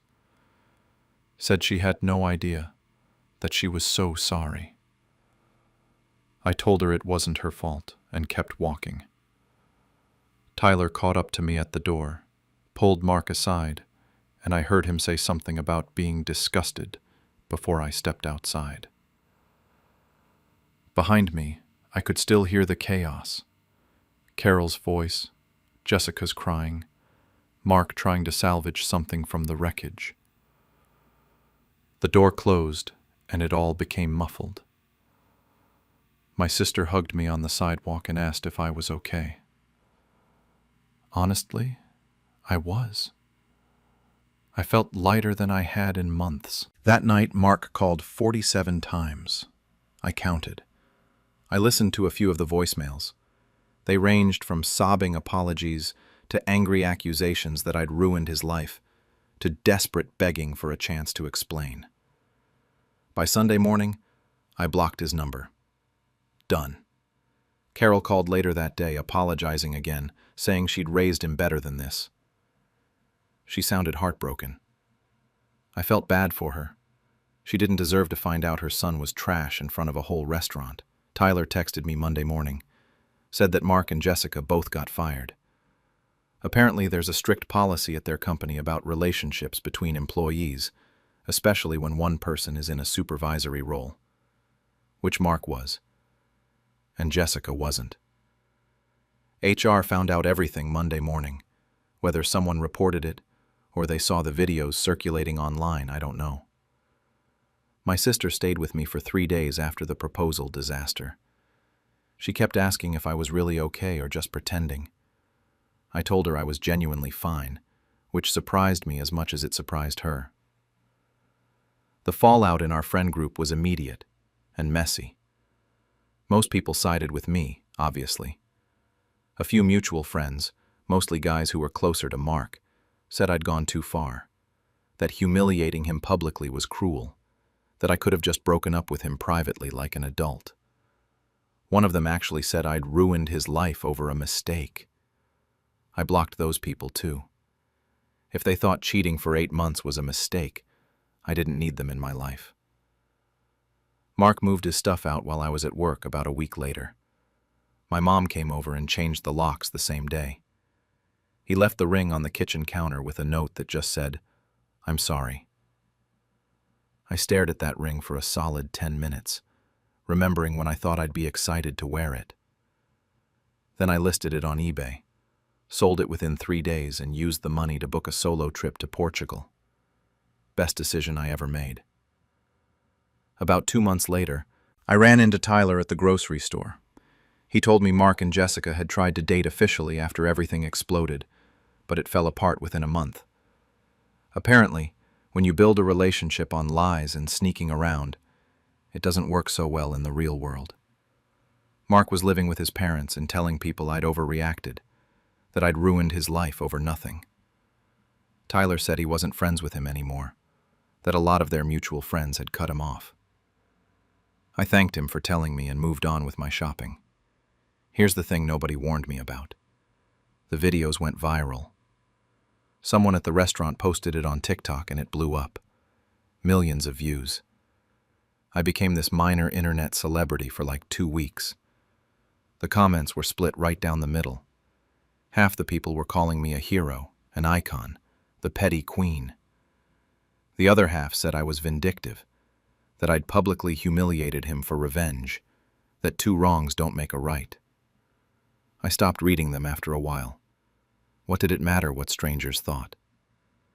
I started therapy in April to process everything, not because I regretted what I did, but because 5 years with someone doesn't just disappear overnight, even when they betray you. My therapist asked me once if I thought I'd crossed a line. I told her I didn't know, that I still don't know. Some days I think about that night and feel completely justified. Other days I wonder if I could have just walked away quietly and saved everyone the drama. I've been on a few dates since then. Nothing serious. Honestly, I'm happy being single right now.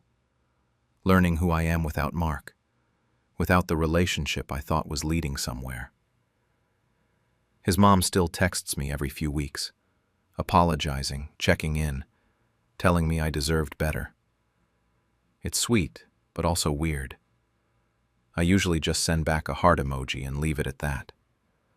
Sometimes late at night, I replay that moment when I pulled out those printed packets. The look on his face when he realized what was happening. His mother's tears. Jessica appearing out of nowhere. The whole restaurant watching our relationship implode in real time. I think about the line between justice and revenge and whether I was standing on the right side of it.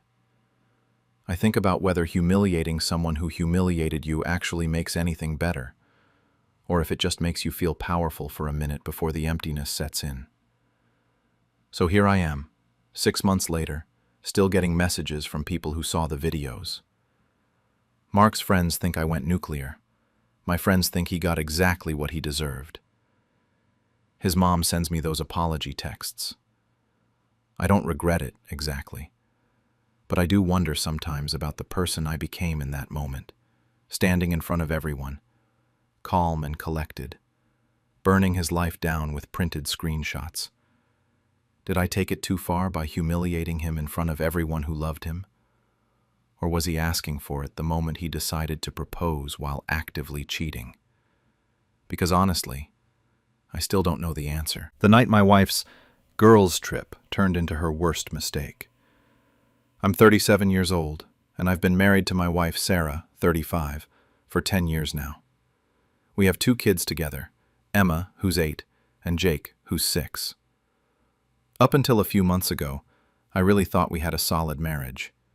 I mean, sure, we fought sometimes about stupid stuff like who forgot to pay the electric bill, or whose turn it was to deal with the kids' school drama. But nothing that felt like it was going to break us. I trusted her completely. That's the part that kills me the most when I look back on it now. About a year ago, Sarah started a new job at this marketing firm downtown. She seemed happy about it, more energized than she'd been in a while. A few months in, she started talking about this coworker named Dan. At first, it was just casual mentions. Dan helped her prep for a big presentation. Dan brought coffee for the team. Dan had this funny story about a client meeting. I didn't think anything of it. She worked with a bunch of people and she talked about them all the time. But then Dan's name started coming up more and more. She'd mention grabbing lunch with him to discuss strategy. She'd tell me how he really understood the pressure she was under at work. She started staying late more often for these team projects he was leading. Whenever I'd ask about him, she'd laugh it off and say he was like a brother to her. She even said his wife was really nice and that maybe we should all grab dinner sometime. That detail right there is what really messed with my head later.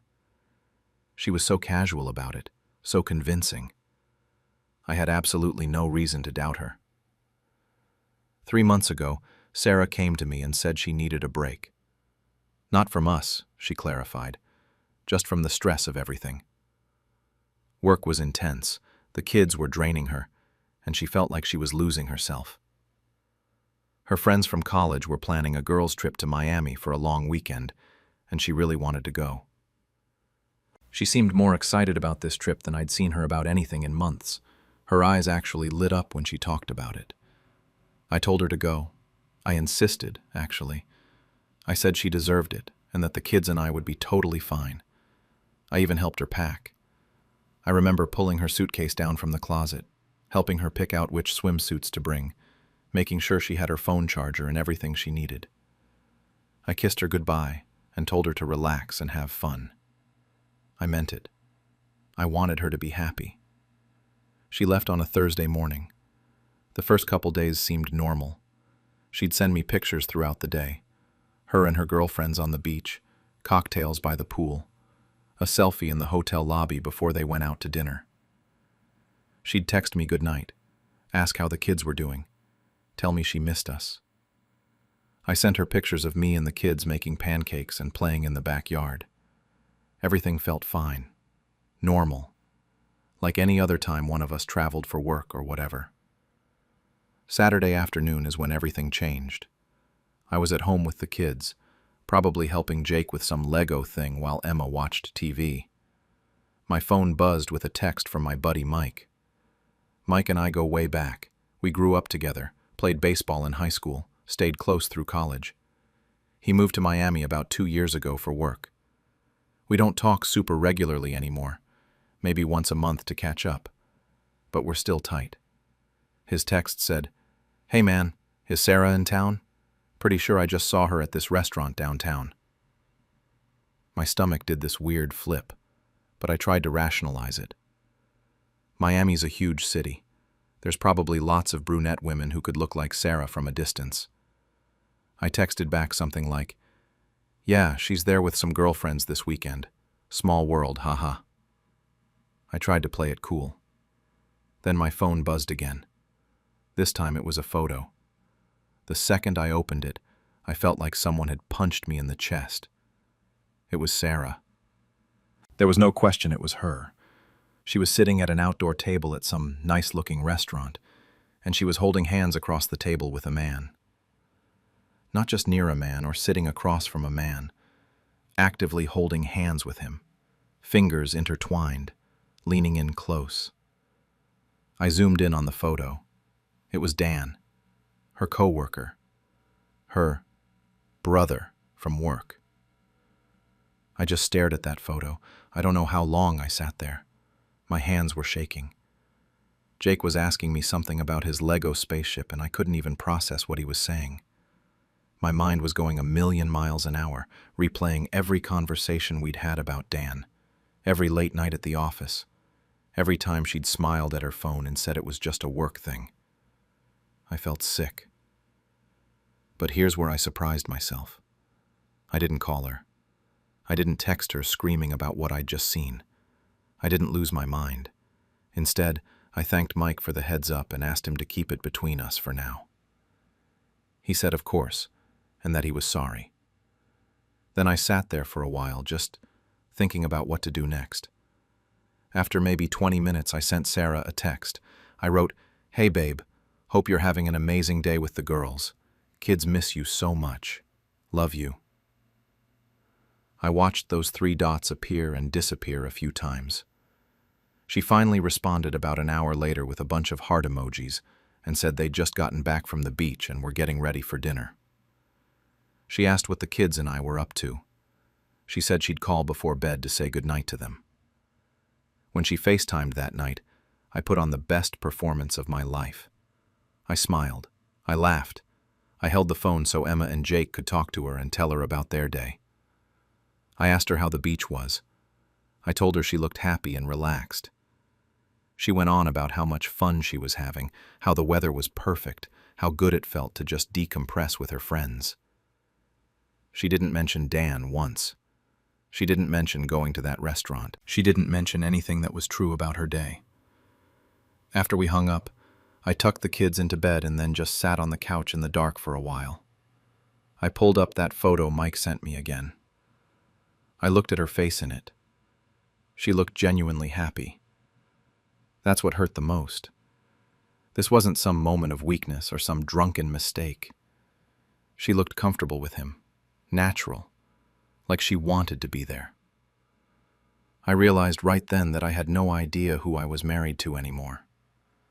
Sarah came home on Tuesday evening. I heard her car pull into the driveway and I felt my heart start racing, but I forced myself to stay calm. The kids ran to the door when they heard her key in the lock. She came in with her suitcase, tanned and smiling, and scooped both of them up in a hug. Then she came over to me and kissed me like nothing was wrong, like she hadn't just spent the weekend with another man. I kissed her back. I asked her how the trip was. I played the role of the loving husband perfectly. She spent the next hour unpacking and showing me pictures on her phone. Beach photos with her girlfriends, a sunset shot, some fancy seafood restaurant they went to. She had an explanation for everything, a story for every day. She told me about this bar they found with amazing live music and how one of her friends got a little too drunk and they had to help her back to the hotel. She laughed while she told me these things. She seemed genuinely relaxed and happy. The whole time I was thinking about that photo of her holding Dan's hand, about how she'd carefully curated which photos to show me and which ones to keep hidden. That night after the kids went to bed, I told her I was glad she had such a good time and that she seemed recharged. She hugged me and said the trip was exactly what she needed. She said she felt like herself again. Then she went to take a shower and I grabbed my laptop. Here's the thing most people don't realize about modern relationships. We're all connected digitally in ways we forget about.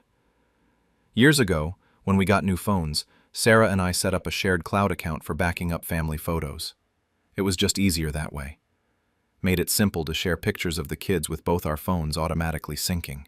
I honestly hadn't thought about that shared account in probably 2 years. But sitting there on the couch while I could hear the shower running, it suddenly clicked in my head. I logged into the cloud account on my laptop. Everything was there. Every text message, every photo, including the deleted ones, every app notification. It was all backed up automatically. I started with the text messages between her and Dan, and I felt my hands shaking as I scrolled through them. The messages went back about 6 months. The early ones were innocent enough. Stuff about work projects, funny memes about their boss, normal coworker conversation. But around month 3, something shifted. The texts got more frequent, more personal. She started venting to him about me, about how I didn't understand the pressure she was under, about how we'd fallen into a routine and she felt invisible. He'd respond with these supportive messages about how she deserved better, how she was amazing, and anyone would be lucky to have her attention. By month 4, they were texting every single day. Good morning texts, good night texts, inside jokes. She'd complain about something I did and he'd validate her feelings. They started meeting for lunch regularly, then drinks after work. The messages got flirtier. He'd tell her she looked beautiful. She'd send him selfies. Nothing explicit at that point, just testing the waters, seeing how far they could push it. Then came the planning for Miami. About 6 weeks before her trip, she texted him saying her friends were planning this girls' weekend and she wished she could see him. He said he'd love to see her too. Over the next few weeks, they hatched this whole plan. She told him she could probably slip away for a day without her friends noticing. She'd tell them she wanted some alone time to recharge. He booked a hotel room. Not even a different hotel, the same one where she was staying with her friends, just a different room. They coordinated everything. What time he'd arrive, where they'd meet, how she'd sneak away. The messages during the trip made me want to throw my laptop across the room. She'd text him about how she couldn't wait to see him, while simultaneously texting me about how much fun she was having with the girls. She'd send him room service orders asking what he wanted to eat. She'd text me asking if I'd remembered to give Jake his allergy medicine. It was like she was living two completely separate lives and compartmentalizing them perfectly. Then I found the photos, the ones she'd taken but never shared with me, pictures of them together in that hotel room. Pictures that made it crystal clear this wasn't just an emotional affair. I'm not going to describe them in detail because honestly, I've tried to scrub them from my memory. But they were undeniable proof of everything. I spent probably 3 hours that night going through everything. I downloaded all of it. I organized the screenshots by date and time. I saved everything in 3 different places: my laptop, an external hard drive, and a secure cloud storage that only I had access to. Then I closed my laptop and just sat there in the dark for a while. Sarah came out of the bathroom in her pajamas and asked if I was coming to bed. I said yeah, just finishing up some work emails. I got into bed next to her and she rolled over and put her arm across my chest like she did every night. I barely slept. The next 2 weeks were the hardest acting job I've ever done in my life. I got up every morning and made breakfast for the kids. I kissed Sarah goodbye when she left for work. I asked her about her day when she came home. I planned a date night for us at that Italian place she loves. I complimented her new haircut. I was attentive and kind, and everything a good husband should be. She seemed relieved, actually. Maybe even a little confused. I could tell she was watching me sometimes, like she was waiting for me to confront her or show some sign that I knew. But I never did. I think she started to believe she'd actually gotten away with it. She got more comfortable, more affectionate. She probably thought the trip had fixed something between us, that she'd gotten whatever she needed out of her system, and now we could go back to normal. Her birthday was coming up in mid-November. About a week after she got back, she mentioned maybe having a small party at our house. Nothing huge, just family and a few close friends. She wanted to keep it intimate and casual. I told her I thought that was a great idea, and that I'd handle all the planning. She seemed touched. She kept saying how sweet I was being lately, how she felt like we were reconnecting. I planned that party down to every last detail. I ordered catering from her favorite restaurant. I bought decorations. I sent invitations to both our parents, her sister and brother-in-law, my brother and his wife, and about 6 of our closest couple friends. I bought her a cake from this fancy bakery across town that she loved. Everyone RSVP'd yes. Sarah kept thanking me for putting it all together and saying how lucky she was. And the whole time, I was working on a slideshow. The party started at 6. People started arriving right on time, everyone bringing gifts and wine and smiles. Sarah's parents showed up first, then mine about 10 minutes later. Her sister came with her husband and their 2 kids. My brother brought his wife. Our couple friends filtered in over the next 20 minutes. By 6:30, everyone was there. The house was full of conversation and laughter. I had music playing in the background. The food was set up buffet style in the dining room. It looked like a normal, happy birthday celebration. Sarah was in her element. She wore this new navy blue dress she'd bought specifically for the party, and she looked beautiful. I could admit that even with everything I knew. She was moving around the house, chatting with everyone, laughing with her sister in the kitchen, helping my mom keep the kids' cousins entertained. She kept catching my eye from across the room and smiling at me. At one point, she came over and squeezed my hand and whispered that this was perfect, and she loved me. I squeezed back and told her I was glad she was happy. We ate around 7. Everyone filled their plates and scattered around the living room and dining room. The kids all sat together at the coffee table like it was their own little party. I barely touched my food. My stomach was in knots, but I kept up the appearance of being relaxed. I made small talk with Sarah's dad about his golf game. I helped my mom find the bathroom. I refilled drinks. I played the perfect host. Around 7:30, after most people had finished eating, I announced that I had a surprise for the birthday girl. Sarah's face lit up. Everyone gathered in the living room. I dimmed the lights and told everyone to get comfortable because I'd put together a special slideshow. Sarah was standing right next to me, practically glowing. She probably thought it was going to be baby pictures or vacation memories or some sentimental montage of our 10 years together. I connected my laptop to the TV and hit play. The first slide appeared on the screen. It was a screenshot of a text message. From Dan. It said, "Can't wait to have you all to myself this weekend." The timestamp showed it was from 3 days before Sarah's Miami trip. The room went completely silent. I could feel Sarah tense up next to me. She grabbed my arm and said my name quietly, almost like a question. She asked what I was doing. I didn't respond. I didn't even look at her. I just let the slideshow continue. The next slide was Sarah's response to that text. She'd written, "I've been counting down the days. I can't stop thinking about you." Then another one where he sent her the hotel room number. Then one where she told him what time she'd slip away from her friends. Each screenshot was crystal clear. Each one had a timestamp. Each one had their names at the top of the conversation thread. There was no way to deny it or explain it away. I let it play for another minute or so. More texts. Then the photo Mike had sent me of them at the restaurant. Then a few of the photos from the hotel room. I'd chosen the ones that made it obvious what had happened, but weren't completely explicit. I didn't want to traumatize everyone, just make it undeniable. Sarah started crying about 30 seconds in. She was pulling on my arm, trying to get me to turn it off. She kept saying my name over and over. Her mom made this gasping sound and covered her mouth with her hand. Her dad just stared at the screen like he couldn't process what he was seeing. My mom had this look of complete shock on her face. My brother's eyes were wide. Sarah's sister looked like she might throw up.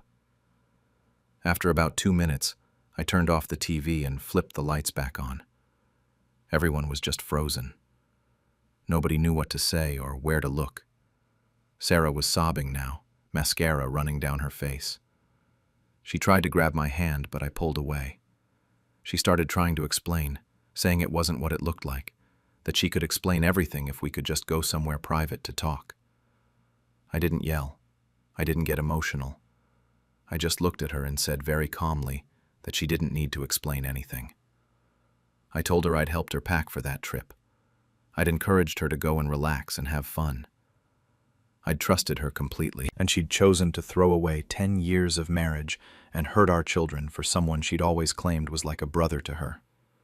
I said the divorce papers would be served next week, and I thought she should leave. She tried to argue. She was begging me to go upstairs so we could talk in private. She said she made a mistake and she was sorry and we could fix this. Her sister finally stood up and went over to her. She told Sarah she needed to go. Sarah kept looking around the room like someone was going to defend her or tell me I was being too harsh. Nobody said anything. Her dad wouldn't even look at her. Her mom was crying. My parents just stood there looking uncomfortable. Sarah's sister basically had to guide her out of the house. Sarah was still crying and trying to look back at me. A few of the guests followed them out, mostly Sarah's family. They left without saying anything to me. The rest of the people stayed, but nobody really knew what to do. There was this awful silence for a minute. Then my mom went upstairs to check on Emma and Jake. They'd been playing in Emma's room during all of this, thank God. My brother came over and put his hand on my shoulder, but didn't say anything. What was there to say? People started leaving pretty quickly after that. A few of them told me they were sorry. One of our couple friends, Mark, said he'd call me later in the week. Within 30 minutes, the house was empty except for my parents and my brother and his wife. They helped me clean up. Nobody talked about what had just happened. We just packed up leftover food and threw away paper plates and took down decorations. It felt surreal. That was 3 weeks ago now. Sarah's been staying with her sister since that night.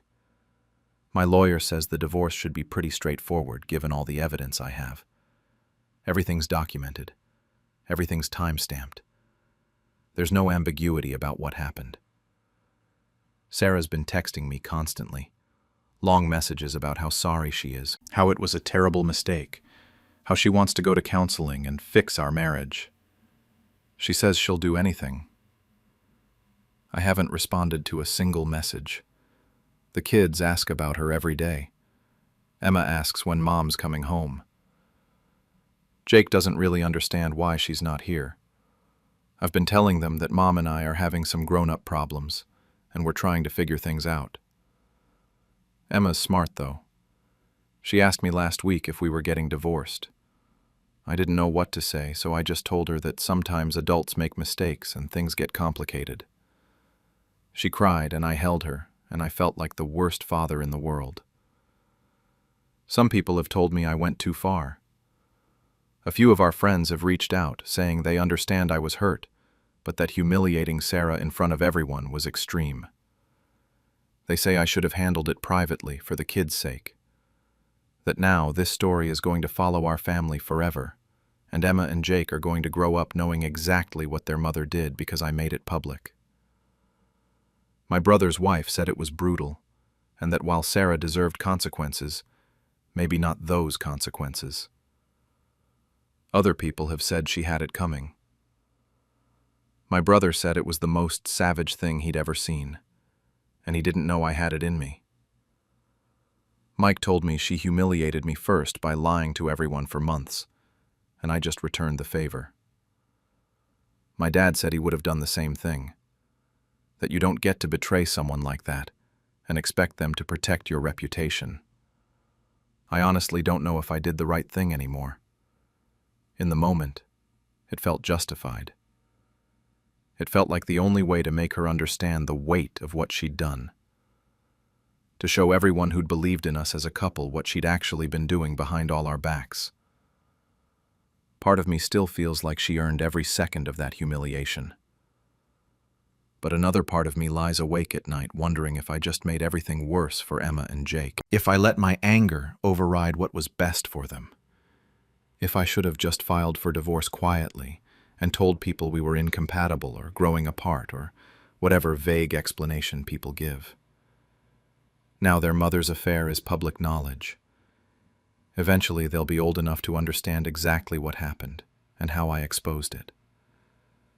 I keep replaying that moment when I turned on the lights and saw everyone's faces.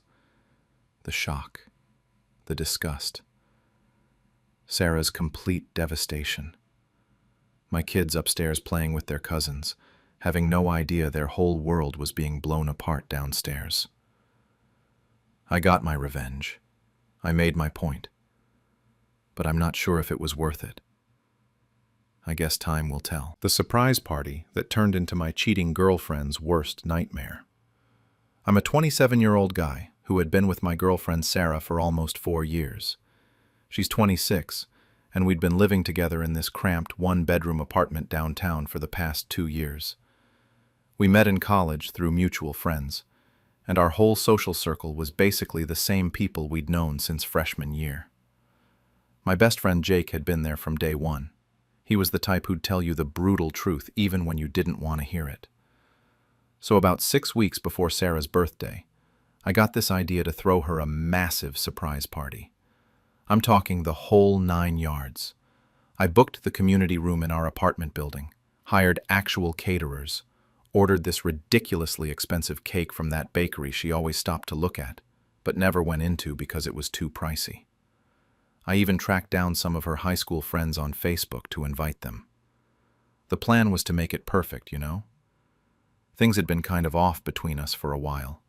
Not fighting exactly, just this weird distance that I couldn't quite put my finger on. I figured maybe this grand gesture would fix whatever was broken. Right around the time I started planning, I noticed Sarah acting different.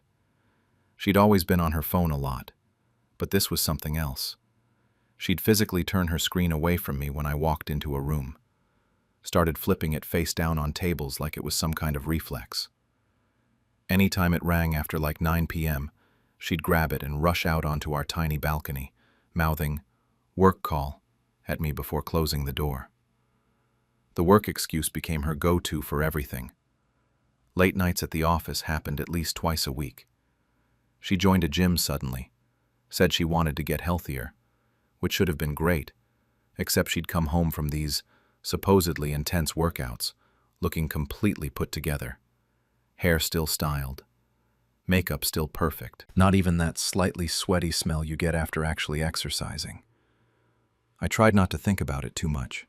Kept myself busy with party planning, Sent out invitations to about 40 people. Put down deposits on everything. Ordered her favorite flowers to decorate the space. Maybe I was distracting myself on purpose. Then, 3 weeks before her birthday, Jake caught me after our regular Thursday night basketball game. We'd been playing pickup at the park since college, and I could always tell when he had something heavy on his mind because he'd get all fidgety. That night he kept dribbling the ball and staring at the ground instead of looking at me. He finally just came out with it. Said he'd seen Sarah the day before at this cafe on 5th Street. She was sitting across from some guy, and they were holding hands across the table. Like full-on romantic holding hands, not just friendly touching. I immediately made excuses, told him it was probably just someone from work, that he'd misread the situation.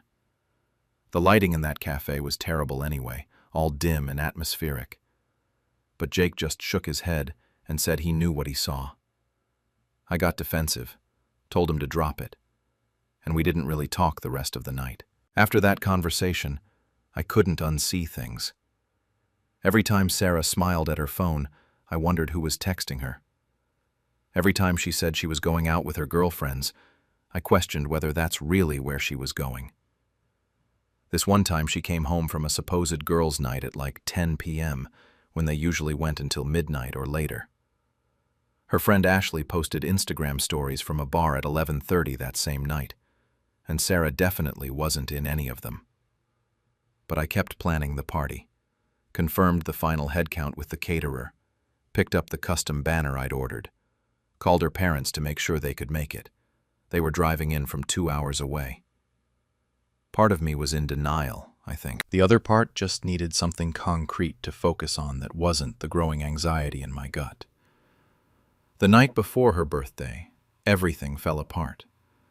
Sarah said she was going to shower before bed, and she left her phone on the nightstand on her side of the bed. I was just lying there, scrolling through my own phone, when hers lit up with a text notification. Then another one. I told myself not to look. Told myself I was being paranoid and jealous, and that I should trust her. Her phone buzzed a third time. I picked it up.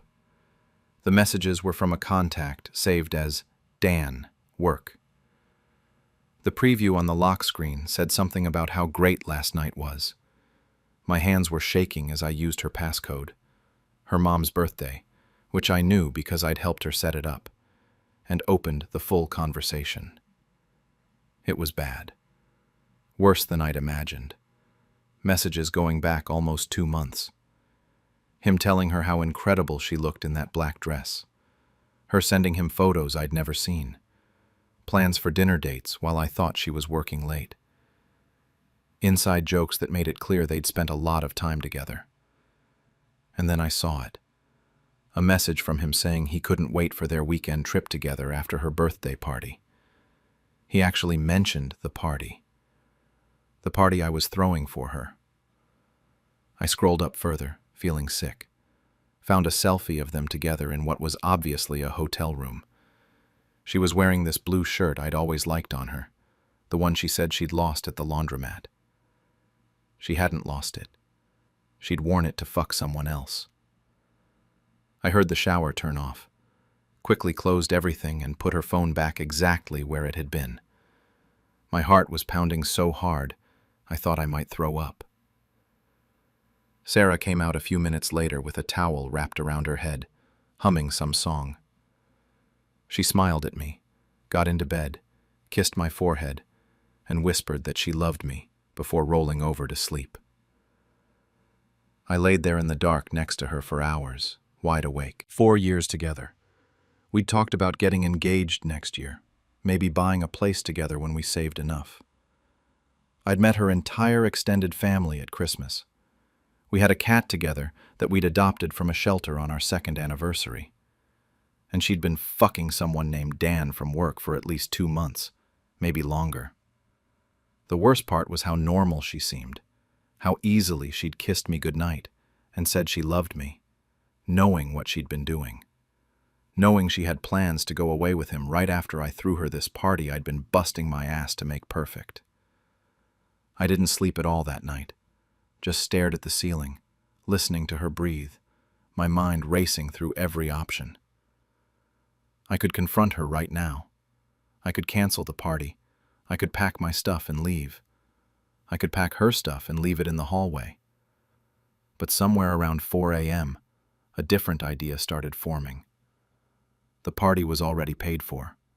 Everyone was already invited. And Dan from work, well, I was pretty sure I could find him online through Sarah's social media. She'd been careless there, hadn't bothered to hide her followers list. By the time the sun came up, I'd made my decision. I wasn't canceling anything. I was just adding a few extra touches to make this birthday one nobody would forget. The next morning I got up and went through the motions like it was any other day. Made coffee, toasted bagels. When Sarah came into the kitchen, I wished her happy birthday and handed her the small gift I'd bought weeks ago. A necklace she'd mentioned wanting back in September.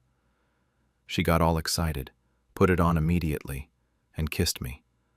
Told me I was the best boyfriend ever. I felt absolutely nothing. Just this weird emptiness where all my emotions should have been. She left for work around 9. The party was scheduled for 7 that evening. That gave me 10 hours to get everything ready, and I had plans beyond just setting up decorations. First thing I did was find Dan. It took me about 15 minutes to locate him through Sarah's Instagram followers. Dan Martinez, 29, worked at the same marketing firm as Sarah. His profile was public, full of gym selfies and photos of him at bars with friends. Regular-looking guy, nothing special. That somehow made it worse.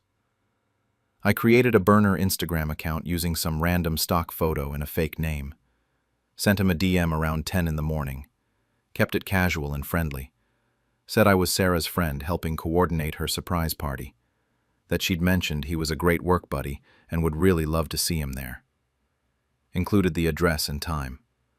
Told him to keep it secret since it was a surprise. He responded within an hour. Said he'd definitely be there, and thanks for including him. Added a smiley face emoji. The audacity of this guy actually made me laugh. A real, genuine laugh that probably would have scared anyone who heard it. Then I got to work on the video montage. I'd already compiled a bunch of our photos and videos over the past few weeks. Trips we'd taken, holidays with our families, stupid selfies from random nights out. All that stuff was still going to be in there. But now I was adding a second half. I spent 3 hours going through our shared cloud storage. Sarah had automatic backup turned on for her phone, which meant every photo she'd ever taken was sitting right there for me to access. Found pictures of her and Dan at restaurants I'd never been to. A photo of them at some hiking trail. She'd told me she was going hiking with her coworker Ashley that day. Screenshots of flight confirmations for a weekend trip to Austin next month. Hotel reservations under both their names. Then I went through her backed-up messages. Reading them in full daylight, sober and clear-headed, was somehow worse than the night before. The way they talked to each other. Pet names. Plans for their future. Her complaining about me to him, saying I was boring lately, that the spark was gone. Him telling her she deserved better. It was like reading about strangers, except one of the strangers was the person I'd spent 4 years with. I compiled everything into a folder. Screenshots of the worst messages, photos, receipts. Even found a voice memo she'd sent him where she was laughing about something, sounding happier than I'd heard her in months. I edited it all together at the end of the original sweet montage.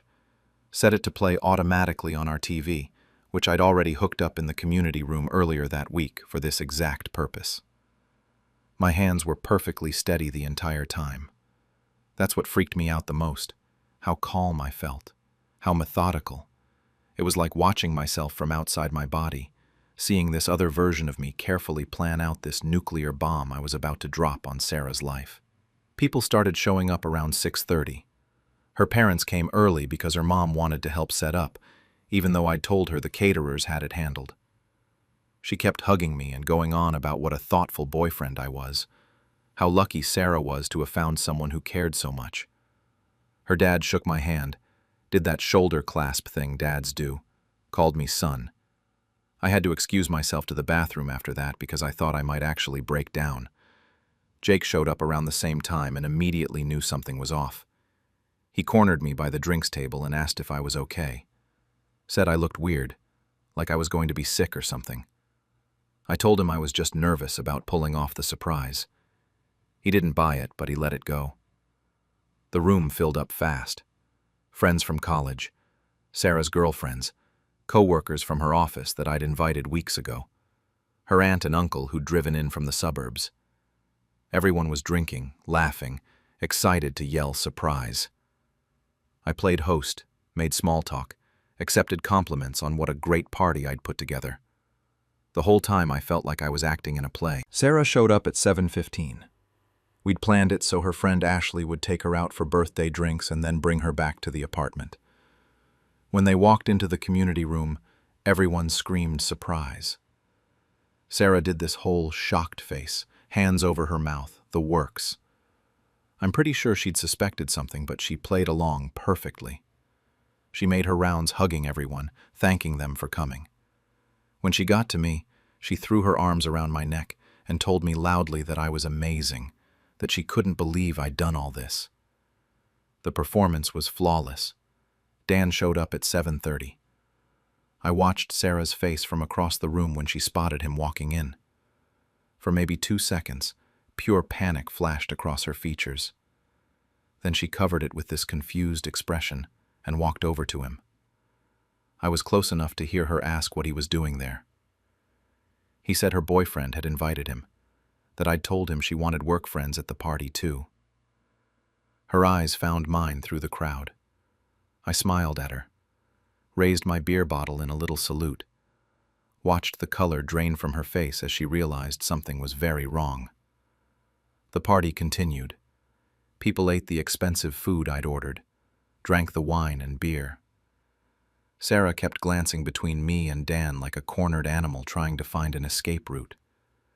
She was barely talking to anyone, just clutching her drink and watching me. Dan seemed oblivious, chatting with some of Sarah's co-workers, probably thinking he was just at a normal birthday party for his girlfriend's boyfriend. Around 8:30, I clinked a fork against my glass to get everyone's attention. The room went quiet, all eyes on me. I gave this little speech about how much Sarah meant to me, how I wanted to celebrate her in a special way. Said I'd put together a video of our relationship, a trip down memory lane. People were already awing before I even hit play. The TV screen lit up with our first photo together from Halloween freshman year. Then our graduation photo. A video of her laughing in our kitchen. Pictures from Miami, from Christmas with my family, from her sister's wedding. The soundtrack was this sweet acoustic song she loved. Everyone was smiling. A few people were tearing up. Sarah was standing near the front, her back to me, probably thinking she'd dodged whatever bullet she'd been worried about. Then the music cut out. The screen went black for a second. Then the first text message screenshot appeared, large enough for everyone in the room to read clearly. I can't stop thinking about last night. You're incredible. From Dan to Sarah, dated 3 weeks ago. Someone gasped. The room went dead silent. Another screenshot. When can I see you again? I miss you already. Then another. Tell him you're working late. I'll book the hotel. I watched Sarah's shoulders tense. She still hadn't turned around. Hotel receipts flashed on screen, both their names, 3 different occasions. Photos of them together, at restaurants, at a park, in what was clearly a bedroom. That voice memo of her laughing played through the speakers. Then the selfie, the one of them in bed together, her wearing my favorite shirt. Both of them looking happy and satisfied. Sarah spun around, her face bright red, tears already streaming down her cheeks. She started screaming at me, asking what the fuck I was doing, calling me psychotic, saying I was insane. Her voice was high and panicked and loud enough that people in the hallway probably heard. Her mother stood up without a word, grabbed her purse, walked out. Her father followed, but not before looking at Sarah with this expression of complete disappointment. That look broke something in her. She crumpled, sobbing so hard she could barely stand. Dan had already left, just straight up ran out of there the second his photo appeared on screen. People were filing out now, awkward shuffling, avoiding eye contact, mumbling excuses. A few of Sarah's friends tried to comfort her, but she was hysterical, screaming at me between sobs, calling me every name she could think of. I just stood there, beer still in my hand, watching her fall apart. My voice came out calm when I finally spoke. Told her to get out. Reminded her the apartment lease was in my name only. Said I wanted her stuff gone by the end of the week. Jake stayed by the door the whole time, just watching, making sure things didn't get physical. Sarah's friend Ashley eventually got her to leave. The last thing I heard was Sarah wailing as they walked down the hallway.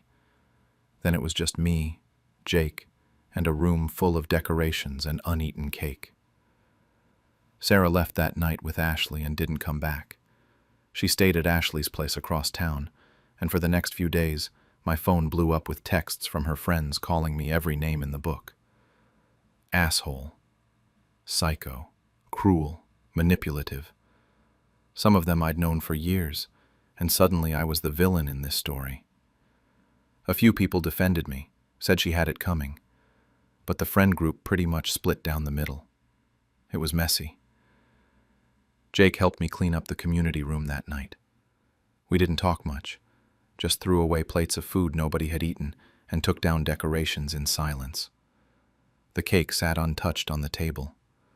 I'd spent $200 on that cake. Jake eventually just looked at me and asked if I wanted to talk about it. I said no. We finished cleaning, and he went home around midnight. I gave Sarah a week to get her stuff out. She came by twice while I was at work. I'd given Jake my spare key and asked him to supervise so she wouldn't trash the place or take anything that wasn't hers. He said she cried the entire time she was packing. Took her clothes, her books, bathroom stuff, some kitchen things her mom had given her. She left the cat, which I knew would destroy her because she loved that cat more than anything. But the lease said no pets when we'd moved in, and I'd been the one to convince the landlord to look the other way. Technically, the cat was my responsibility. Her parents called me 4 days after the party. I saw her mom's name on my caller ID and almost didn't answer. Figured she was calling to yell at me. But something made me pick up. Her mom's voice was quiet when she spoke. Said she wasn't calling to yell or make excuses for Sarah.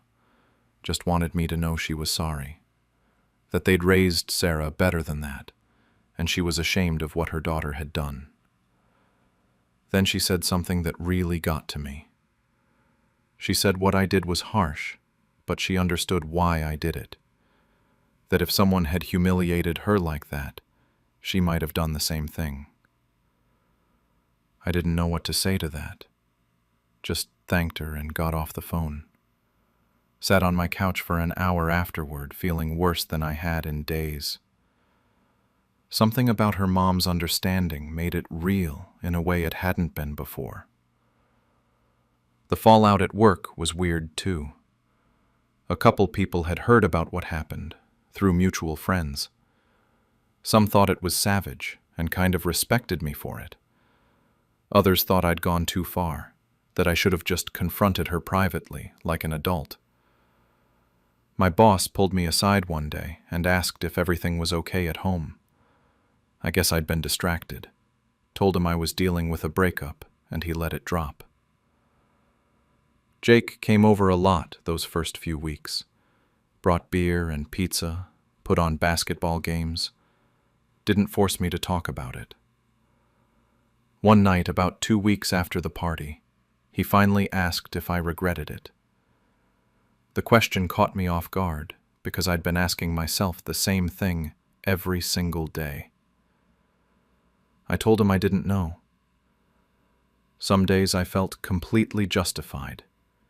She'd made a fool of me for months, lied to my face, planned a future with someone else while living in my apartment and sleeping in my bed.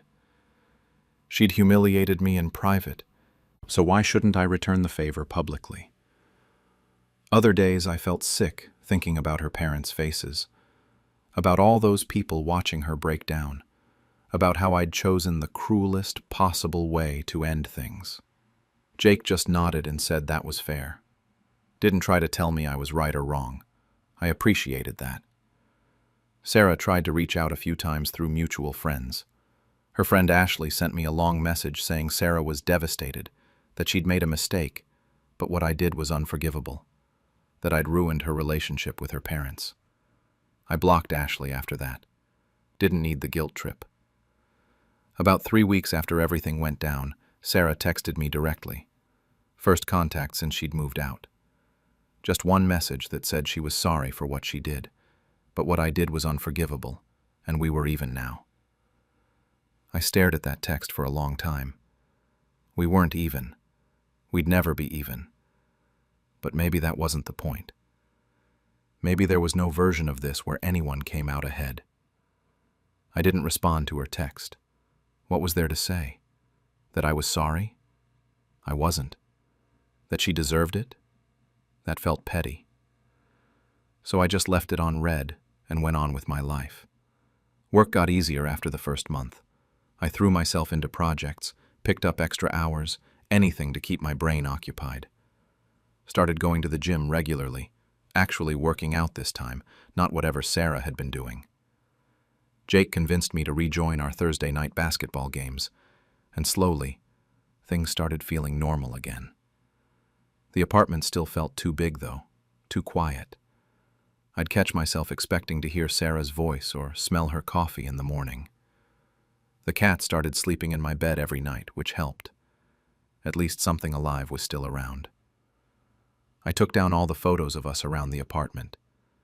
Took me until week 5 to finally do it, but I went through every room and removed anything that reminded me of her. Found one picture stuck behind the bookshelf. Us at her college graduation. Both of us grinning like idiots who thought they had everything figured out. I looked at it for a minute, then threw it in the trash with the rest. The video was still on my laptop. I kept telling myself I'd delete it, but I never did. Sometimes late at night I'd open the file folder and just look at it. Not watch it, just see it there. Proof that I wasn't crazy. Proof that my gut instinct had been right all along. Proof that 4 years could end in one 8-minute video. A couple of Sarah's friends reached out after the initial anger died down. Said they didn't agree with how I handled it, but they understood I was hurt. One of them admitted she'd known about Dan for a few weeks before the party, but Sarah had made her promise not to tell me. That one stung. How many people had known? How many times had I been the joke at their girls' nights out? I ran into Dan once at a coffee shop about 2 months later. He saw me and literally turned around and walked out. Didn't even get his coffee. Part of me wanted to follow him, confront him, ask him what the hell he'd been thinking. But what was the point? He was just some guy. Sarah was the one who'd made promises to me. My parents called around month 3. They'd heard through the grapevine what happened. Small town network. Everyone knows everyone. My mom asked if I was okay, if I needed anything. I told her I was fine. She didn't believe me, but she didn't push it either. Just said I was always welcome to come home for a weekend if I needed a break. I appreciated the offer but stayed in the city. Things with the friend group eventually settled into a new normal. Some people stopped talking to me entirely. Others remained friends, but we all silently agreed never to mention Sarah or the party.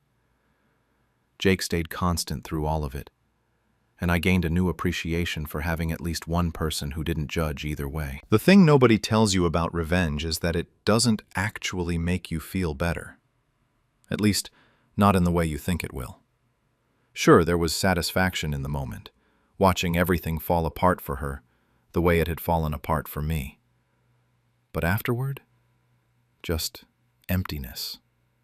No closure, no sense of justice served, just this hollow feeling, and a lot of regret, mixed with anger, mixed with sadness.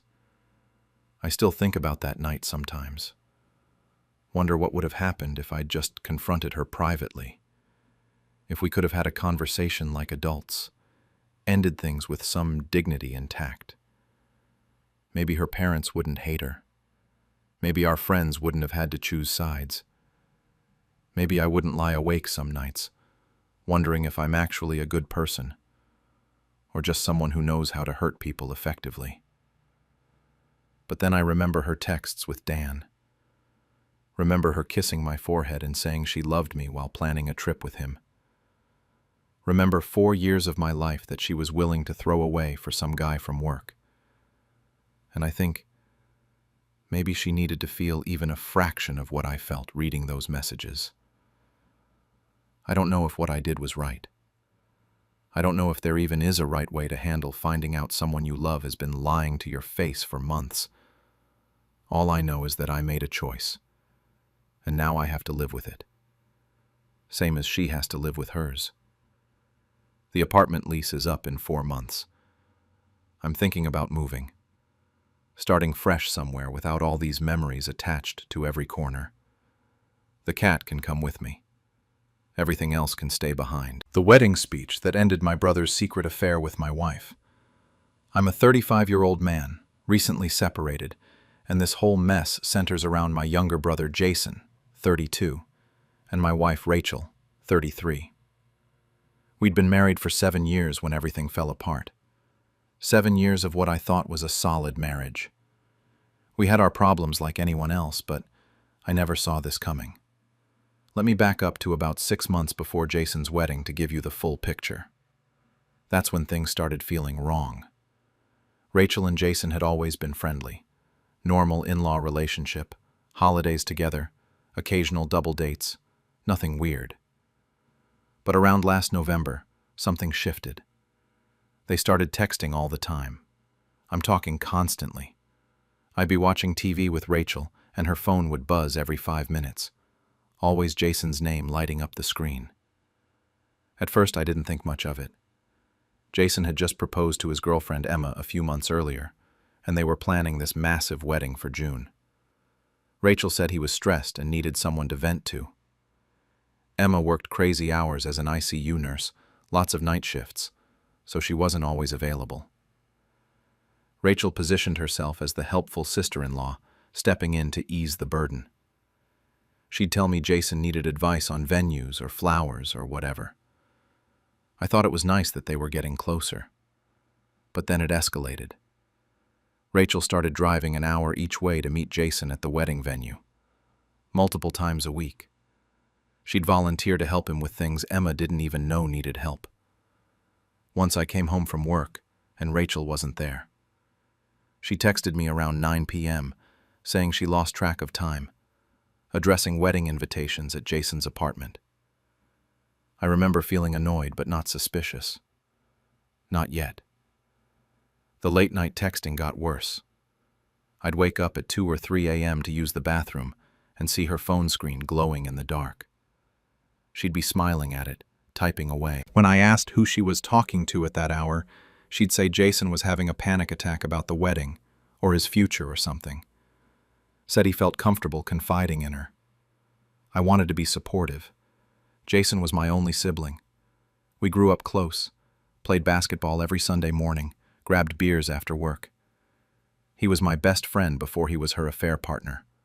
Looking back now, There were so many red flags I ignored. Rachel started dressing nicer when she'd go help with wedding stuff. New perfume. She'd come home with her hair messed up and blame it on the wind. She was protective of her phone in a way she'd never been before. But I trusted her. I trusted him. That's what you do with family. The breaking point came about 3 months before the wedding. I was home alone on a Saturday morning and wanted to make this pasta dish Rachel had saved on her tablet. She'd left it on the kitchen counter before going to her mom's house. I opened it up, went to her notes app to find the recipe, but her messages were still open from the night before. I saw Jason's name at the top of a conversation thread. The preview showed part of a message that made my stomach drop.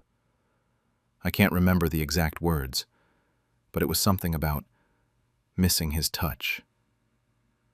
I knew I shouldn't look. I knew it was wrong. But my hands were shaking and I couldn't stop myself. I clicked on the conversation, but it was empty. Recently deleted. That's when I realized she'd been clearing their messages. But she didn't know about the recently deleted folder. That's where I found everything. Hundreds of messages going back almost a year. At first they were just flirty. Compliments, inside jokes, him calling her beautiful. Then they got sexual. Explicit descriptions of what they wanted to do to each other. Plans to meet up at hotels. There were actual photos I can't get out of my head. Messages about how guilty they felt, but how they couldn't resist each other. Rachel telling Jason she'd never felt this way before, not even with me. Jason saying he knew it was wrong, but she made him feel alive. I sat on our living room couch, in the house we'd bought together 3 years earlier, and went through every single message. There were conversations about Emma, how Jason felt terrible lying to her but didn't know how to stop. Rachel reassuring him that what they had was special. Messages about close calls, times they almost got caught. One thread from 4 months earlier caught my eye. They were talking about a trip to Bali. Rachel had told me she was going to a work conference in San Diego. I'd checked our joint bank account at the time and seen a $3,000 charge labeled Professional Development Conference. It was actually a romantic getaway with my brother. The worst part was reading how they'd planned to use that same destination for Jason and Emma's honeymoon. Rachel had suggested it, helped book it, probably fantasized about how she'd already been there with him. The whole thing made me sick. I took screenshots of everything before the messages disappeared permanently, sent them all to my personal email. Then I just sat there for hours trying to figure out what to do. Part of me wanted to drive to Jason's apartment and beat the hell out of him. Part of me wanted to confront Rachel the second she got home. But something held me back. Maybe shock. Maybe I was already planning what came later without realizing it. When Rachel came home that evening, I acted normal. She asked if I'd found the recipe, and I said yes, that the pasta turned out great. She smiled and kissed my cheek. I felt nothing. That night, I told her I was going to sleep in the guest room because my back had been hurting. She barely reacted. I think she was relieved not to have to pretend to be affectionate. I spent the next few weeks in this weird fog. I'd see Jason at family dinners and shake his hand. He'd ask how Rachel and I were doing, and I'd say great. Rachel kept volunteering for wedding duties, and I'd encourage her to help out. I started moving money from our joint account into a personal one. I contacted a divorce lawyer and started documenting everything. I took more screenshots, tracked her location a few times, kept a journal of her lies. 2 weeks before the wedding, I moved out. Told Rachel I needed some space to think about our marriage. She cried and asked what was wrong, if she'd done something to upset me. I kept it vague, said I wasn't sure we were connecting anymore, that I needed time to figure out what I wanted. She didn't fight it as hard as I expected. Looking back, she was probably relieved I was leaving without knowing the truth. Jason called me that same night, all concerned about his big brother's marriage falling apart right before his big day. He asked if I was still okay being his best man, or if this would make things awkward. I told him not to worry. I'd be there. I'd give the speech I'd promised. He thanked me, said it meant everything to have me by his side. I told him I wouldn't miss it for the world. The wedding was on a Saturday in early June at this countryside venue about 2 hours outside the city. Jason and Emma had booked it a year in advance. It cost a fortune from what I heard. Rolling hills, a barn that had been converted into an event space, string lights everywhere. The kind of place that shows up in wedding magazines. About 150 guests were invited. Both families, all their friends from college, co-workers, the whole deal. I got ready that morning in my apartment. Put on my suit, the one Rachel had helped me pick out 2 years ago for a wedding we'd attended together. I looked at myself in the mirror and barely recognized the person staring back. I'd lost weight over the past few weeks. Wasn't sleeping much. But I felt calm, focused. I'd been planning this moment since the day I found those messages. The ceremony started at 4 p.m. I arrived early and found Jason in the groom's suite. He was nervous, adjusting his tie over and over. His groomsmen were drinking whiskey and making jokes. When Jason saw me, he pulled me into a hug, told me how much it meant that I was there, despite everything going on with Rachel. I hugged him back and told him I wouldn't have missed this for anything. He had no idea what was coming. The ceremony itself was beautiful, I'll give them that. Emma looked incredible walking down the aisle. Her dad was crying. Jason was crying. I stood next to him at the altar as his best man, handed him the rings when the officiant asked for them, smiled for all the photos. I watched him promise to love Emma faithfully, to honor her, to cherish her. The irony wasn't lost on me. Rachel was sitting in the middle section with her parents. We'd told everyone we were working through a rough patch, but were trying to make it work. That explained why we weren't sitting together without causing too much drama before the wedding. She kept glancing at me throughout the ceremony. I could tell she was uncomfortable. She knew something was off, but couldn't figure out what. I didn't look at her once. After the ceremony, there was a cocktail hour while they flipped the space for the reception. I made small talk with relatives, drank a beer, watched Rachel try to approach me twice. Both times I moved away before she could reach me. My mom asked if I was okay. I told her I was fine, just had a lot on my mind. She squeezed my hand and said she hoped Rachel and I could work things out. The reception started around 6 p.m. Everyone filed into the barn and found their seats. I was at the head table with the wedding party. Rachel was at a table with her parents on the other side of the room. The DJ played music while dinner was served. Chicken or salmon, the usual wedding options. I didn't eat much. Just kept going over my speech in my head, making sure I had it memorized. Jason and Emma did their first dance to some Ed Sheeran song. Everyone watched and took photos. Then Emma's father stood up to give his speech. He talked about how happy he was to gain Jason as a son, how he could tell Jason would take care of his daughter. He got choked up at the end. Everyone clapped. Then the DJ announced it was time for the best man's speech. I stood up and grabbed my glass, tapped it with a fork until the room went quiet. The DJ lowered the music. Everyone turned to face me. I could see my parents smiling. Rachel looked like she might throw up. I started with the basics, thanked everyone for coming, said how beautiful the ceremony was. Then I launched into a story about Jason and me as kids, how we used to build forts in the backyard and pretend we were soldiers defending our kingdom, how we'd made a pact to always have each other's backs no matter what. People were smiling, nodding along.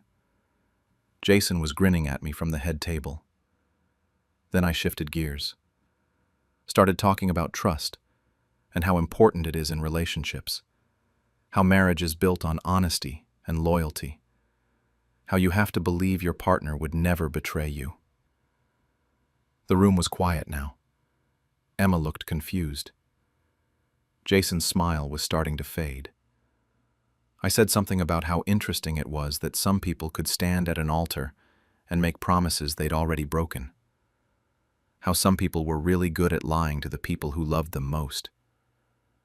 Rachel tried to stand up, but her mother grabbed her arm and pulled her back down. I saw panic in her eyes. That's when I dropped it. Said that my brother Jason had been having an affair with my wife Rachel for the past year. That they'd been sleeping together while planning this very wedding. That Rachel had helped pick the honeymoon destination because they'd already been there together. On my dime. The room exploded. People gasping, standing up, turning to look at Rachel and Jason. Emma screamed something at Jason. I couldn't make out the words over all the noise. I pulled out my phone. Told everyone I had proof if anyone wanted to see it. Read out a few of the messages. One from Rachel about how she couldn't wait to feel him again. One from Jason about how they needed to be more careful because I almost caught them. People were yelling now. Emma's father had grabbed Jason by the collar. Emma was sobbing, hitting Jason's chest with her fists. The bridesmaids were surrounding her. Rachel was crying hysterically. Her mother was staring at her with this look of pure disgust. My mother had her hand over her mouth. My father looked like he might have a heart attack. Jason's groomsmen were holding him back because he was trying to get to me. He was shouting that I was ruining everything, that this wasn't the time or place. I told him that actually it was the perfect time and place, that he'd spent a year ruining my marriage, my trust, my life, that Emma deserved to know who she was really marrying before it was too late. I looked at Emma and told her I was sorry she had to find out this way, that she deserved so much better than my brother. Then I set my phone down on the table, adjusted my jacket, and walked out. Just left through the main doors while chaos erupted behind me. I could hear screaming, crying, glass breaking. Someone was chasing after me, but I didn't turn around. I got in my car and drove away. My phone started blowing up immediately. Jason calling over and over. My parents, Rachel, Emma's parents. I ignored all of it. Just drove back to my apartment, with my hands shaking on the steering wheel. When I got home, I poured myself a drink and sat in the dark. I didn't feel victorious or satisfied, just empty. But I also didn't regret it. Not for a second. The fallout was immediate and brutal. I heard later that the reception completely collapsed within 20 minutes of me leaving. Emma had some kind of breakdown, and her maid of honor literally carried her out to a car and drove her home. The wedding party dispersed.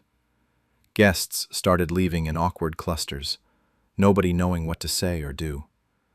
The venue still charged them full price, obviously. Apparently, Rachel's father confronted Jason in the parking lot and punched him in the face. Broke his nose. Someone called the cops, but nobody pressed charges. My phone didn't stop ringing that entire night. Jason called me maybe 70 times. My parents called from my mom's phone, my dad's phone, over and over. Rachel showed up at my apartment around 11 p.m. and banged on the door for 20 minutes, crying and begging me to let her explain. I sat on my couch with headphones on and ignored her. Eventually, my neighbor threatened to call the cops, and she left. I blocked Jason's number that night. Blocked Rachel's too. My parents I left unblocked, but sent them a text saying I needed space and would reach out when I was ready. My mom responded immediately, saying I had humiliated the entire family and owed everyone an apology. My dad sent a longer message about how disappointed he was, how I should have handled this privately, how I'd destroyed my brother's life over a mistake. I didn't respond to either of them. The next few days were a blur. I took off work and basically stayed in my apartment, ordered food delivery, watched TV without really seeing it. My phone kept buzzing with messages from extended family, mutual friends, people I hadn't talked to in years, suddenly weighing in on my business. Some people supported me. Most didn't. I was the villain who ruined a wedding, the unhinged ex-husband who couldn't handle his relationship ending like an adult. Rachel tried coming back twice more. Once she left a note under my door about how sorry she was, how it just happened, how she never meant to hurt me. I threw it away without reading the whole thing. The second time, she sat in her car outside my building for 3 hours. I called the building manager, and they had her towed. About 3 days after the wedding, I got a DM on Instagram from Emma. She said she needed to talk to someone who understood what she was going through. We met at a coffee shop near her parents' place. She looked exhausted, said she hadn't slept since the wedding. Her eyes were swollen from crying. She thanked me for telling her, even though the method was extreme. Said she'd actually had suspicions for months but kept dismissing them.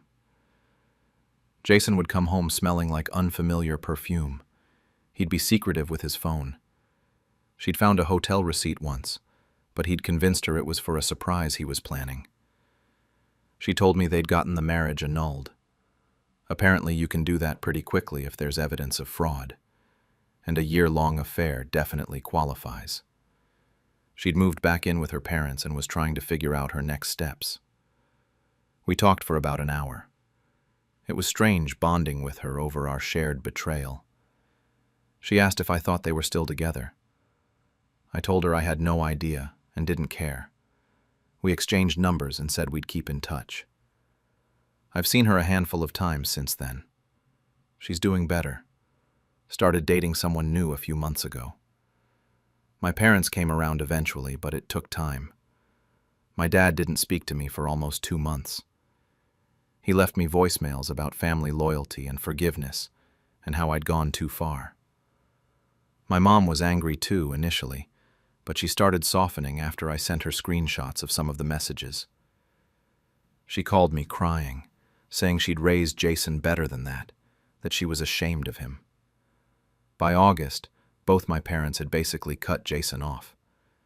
They didn't invite him to my mom's birthday, didn't return his calls. My dad told him he wasn't welcome at family events until he made serious amends, whatever that means. Rachel and I barely spoke during the divorce process. Our lawyers handled everything. She didn't contest anything I asked for, didn't fight me on the house or the savings or any of it. I think she felt too guilty to put up a fight, or maybe she just wanted it over with. The whole thing was finalized by October. 4 months from that disaster of a wedding to officially single again. She moved to another state shortly after, Arizona, I think, some fresh start nonsense. I heard through a mutual friend that she'd joined a hiking group and was trying to reinvent herself. The funny thing is, Rachel and Jason didn't even stay together. The affair burned out almost immediately once it was exposed. Turns out sneaking around and forbidden passion don't translate well to actual relationship building. I heard from my cousin that they tried for a few weeks after the wedding, but it fell apart. Jason apparently blamed Rachel for everything, said she'd seduced him. Rachel told people Jason had pursued her relentlessly, classic cheater behavior. They couldn't even own their betrayal with dignity. I started therapy in July. My doctor recommended it after I told her I was having trouble sleeping and couldn't focus at work. The therapist helped me work through a lot of the anger and betrayal.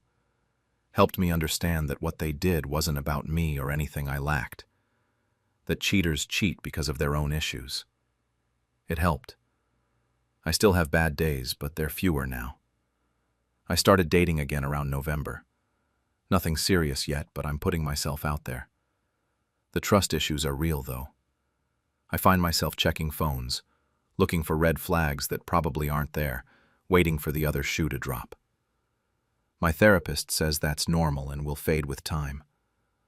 I'm trying to believe her. Jason sent me a letter last month. Actual handwritten letter in the mail. 8 pages long. He apologized for everything. Said he'd been in a dark place, that the affair started when he was drunk and spiraled from there. Blamed Rachel for pursuing him initially. Talked about how he'd lost everything, his wife, his family, his brother, his reputation. Said he was in therapy now, too. Asked if we could meet up and talk. Said I'm his brother and that has to count for something. That family is supposed to forgive. I haven't responded. The letter is sitting in my desk drawer. Some days I think about calling him, hearing him out, maybe working towards some kind of reconciliation eventually. Other days I want to burn the letter and never speak to him again. My therapist says I don't owe him anything, that forgiveness is for me, not him, and I'll know when or if I'm ready. My parents think I should talk to him. My mom especially keeps pushing for it. She wants her sons to reconcile, wants the family whole again. I get it, but I'm not ready. Maybe I never will be. Sometimes I still think about that wedding, about the moment I started reading those messages and watched everything crumble. People tell me I went too far, that I should have pulled Emma aside privately, that public humiliation was cruel. Maybe they're right. My therapist says I was entitled to my anger, but that I might come to regret the method someday. But honestly, most days I don't regret it at all. They humiliated me for a year. They lied to my face, snuck around behind my back, disrespected my marriage and our family. They used my money to fund their affair. Why did they deserve privacy or a gentle letdown? Emma deserved to know before she legally tied herself to a cheater. The family deserved to know who they were really celebrating. So I'm putting this out here because I still don't know if I made the right call. Some people think I'm justified. Others think I'm vindictive. I go back and forth myself. But what's done is done. I can't take back that speech, and I'm not sure I'd want to even if I could. Turns out, the side piece loves free rent. I, 29F, thought I had it figured out when I married my husband, Jake, 31M, 3 years ago. I'm a software engineer pulling in 6 figures. He was this charming guy with big dreams about starting his own tech company. I believed in him. That was my first mistake. For context, everything in our life is in my name. The apartment lease, the furniture, the car, utilities, even the LLC for his startup. I funded the whole thing too, about $80K over the past 2 years, because I wanted to support his dreams. I work 50-hour weeks while he's supposedly building this business from home. Then there's Marcus, Jake's business partner, who's been around constantly for the past year, practically living in our guest room 4 or 5 days a week. They're always having these marathon gaming sessions they call business meetings. I convinced myself it was just how startups work, you know? Lots of brainstorming and team building or whatever. About 6 months ago, Jake stopped even pretending to look for side work.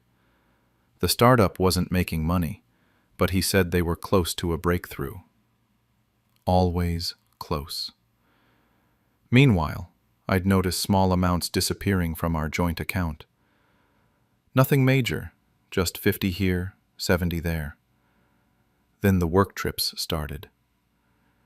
Jake and Marcus would go away for long weekends, supposedly meeting investors. Never came back with any actual investments, though. Things got weirder.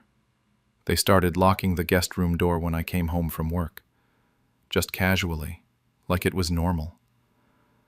I'd hear them scramble around when my key turned in the lock. When I asked about it, Jake said they were working on proprietary stuff and needed privacy. I let it go because I was exhausted from work and honestly didn't have the energy to fight. Then one Tuesday morning, I found Marcus's toothbrush in our guest bathroom.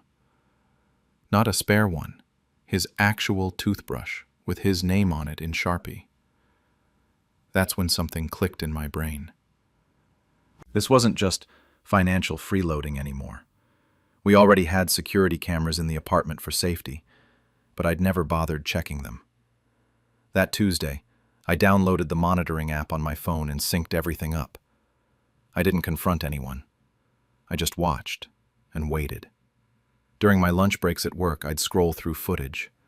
They were together constantly when I was gone, always in the same room, sitting way too close on the couch. Nothing concrete yet, but the body language was all wrong. I started coming home at random times.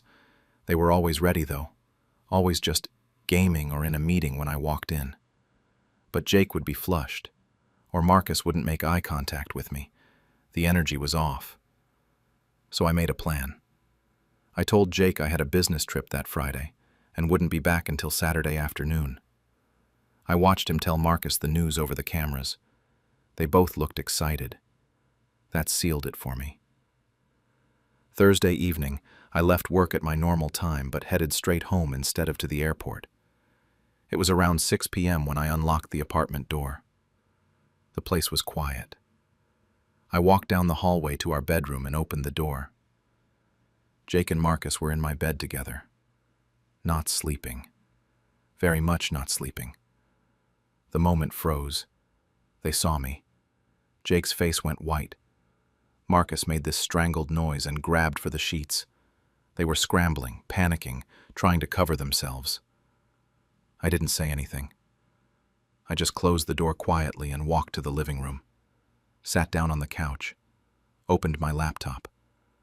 I could hear them freaking out in the bedroom, frantic whispers and footsteps. Then they came out, both throwing on clothes, falling over their words trying to explain. Jake kept saying it wasn't what it looked like, which was almost funny given what it very clearly looked like. Marcus said this was literally the first time. They were just experimenting. It didn't mean anything. I kept typing on my laptop. Didn't look at them. Just pulled up my email and started composing a message to my lawyer. Jake grabbed my shoulder. Say something, please. We can talk about this. I finally looked up at both of them and smiled. Get some rest tonight. You'll need it. Then I went into the guest room, the one with Marcus's toothbrush, and locked the door behind me.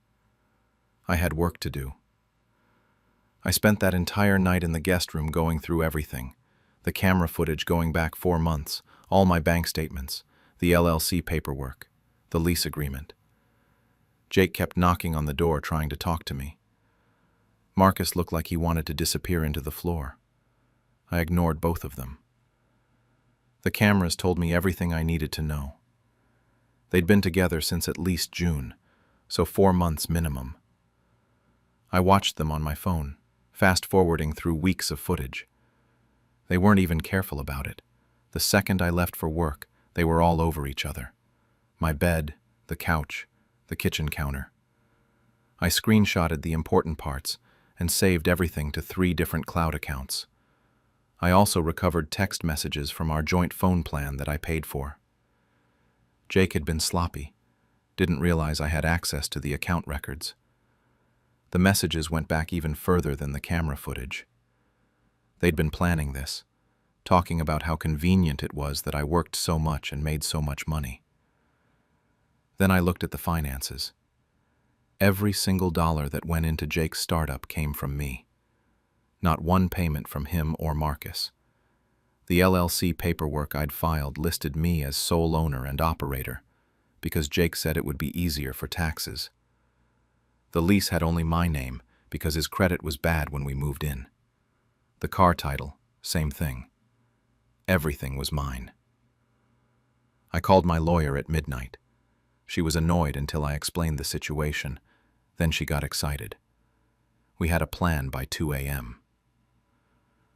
Friday morning, I came out of that guest room at 7 a.m. with a folder. They were both on the couch, looking like they hadn't slept. Jake's eyes were red. Marcus looked ready to run. I didn't yell or cry. I just handed Jake the stack of papers I'd printed at 3 a.m., using my home office printer. 30-day eviction notice. I was being generous with the legal minimum. Cease and desist from entering my property after those 30 days. Paperwork showing his removal from all joint accounts, already processed as of 6 a.m. when the bank opened. And the company dissolution notice with a buyout clause. He could buy his half of the business he claimed to own for $80K, the exact amount I'd invested. Otherwise, I was dissolving it and selling the assets. Marcus got a trespassing warning on official letterhead. Jake tried the emotional angle first. After everything we've been through, how could I do this? I was his wife. I looked at him and said he was my tenant and he was being evicted. Marcus tried to slip toward the door. I stopped him and told him not to forget his toothbrush. Then Jake switched tactics and threatened to expose me online for being cruel and vindictive. I pulled out my phone and showed him 30 seconds of camera footage from July. Just 30 seconds. I told him to go ahead and post whatever he wanted. I had 4 months of evidence. They were out of arguments after that. The next 30 days were a mess. They scrambled to find a place they could afford, which turned out to be Marcus's studio apartment that he'd had the whole time. He just preferred staying at my place for free, apparently. Jake tried to access the business accounts and found everything frozen with changed passwords. He couldn't do anything without my approval, and I wasn't approving anything. About 2 weeks in, Jake posted this vague social media story about toxic relationships and financial abuse. His friends and family started messaging me asking what happened, if I was okay, taking his side automatically. So I posted once. Just once. A simple timeline with receipts, bank transfers showing exactly who funded what, screenshots of the LLC documents with my name as sole owner, and a few very strategic screenshots from the camera footage that made it clear what had been going on. The messages stopped. A few people actually apologized to me. Moving day finally came, and I took the whole day off work to supervise. They tried to take furniture, and I pulled out receipts for everything. Marcus's beat-up Toyota was parked outside, stuffed to the ceiling with their things. Jake made one last attempt at getting sympathy from me. I handed him a bill for the month's utilities and groceries and told him Venmo was fine. I had the locks changed that same afternoon. After they left, I deep-cleaned the entire apartment. Every surface, every room. It took me a full weekend, but it was worth it. The place finally felt like mine again. I sold off all the business assets over the next week. The computers, software licenses, office equipment, all of it. Made about $15,000, which I immediately used to book a 2-week solo trip to Portugal. I filed for divorce before I left. We're in a no-fault state, but I had all that evidence anyway, just in case he tried anything. Portugal was incredible. I hadn't realized how exhausted I was until I finally had time to just exist without supporting someone else's life. I ate good food, walked around Lisbon, didn't check my phone except to post a few photos. Jake texted me twice during the trip asking if we could talk. I blocked his number from a cafe in Porto. The fallout for them was apparently rough, according to mutual friends who kept me updated without me even asking. Jake and Marcus moved into Marcus's studio apartment, which it turns out he'd had the entire time. He just preferred free rent and a bigger space. The relationship between them got strained pretty quickly when they actually had to split bills and live in 400 square feet together. Jake tried to restart the business but had no capital, no equipment, and no LLC. He ended up working DoorDash to pay his half of rent. One of our mutual friends saw him doing a delivery, and it was awkward for everyone involved. Marcus apparently had a girlfriend during the first 2 months of the affair who left him when she found everything out. That was a whole separate mess I only heard about third hand. I got promoted at work about 2 months after the divorce was filed. My boss said I seemed more focused and energized. Turns out when you're not financially and emotionally supporting a grown man and his affair partner, you have a lot more bandwidth for your actual career. I also started therapy. My lawyer recommended it for the divorce proceedings, but I kept going after. It helped me process the betrayal, but also recognize all the red flags I'd ignored because I wanted to be supportive. The financial stuff, the constant boundary pushing, the way Jake had slowly stopped contributing anything to our life together. My therapist said I handled the situation remarkably well, which felt good to hear. The divorce finalized 6 months after I filed. He got nothing. We had a prenup I'd insisted on before we got married, because I was already out-earning him significantly, and my parents advised it. Past me had good instincts, apparently. Jake made a few attempts to tell his side of the story online. He posted on Reddit about his cruel ex-wife, who kicked him out with nowhere to go and stole his business. He framed it as financial abuse. The comments tore him apart once people started asking basic questions about who paid for what. Someone did the math and commented that I'd funded his lifestyle, his business, and his affair. And somehow he was the victim. He deleted the posts within a day. My original post with all the receipts still makes the rounds occasionally. I get supportive messages monthly from people dealing with similar situations. Some of them are wild. Apparently weaponized financial literacy is having a moment. That was 8 months ago now. I still live in the same apartment and I love it. I started dating casually a few months back. Nothing serious yet. I saw Jake and Marcus once at a Whole Foods near their neighborhood. They were arguing about something in the produce section and left the second they spotted me. I finished my shopping. My friends still ask if I regret being so harsh. I don't. I gave him 30 days. I could have given him 30 minutes and been within my legal rights. My mom thinks I should have taken the car too, since it was technically mine, just a gift I'd been letting him use. Maybe she's right. People keep asking if justice was served or if I should have gone harder. Honestly, I don't know.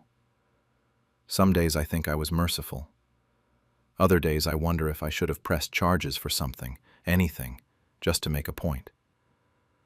What I do know is that I protected myself and my assets, and I don't feel bad about that. He's still doing DoorDash as far as I know. I wouldn't know for sure because I have him blocked everywhere. Sometimes that feels like the real victory. When he forgot our anniversary, I found out who he was celebrating with instead. I'm a 33-year-old woman, and up until 3 weeks ago, I'd been married for 7 years to my husband Daniel, 35. We met in college, got married young, and I genuinely thought we had a solid marriage. Sure, we had our issues like any couple, but nothing that seemed unfixable. I really believed we were happy, or at least content. Looking back now, I can see all the signs I missed. But hindsight is perfect vision, right? Daniel worked in marketing at a mid-sized tech company downtown. About 8 months ago, a new woman joined his team. Sarah, 29. He mentioned her casually at first, just typical work talk. Sarah had a funny idea in the meeting today. Sarah and I grabbed lunch to discuss the campaign. Normal coworker stuff. I didn't think much of it because I'm not the jealous type, and Daniel had worked with women before without any issues. But over the past few months, Sarah's name came up more and more frequently. He started staying late at the office for strategy sessions with her. He'd text during dinner and laugh at his phone, then tell me it was just work memes when I asked. At the company holiday party back in December, I asked to meet her and he said she couldn't make it. Were these red flags? Probably. But I trusted him. That was my mistake. Here's the thing you need to understand about Daniel. He always claimed he was terrible with dates, like genuinely bad at remembering important occasions. He forgot my birthday twice in our marriage, completely missed our first anniversary, always mixed up when family events were happening. It became this running joke in our relationship. Oh, that's just Daniel. He can't remember anything. His mom even backed him up on this, saying he'd been like that since he was a kid. So I accepted it as part of who he was. When our 7th anniversary came and went last Tuesday, without so much as a card or acknowledgement, I was disappointed, but not entirely surprised. I'd kind of been expecting it, honestly. I spent the evening alone while he worked late again. Ordered Chinese takeout, watched Netflix, felt sorry for myself. He came home around 10 p.m., kissed my forehead like always, and went straight to shower. Not a single word about the date. I went to bed feeling lonely and unimportant, but I told myself I'd bring it up the next day when we were both rested. Maybe we could do a belated dinner or something. That next morning changed everything. I was in the kitchen, checking our shared tablet for a recipe I wanted to try. We'd always kept our devices synced and shared passwords because we had nothing to hide from each other. Or so I thought. A notification popped up on the screen, an email confirmation from OpenTable. Reservation confirmed for Daniel Morrison, party of 2, Friday, 7:30 p.m. at Marcello's. My stomach dropped. Marcello's was the fancy Italian place downtown with the year-long wait list. The same restaurant I'd mentioned wanting to try for our anniversary dinner. The place I'd sent him links about months ago. I clicked on the confirmation email, telling myself there had to be a reasonable explanation. Maybe it was a work dinner. Maybe he was surprising me for a belated anniversary. But there was a note section in the reservation where you could add special details or the guest's name. It said, "Celebrating with Sarah Chen, not celebrating with colleagues, not a team dinner, Sarah Chen, just the two of them." I sat there staring at the screen for probably 10 minutes. My coffee went cold. My brain kept trying to rationalize it. Maybe it was an innocent work celebration. But why wouldn't he tell me about it? Why book the romantic restaurant I wanted to go to? Why make it specifically for 2 people? I opened his laptop. Same shared password we'd always used. I went straight to his messages with Sarah. The texts went back months. Nothing explicitly sexual at first, but intimate in a way that made my skin crawl. Inside jokes I wasn't part of. Late-night conversations about their feelings and dreams. Him complaining about me. "She doesn't understand me like you do. I feel more myself around you. Can't wait to see you tomorrow." The kind of emotional intimacy that belongs in a marriage, not a workplace friendship. Then I found the message from 2 weeks ago. "I know this is complicated, but what we have is real. I think I'm falling for you."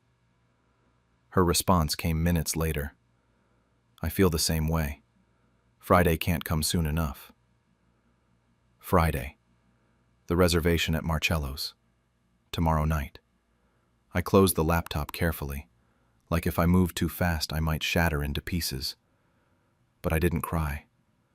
I didn't scream. I just felt this cold, clear anger settling over me like ice water. It was almost calming in a way. All the pieces suddenly fit together. The late nights. The phone calls he'd take in another room. The way he'd pull away when I tried to initiate intimacy lately. He wasn't bad with dates. He remembered our anniversary just fine. He just chose to celebrate it with someone else. I sat there for maybe another 5 minutes, thinking through my options. I could confront him right then. I could call him at work and scream. I could pack my bags and disappear. But none of those felt right. They all felt too easy for him, too private. He'd been lying to my face for months while I made excuses for him to everyone. I picked up my phone and called Marcello's. The hostess answered on the 3rd ring. I kept my voice steady and polite. I told her I needed to make a reservation for Friday night at 7:30 p.m. She apologized and said they were completely booked for the next 3 months. I expected that. Then I said my husband already had a reservation under Morrison for that time, and I'd like to add another table. Same last name, same time. It was a surprise. There was a long pause on the other end. I could practically hear her trying to figure out if this was a romantic gesture or something else. Finally, she said they had one table available at 7:15. Would that work? I told her it was perfect. I booked it under my maiden name, which was also Morrison. Then I requested a table with a clear view of the entrance. She confirmed everything and wished me a pleasant evening. I thanked her and hung up. Then I walked upstairs to our bedroom, pulled my suitcase out of the closet, and started packing. I spent all of Thursday preparing. I called in sick to work, citing a personal emergency. It wasn't really a lie. I figured discovering your husband's affair and planning your divorce counted as an emergency. I gathered every important document I could find: bank statements, mortgage papers, insurance policies, my birth certificate, our marriage license. I made copies of everything. Then I screenshot every single text message between Daniel and Sarah, organized them by date, and backed them up to a cloud drive he didn't have access to. I wanted evidence of everything. Around noon, I called a divorce attorney my friend had used. I explained the situation briefly, and she squeezed me in for a consultation Monday morning. She told me to document everything and avoid confrontation until we could discuss strategy. I appreciated that she didn't try to talk me into counseling or ask if I was sure. She just treated it like the business transaction it needed to be. I packed 2 full suitcases that afternoon: clothes, toiletries, my laptop, the jewelry my grandmother left me, photos from before Daniel, the important stuff. I called my sister Lisa and asked if I could stay with her for a while. She started asking questions, but I told her I'd explain when I got there. I drove the suitcases over to her apartment across town and left them in her guest room. Daniel came home Thursday night around 7. He was in a great mood, practically humming while he took off his shoes. He asked what I wanted for dinner like it was any other night. I suggested his favorite pasta dish, the one with the vodka sauce he always requested for special occasions. We ate together at the kitchen table. He told me about his day, complained about a meeting that ran long, mentioned nothing about Sarah or Friday night plans. I smiled and nodded and asked follow-up questions like I always did. After dinner, he helped me clean up. We watched an episode of some show we'd been following together. He fell asleep on the couch next to me, and I sat there looking at him, wondering how someone could lie so easily. How he could sit there eating the dinner I made, holding my hand during the show, knowing what he was planning to do the next night. He went to bed early because he said he had a big day Friday. Yeah, I thought. I bet you do. Friday took forever to arrive. I went through the motions at work, barely paying attention to emails and meetings. My coworkers probably thought I was sick. I left at 4 to give myself plenty of time to get ready. I took a long shower and did my hair and makeup carefully. I put on the black dress I'd bought 2 months ago specifically for our anniversary dinner that never happened. It was still hanging in my closet with the tags on. I looked good. Better than good, honestly. I wanted him to see exactly what he was throwing away.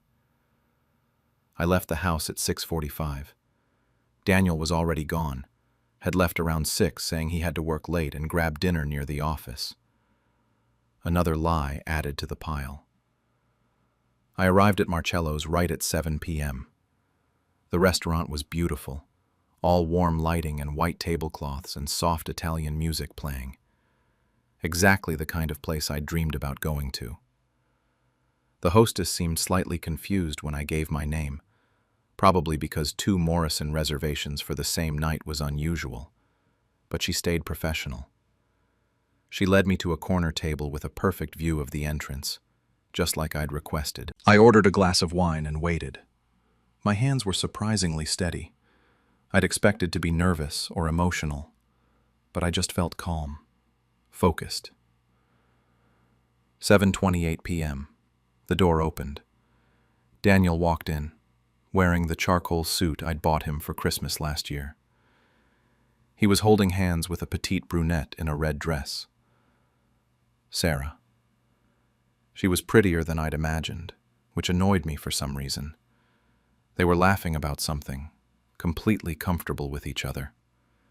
He pulled out her chair for her, kissed her cheek as she sat down. The kind of romantic gesture he hadn't done for me in years. They were seated about 4 tables away from me, close enough to see clearly, but far enough that they didn't notice me right away. They were too wrapped up in each other, looking at menus, him reaching across the table to hold her hand, her giggling at something he said. They looked like a couple on a date, because they were. The waiter came to my table and asked if I was ready to order. I said not yet, loud enough to carry across the quiet restaurant. Then I added that I was waiting to see what my husband ordered first. My voice cut through the intimate atmosphere like a knife. Daniel's head snapped up so fast I'm surprised he didn't get whiplash. His eyes found mine, and I watched all the color drain from his face. I've never seen someone go from happy to terrified so quickly. It would have been funny if it wasn't my life falling apart. Sarah looked confused, following his gaze to me. When she realized who I was, her mouth literally fell open. I raised my wine glass in a mock toast. I even smiled. Happy anniversary, honey. The next few minutes were chaos. Daniel stood up so fast his chair fell backward and clattered on the floor. Other diners were turning to look now.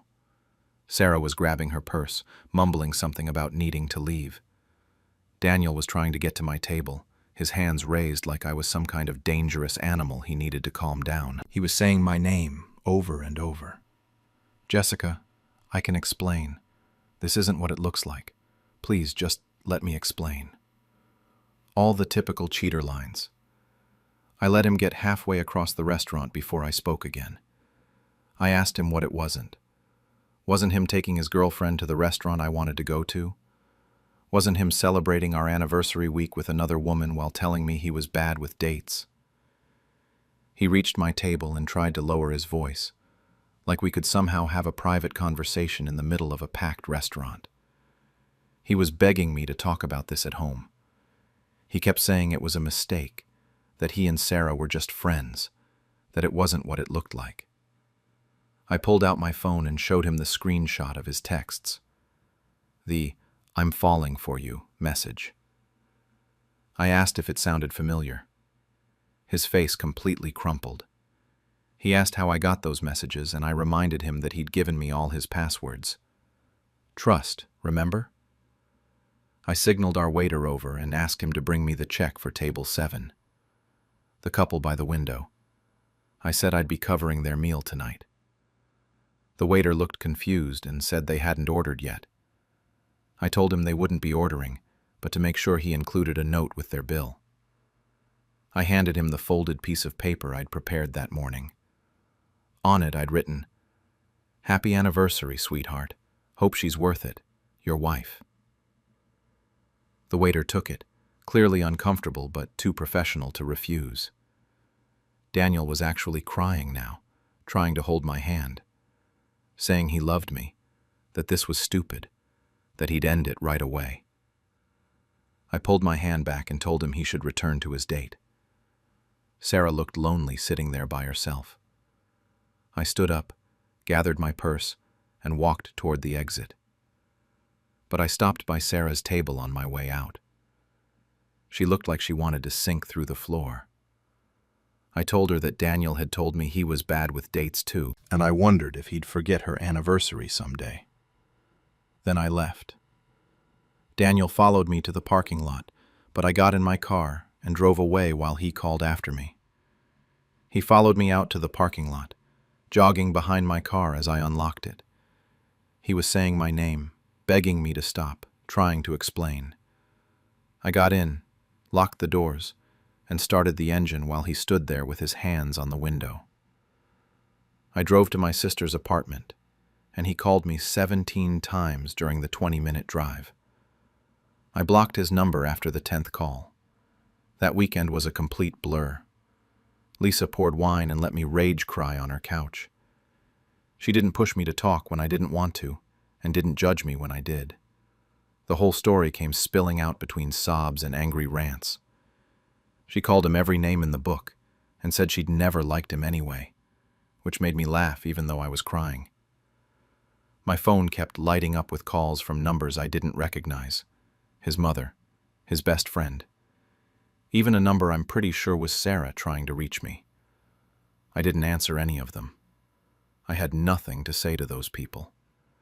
Daniel's mother had always made excuses for him, and his friends had probably known about the affair. And Sarah? She didn't deserve a conversation. Monday morning, I met with the divorce attorney.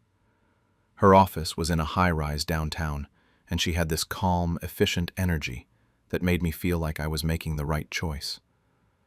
I showed her everything: the texts, the reservation confirmation, photos of our financial accounts. She took notes and explained the process. No fault state, so the affair didn't matter legally, but it would be a clean split. No kids, thank God. That was one thing I was grateful for. We filed the papers that afternoon. She said he'd be served within a few days. But I wasn't done. See, I've been thinking about something all weekend. Daniel's company had a strict fraternization policy, especially between supervisors and their direct reports. I knew this because Daniel had complained about it before, calling it outdated and unnecessary. Said it made things awkward when team members wanted to date. Sarah reported directly to Daniel.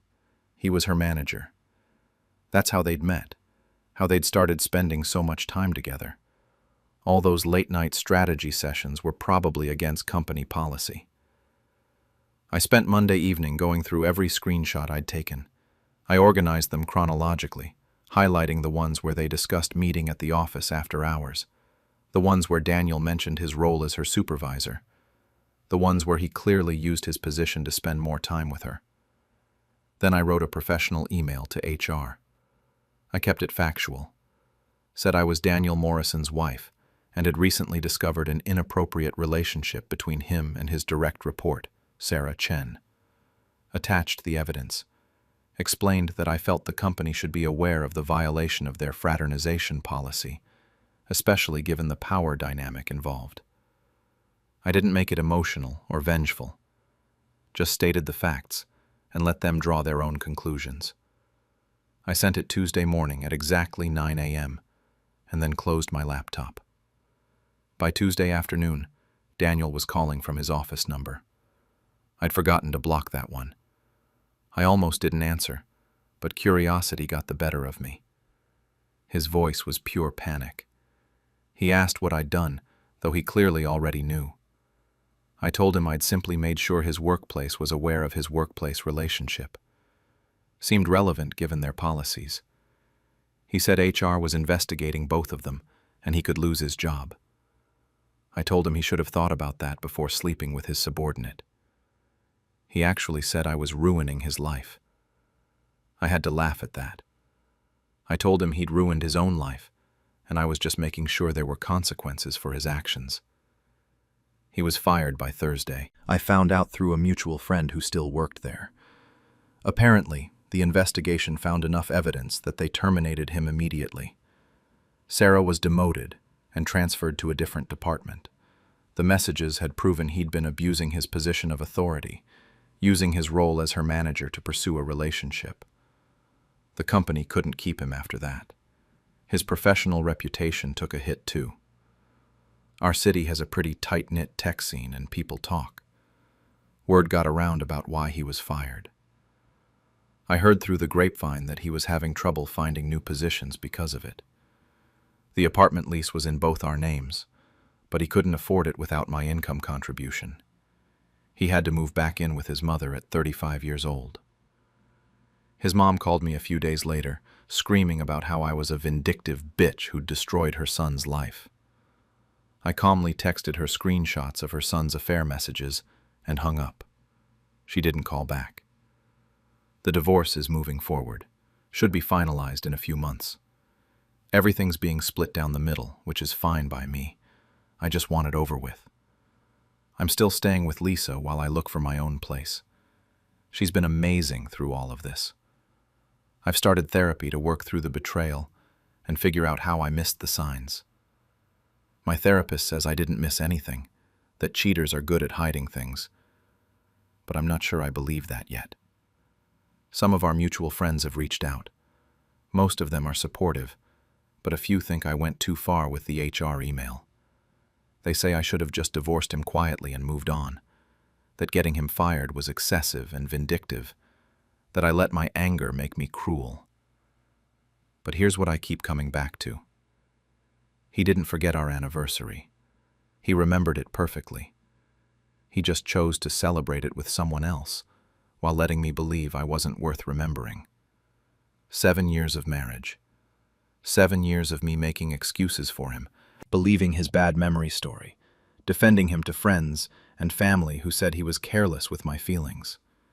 And all along, he could remember just fine when it mattered to him. He remembered every date with Sarah, every late-night meeting, every secret moment they shared. His memory was perfectly functional when it came to his affair. The HR email didn't come from nowhere. He violated company policy. He lied to his employer about the nature of his relationship with a direct report. He used his position as her manager to pursue something inappropriate. I just made sure the right people knew about it. Would those friends have wanted me to help him cover it up? To protect him from the consequences of his own choices? Last week, a letter arrived through his lawyer asking if we could talk. He's apparently in therapy now and wants to make amends. Wants to apologize properly and see if there's any chance of reconciliation. I threw the letter in the trash without finishing it. There's no reconciliation possible. You can't come back from this kind of betrayal. He didn't just cheat on me physically. He built an entire emotional relationship with someone else while coming home to me every night. He let me feel crazy for being suspicious. He made me doubt my own instincts. That's not something therapy can fix. I'm doing okay now, considering everything. Some days are harder than others. I cry sometimes when I see couples doing normal relationship things. But mostly I just feel relieved. Like I dodged a bullet by finding out now, instead of another 7 years down the road. My main conflict now is with those friends who think I went too far. They're making me second-guess whether the HR email was the right move. Part of me knows he deserved it. But another part wonders if I let my hurt turn me into someone vindictive. When my wife cheated, I made her new boyfriend her boss without her knowing. I'm 38, co-owner of a mid-sized marketing firm in Chicago. My wife, Sarah, 36, and I had been together for 10 years, married for 7 of them. We met at an industry conference back in 2015, one of those boring hotel ballroom events where everyone pretends to care about keynote speakers, but really just wants to network and drink. She worked as an account director at a competitor agency. We clicked immediately, got married 2 years later, and I genuinely thought we'd make it. But I need to back up a bit to explain how everything fell apart. Our marriage had been struggling for about a year before everything went down. Less communication, different schedules, the usual stuff. We'd argue about dishes left in the sink or whose turn it was to call the plumber. Nothing that seemed marriage-ending, you know? We even went to therapy a few times, though neither of us took it that seriously. I figured every marriage hits rough patches. I didn't think we were in danger. I thought we were just going through a phase that we'd eventually work through like adults. I was wrong. About 2 months before everything came to a head, Sarah's behavior shifted. It was subtle at first. She'd always been on her phone a lot for work, but this was different. She'd be smiling at her screen, typing quickly, then deleting what she wrote and starting over. The kind of careful texting you do when you're talking to someone you're not supposed to be talking to. She started holding her phone at an angle where I couldn't see the screen, even when we were just sitting on the couch watching TV. Then came the networking dinners. 2, sometimes 3 times a week, she'd tell me she had an industry event to attend. Women-only networking groups, she said. Professional development stuff. She'd leave around 6, come home around 11, smelling like wine, and making excuses about why she couldn't give me details about who was there. I wanted to trust her. I really did. But something felt off. The discovery happened on a Tuesday night. Sarah was in the shower, and her iPad lit up on the coffee table with a message notification. We'd always had our devices synced to the same iCloud account from when we first got together. One of those couple things you set up and then forget about. I'd never had a reason to check it before. I picked up the iPad. The message preview showed a name, Jake M. The message said something like, "Tonight was amazing. Can't stop thinking about you." My stomach dropped. I unlocked the iPad, same passcode we'd always used, and opened the messages. Months of conversations, explicit photos, plans to meet up, inside jokes. The kind of intimacy that made me feel like I was reading about strangers, except one of the strangers was my wife. One message from 3 days earlier stood out. "Can't wait to see you Thursday. He'll be working late again," with a bunch of texts after it that I don't even want to repeat here. There were messages about hotel rooms, about how alive he made her feel, about how our marriage was dead anyway. I sat there on our couch, in the house we bought together 3 years ago, reading about how boring I was in bed, how predictable I was, how she needed excitement and I couldn't give it to her. Sarah came out of the bathroom in her robe, hair wrapped in a towel, and asked if I wanted to order dinner. I said sure, whatever she wanted was fine. I handed her the iPad and went to the kitchen. My hands were shaking, but I didn't let her see. Here's the thing. I didn't confront her that night, or the next day, or the day after that. I watched her lie to my face about where she was going on Thursday. Watched her get dressed up, spray perfume, check herself in the mirror 3 times before walking out the door for her networking dinner. She kissed me on the cheek and told me not to wait up. Something cold settled in my chest. I didn't want to scream or cry or throw things. I wanted her to feel what I felt. I wanted her to understand what betrayal actually meant. So I started digging. I went through more messages, pieced together details about this guy. His name was Jake Morrison. He worked at Riverside Marketing, a small agency on the north side with about 20 employees. I looked him up on LinkedIn. 29 years old, account manager. Mediocre credentials, nothing special. Generic corporate headshot, bland summary section. This guy? She threw away our marriage for this guy? Now, here's where my job becomes relevant. My business partner Dan and I had been discussing expansion and acquisitions for months. We'd built our firm up from nothing over the past 8 years, and we were finally at a point where we could start buying out smaller competitors. We had a list of potential acquisition targets, agencies that were struggling or whose owners wanted to retire.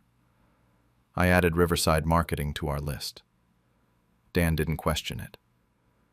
I told him they had some decent clients and a good location. He trusted my judgment.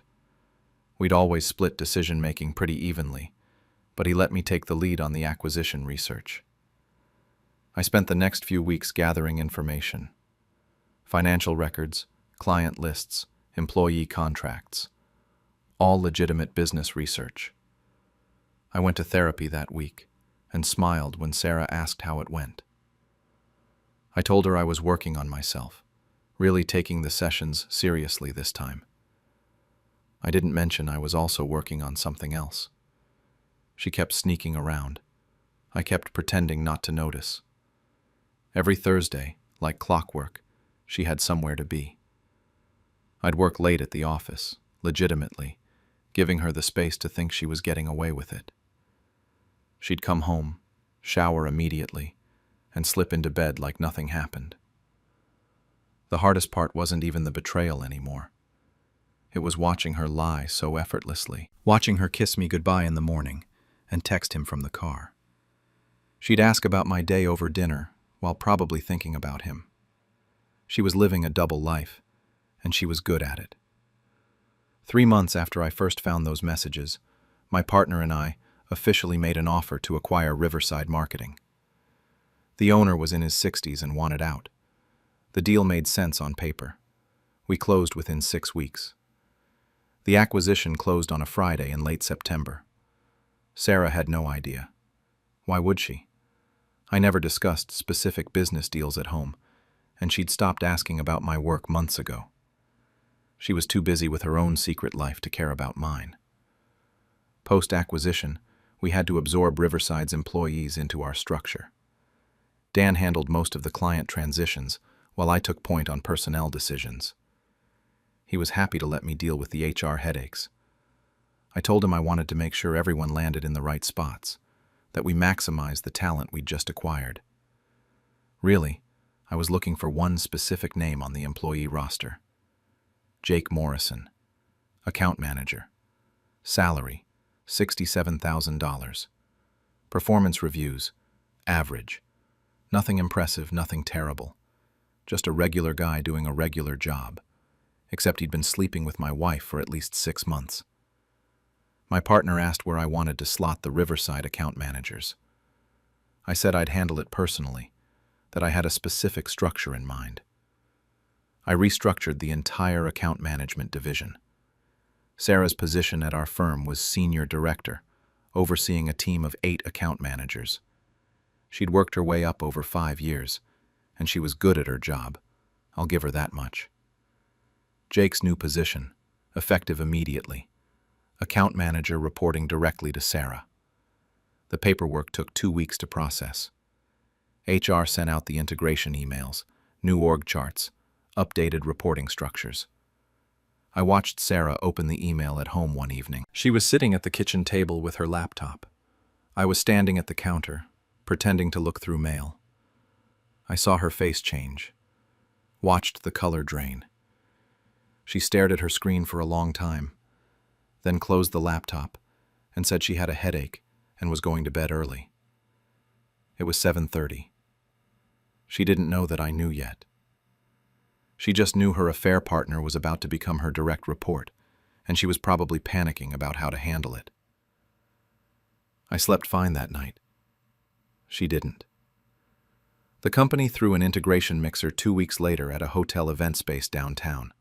Standard corporate thing. Open bar, appetizers, speeches about synergy and growth. The kind of event where everyone networks and pretends to be excited about organizational changes. I made sure Jake was invited. Actually, I personally confirmed his attendance with him via email. Something about wanting to meet all the new team members. He probably thought I was just being a thorough boss. Sarah tried to get out of going. Said she wasn't feeling well, had too much work to catch up on. I told her it was mandatory for senior leadership. She showed up 20 minutes late, looking stressed. I watched them see each other across the room. Jake was standing near the bar, talking to some of the other new employees. Sarah walked in, scanned the crowd, and locked eyes with him. The panic was instant and obvious, at least to me. She turned around like she was going to leave, then caught herself and headed to the opposite side of the room. I waited about 30 minutes, let them both sweat. Let them try to avoid each other in a room full of people. Then, I made my move. I walked up to Jake first, introduced myself properly, shook his hand. Asked him how he was settling in, if he had any questions about his new role. He was nervous but professional, probably wondering if I knew. Then I saw Sarah trying to slip past us toward the exit. I called her over.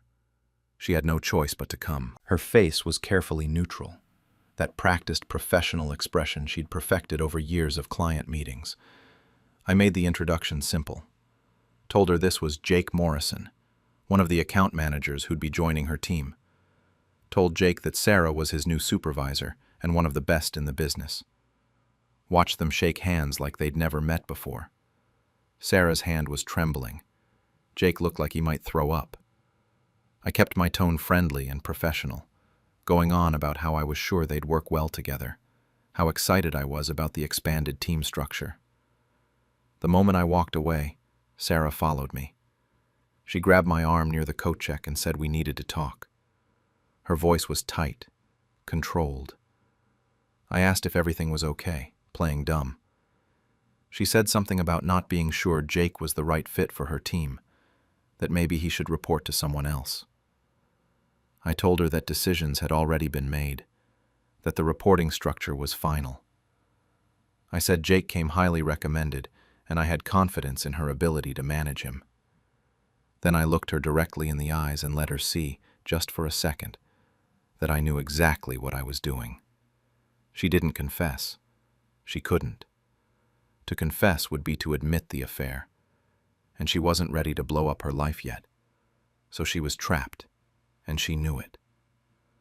The following Monday, Jake started reporting to Sarah. I got updates through the normal channels: staff meetings, email chains, project reports.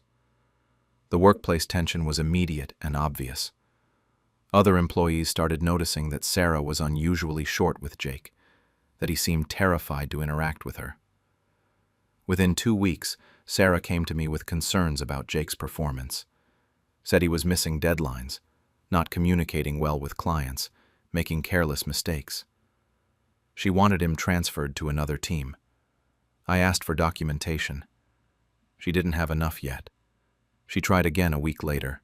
Same complaints, slightly more documentation.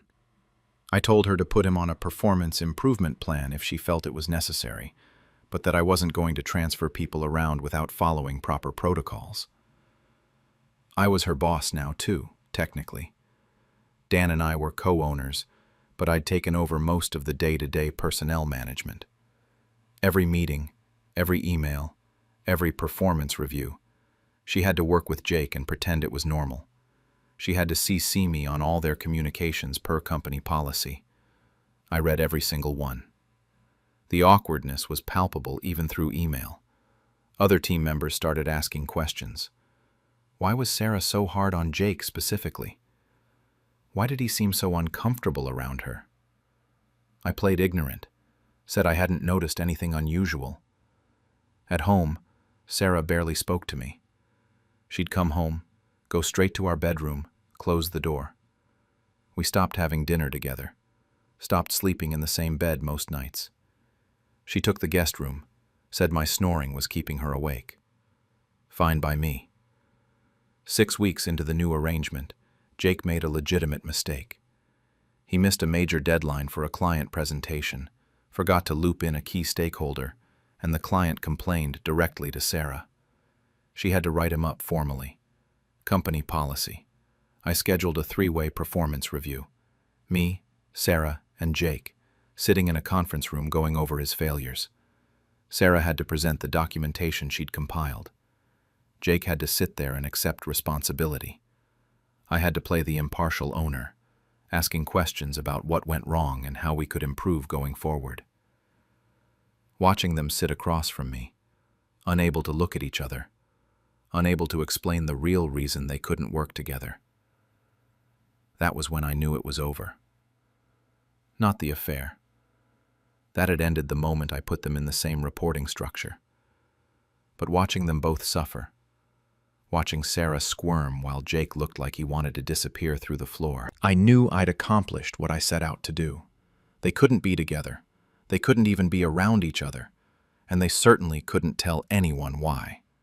After 3 months of documented performance issues, I had legitimate grounds to terminate Jake. Missed deadlines, client complaints, poor communication with his team. It was all there in writing. I don't know if he was actually bad at his job before all this, or if the situation just broke him completely. Honestly, I didn't care either way. I processed his termination personally. Company policy required that his direct supervisor be present, which meant Sarah had to sit in the room while I fired her affair partner. I went through the documentation methodically, gave him the standard speech about how this wasn't working out, offered him 2 weeks severance. He didn't argue, just nodded, signed the papers, and left. Sarah sat there the entire time staring at the table. She didn't say a word, didn't defend him, didn't object, didn't do anything that might reveal their connection. After Jake left the room, she asked if she could be excused. I said sure. She walked out, and I didn't see her for the rest of the day. That night at home, she stayed in the guest room with the door locked. I heard her on the phone with someone, her voice muffled through the walls. I assumed she was talking to Jake, but I didn't bother checking. It didn't matter anymore. The next few weeks were strange.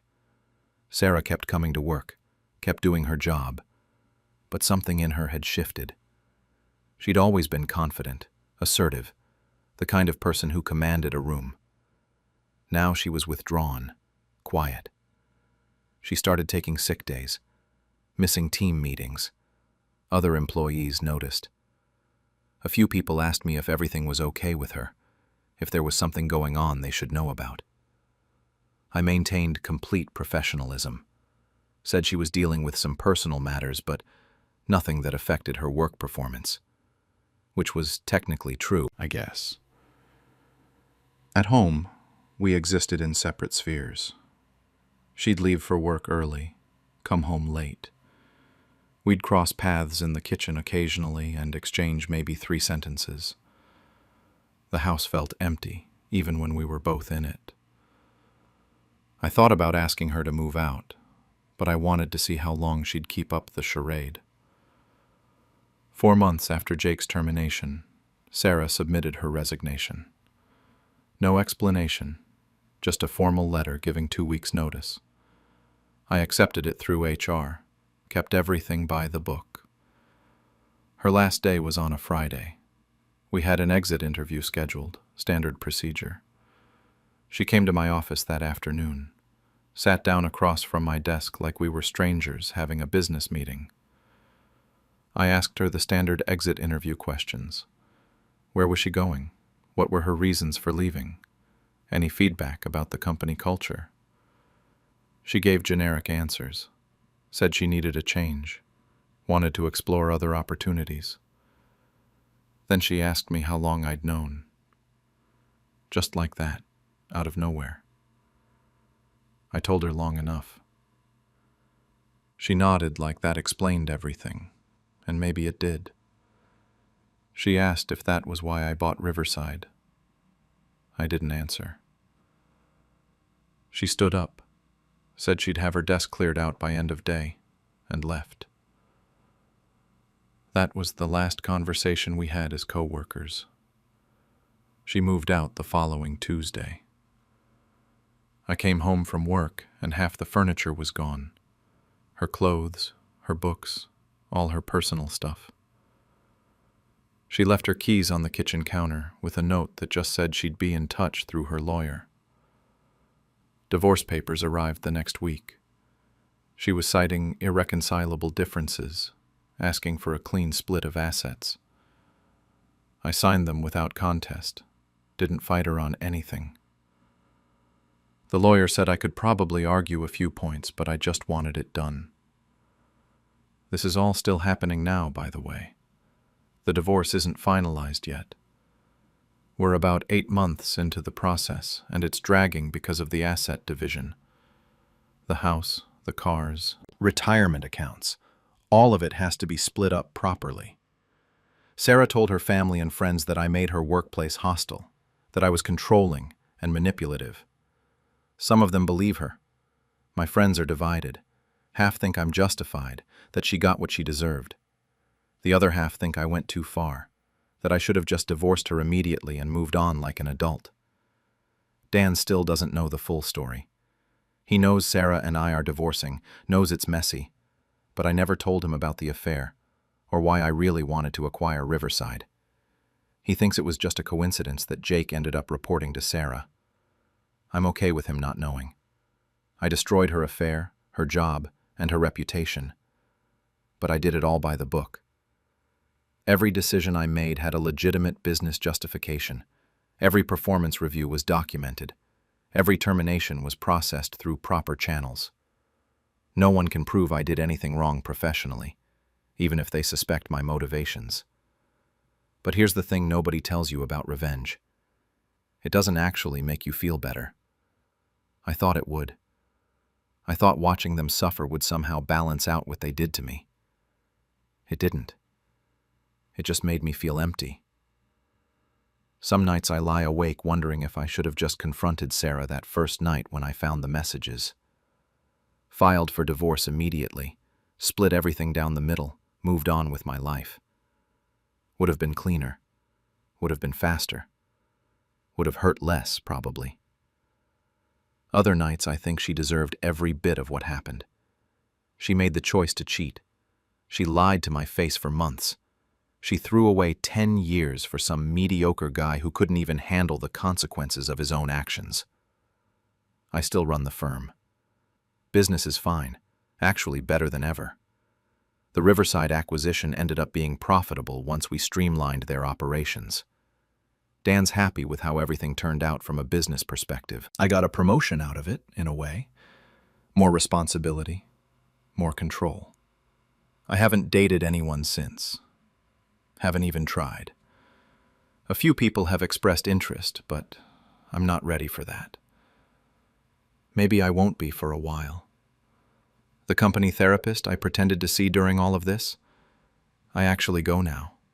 For real. Twice a month. My therapist says I need to work through my trust issues before I can think about another relationship. No kidding. I see Jake's LinkedIn profile sometimes when I'm scrolling. He works at a small firm in Denver now, moved there about 2 months after the termination. Good for him, I guess. He got to start over somewhere new. Sarah's still in Chicago as far as I know, working at some boutique agency on the south side.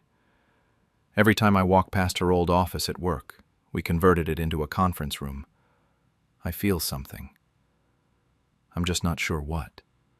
Satisfaction? Regret? Relief? Maybe all three at once. Was I wrong for orchestrating their downfall? Or was it fair karma after what they did to me? I genuinely don't know. Some days I think I was completely justified. Other days I wonder if I'm just as bad as they were, just in a different way. I guess I'll figure it out eventually. Or maybe I won't. Either way, it's done now, and I have to live with what I did. Why I sold my ex-husband's dream car after finding out who he was driving to. I'm a 36-year-old woman, recently divorced from my ex-husband Mark, 38. We were married for 8 years, lived in a nice suburban home with a 2-car garage, and honestly, for most of those years I thought we were doing okay. Not perfect, but okay. The problem was that Mark had another love in his life, and it wasn't me. It was his 1967 Mustang, this gorgeous restored classic that he'd spent 3 years and God knows how much money fixing up. That car was his baby. He'd spend every Saturday in the garage with it, polishing chrome that was already spotless, adjusting things under the hood that didn't need adjusting. I used to joke that he should just marry the car instead. But looking back, that joke wasn't really funny. He genuinely spent more quality time with that Mustang than he ever spent with me. The past few months of our marriage, things had gotten cold. I'm talking about that kind of cold where you're living with someone, but you might as well be roommates who barely tolerate each other. We'd eat dinner in silence, sleep on opposite sides of the bed, go days without actually talking about anything real. I kept telling myself it was just stress from his job at the marketing firm, that we were going through a rough patch like every couple does. I kept waiting for it to get better. Then about 2 months before everything fell apart, Mark started this new routine. He'd announce at random times, usually at night, that he needed to go for a drive to clear his head. And he'd always take the Mustang. He'd be gone for 2, sometimes 3 hours, and when he'd come back, he'd go straight to shower and then to bed. At first I didn't think much of it. He'd always loved driving that car, said it helped him think. But it started happening more frequently. Once a week became twice a week, then 3 times a week. I started noticing other things too. Small things that individually meant nothing, but together they painted a picture I didn't want to see. He'd put on cologne before these drives.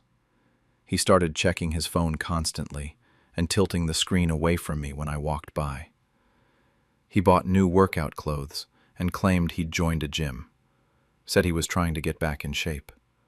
But I never saw him actually go to any gym during normal gym hours. The worst part was how he'd react when I asked questions.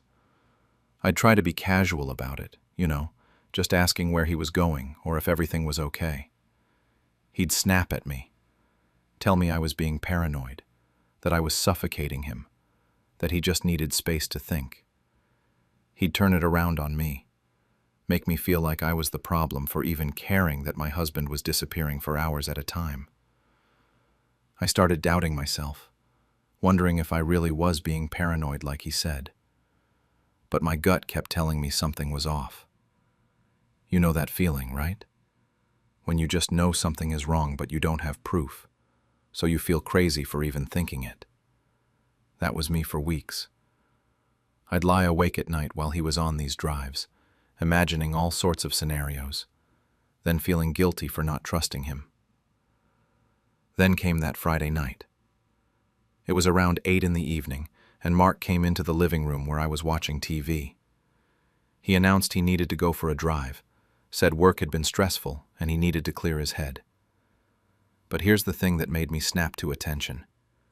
He said he was going to the gym first, but he grabbed the keys to the Mustang.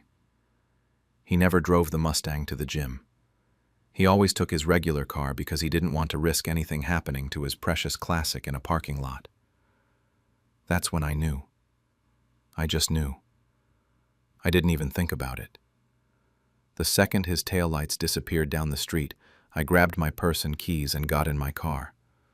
My hands were shaking so bad I could barely get the key in the ignition. I caught up to him at the second stoplight and stayed back far enough that he wouldn't notice me. I felt insane doing it, like some paranoid wife from a bad movie, but I couldn't stop myself. He didn't head toward any gym. He didn't head toward his usual driving routes either, those scenic roads outside town he claimed he loved. He drove straight through town and pulled into the parking lot of this mid-range hotel on the edge of the suburbs. Not fancy, but not cheap either. The kind of place that's nice enough to not feel seedy, but generic enough that you wouldn't run into anyone you know. I parked across the lot and watched. He sat in the Mustang for a few minutes, checking his phone, and then he adjusted his rearview mirror and fixed his hair. He fixed his hair, like he was getting ready for something. Someone. Then she walked out of the hotel lobby. I recognized her immediately. Sarah. She worked in his department at the marketing firm. I'd met her at the office Christmas party 3 months earlier. She was younger than me, maybe mid-30s, and Mark had introduced her as his co-worker like it was nothing. I remembered thinking she seemed nice, friendly. I remembered watching them laugh together at some inside joke and feeling a tiny pinch of something I dismissed as silly jealousy. They kissed in the parking lot before walking into the hotel together. Not a peck on the cheek, a real kiss. The kind of kiss that made it very clear this wasn't their first time meeting like this. I sat there in my car and managed to take a few photos with my shaking hands.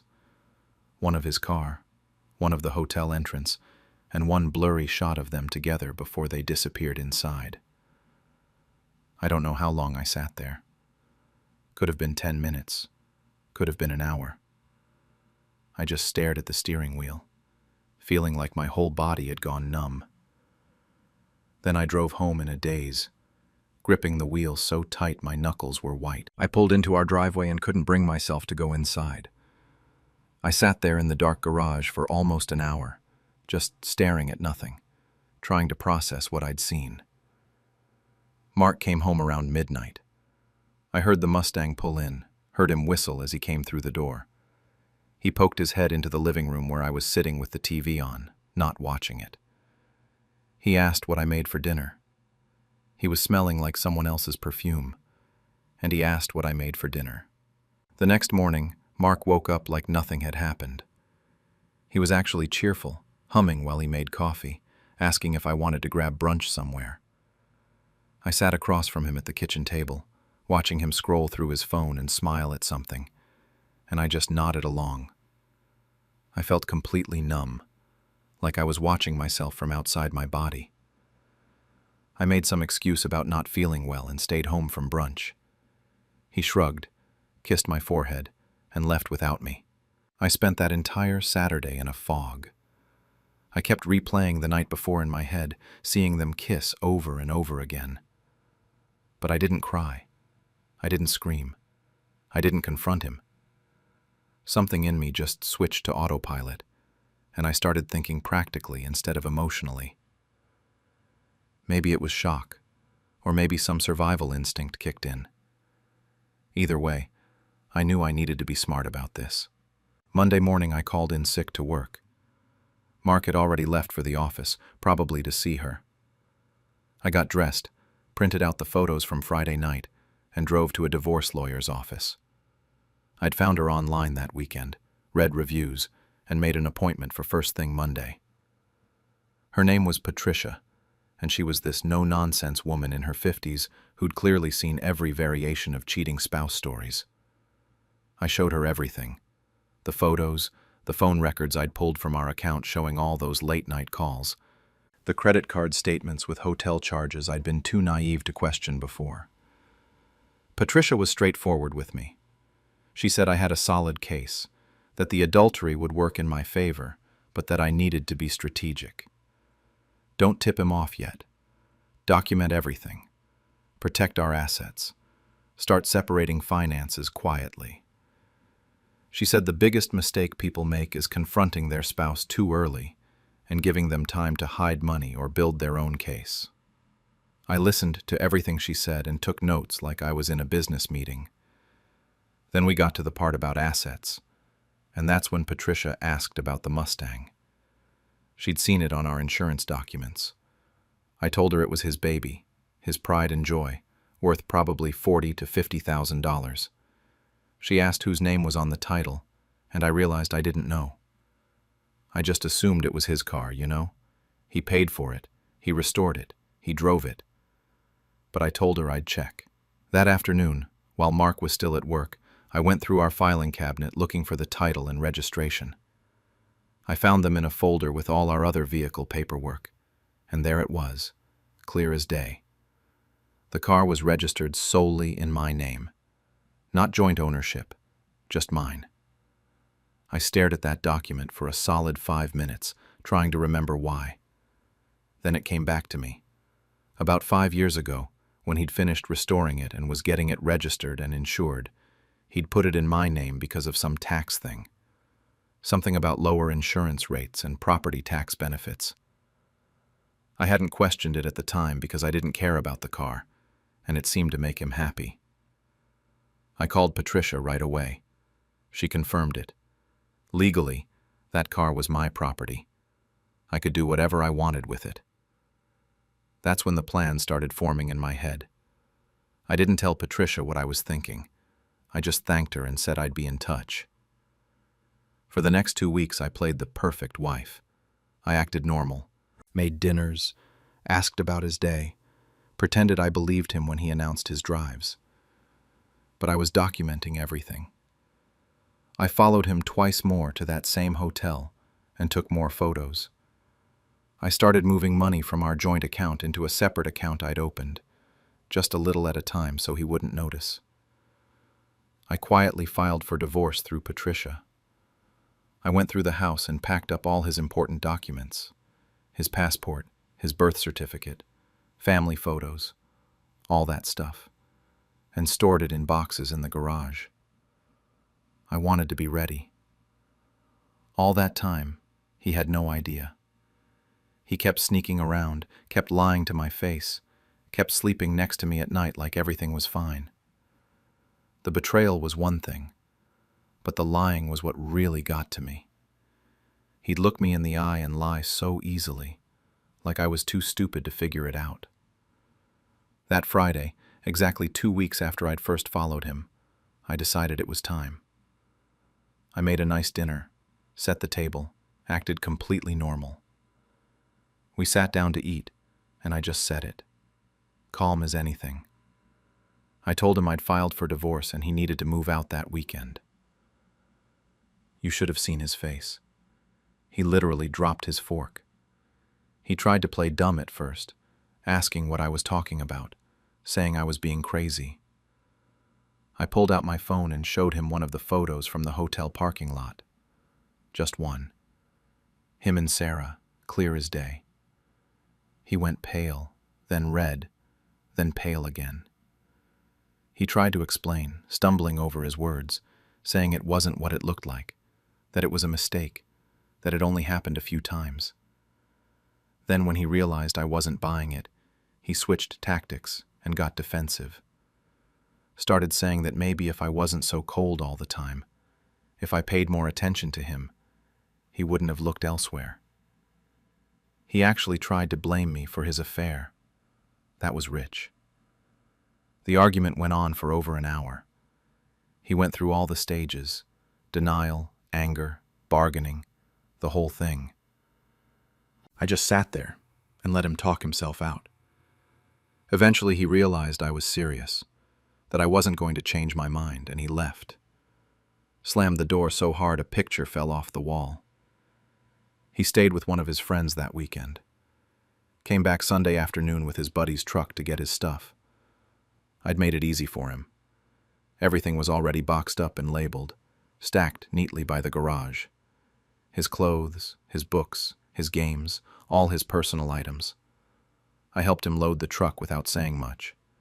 His friend kept giving me these looks like I was the villain in this situation, but I didn't care. As they were finishing up, Mark looked around the garage and asked about the Mustang.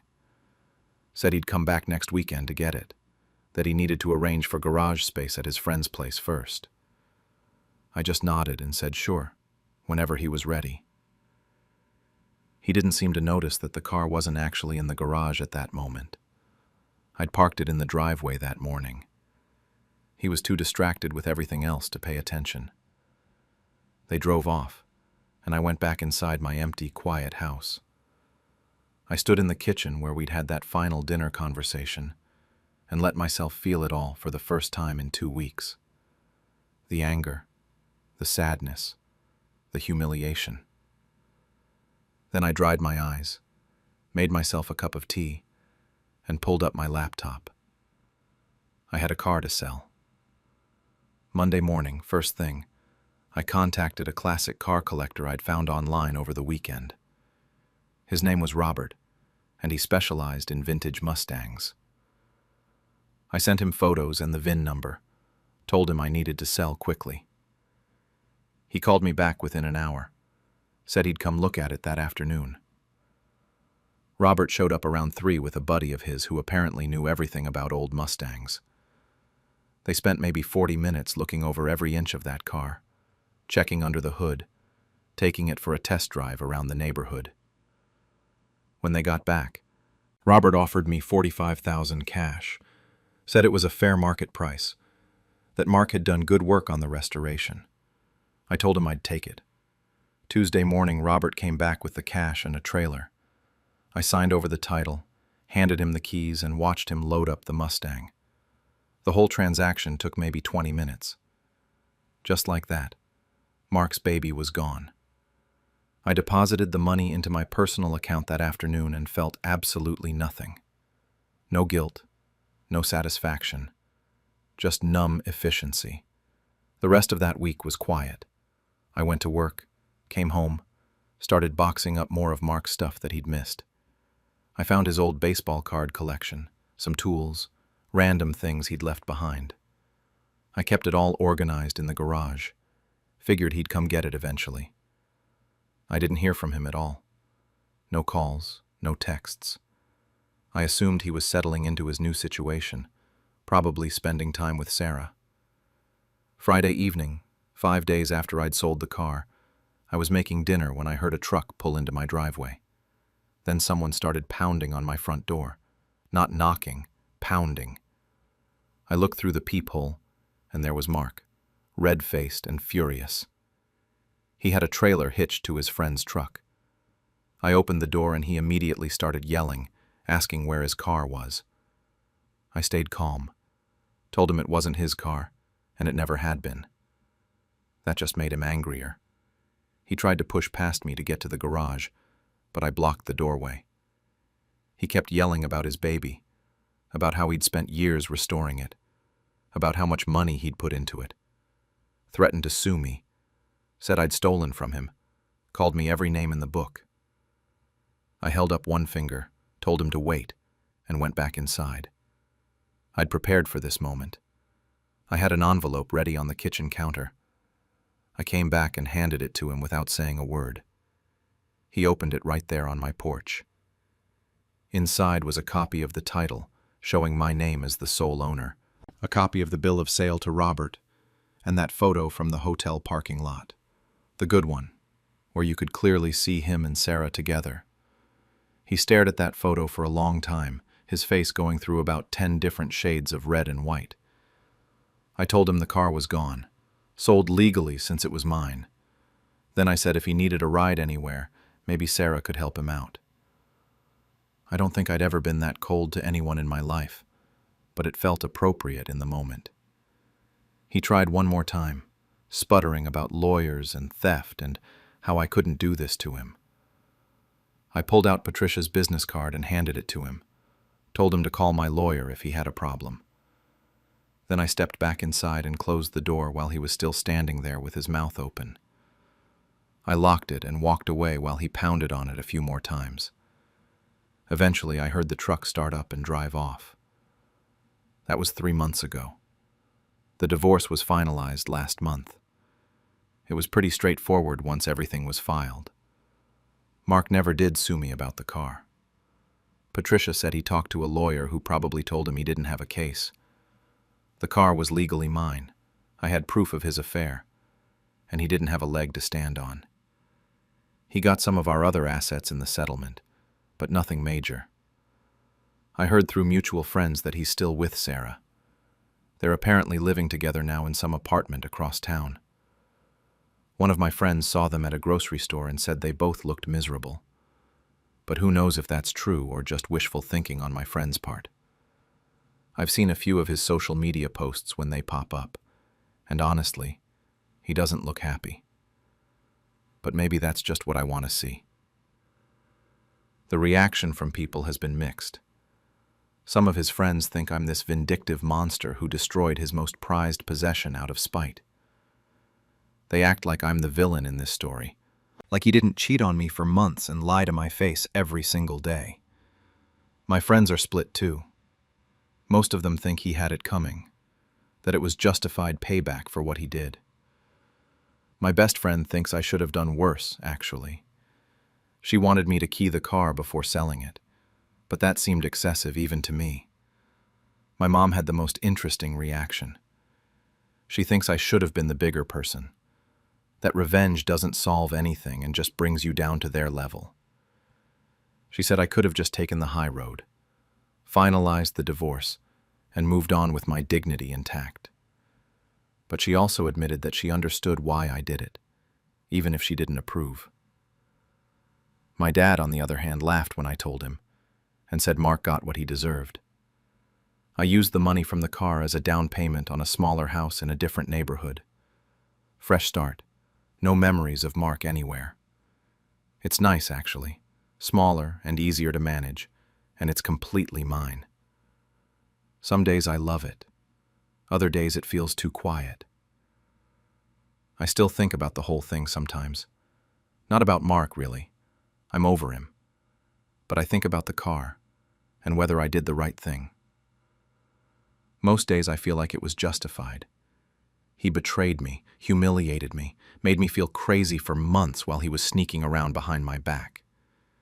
He got to have his affair and play happy with someone else while I was home alone wondering what I'd done wrong. So yeah, I took something that mattered to him. Eye for an eye, right? But then there are other days where I wonder if I was just being petty, if I stooped to his level instead of taking the high road like my mom said. The car was legally mine, sure, but it was his project, his passion. I knew exactly how much it would hurt him to lose it, and I did it anyway, specifically to hurt him. Maybe that doesn't make me much better than him. I still have most of that $45,000 sitting in my account. Haven't touched it except for the house down payment. Sometimes I look at that balance and I'm not sure how I feel about it. Part of me knows I sold that car purely out of spite, out of wanting him to feel even a fraction of the pain he caused me. But another part of me thinks he got to betray our marriage and move on to someone else like nothing happened. So why shouldn't I get something out of this whole mess? The car was legally mine. That's not really in question. But whether it was right to sell it, that's something else entirely.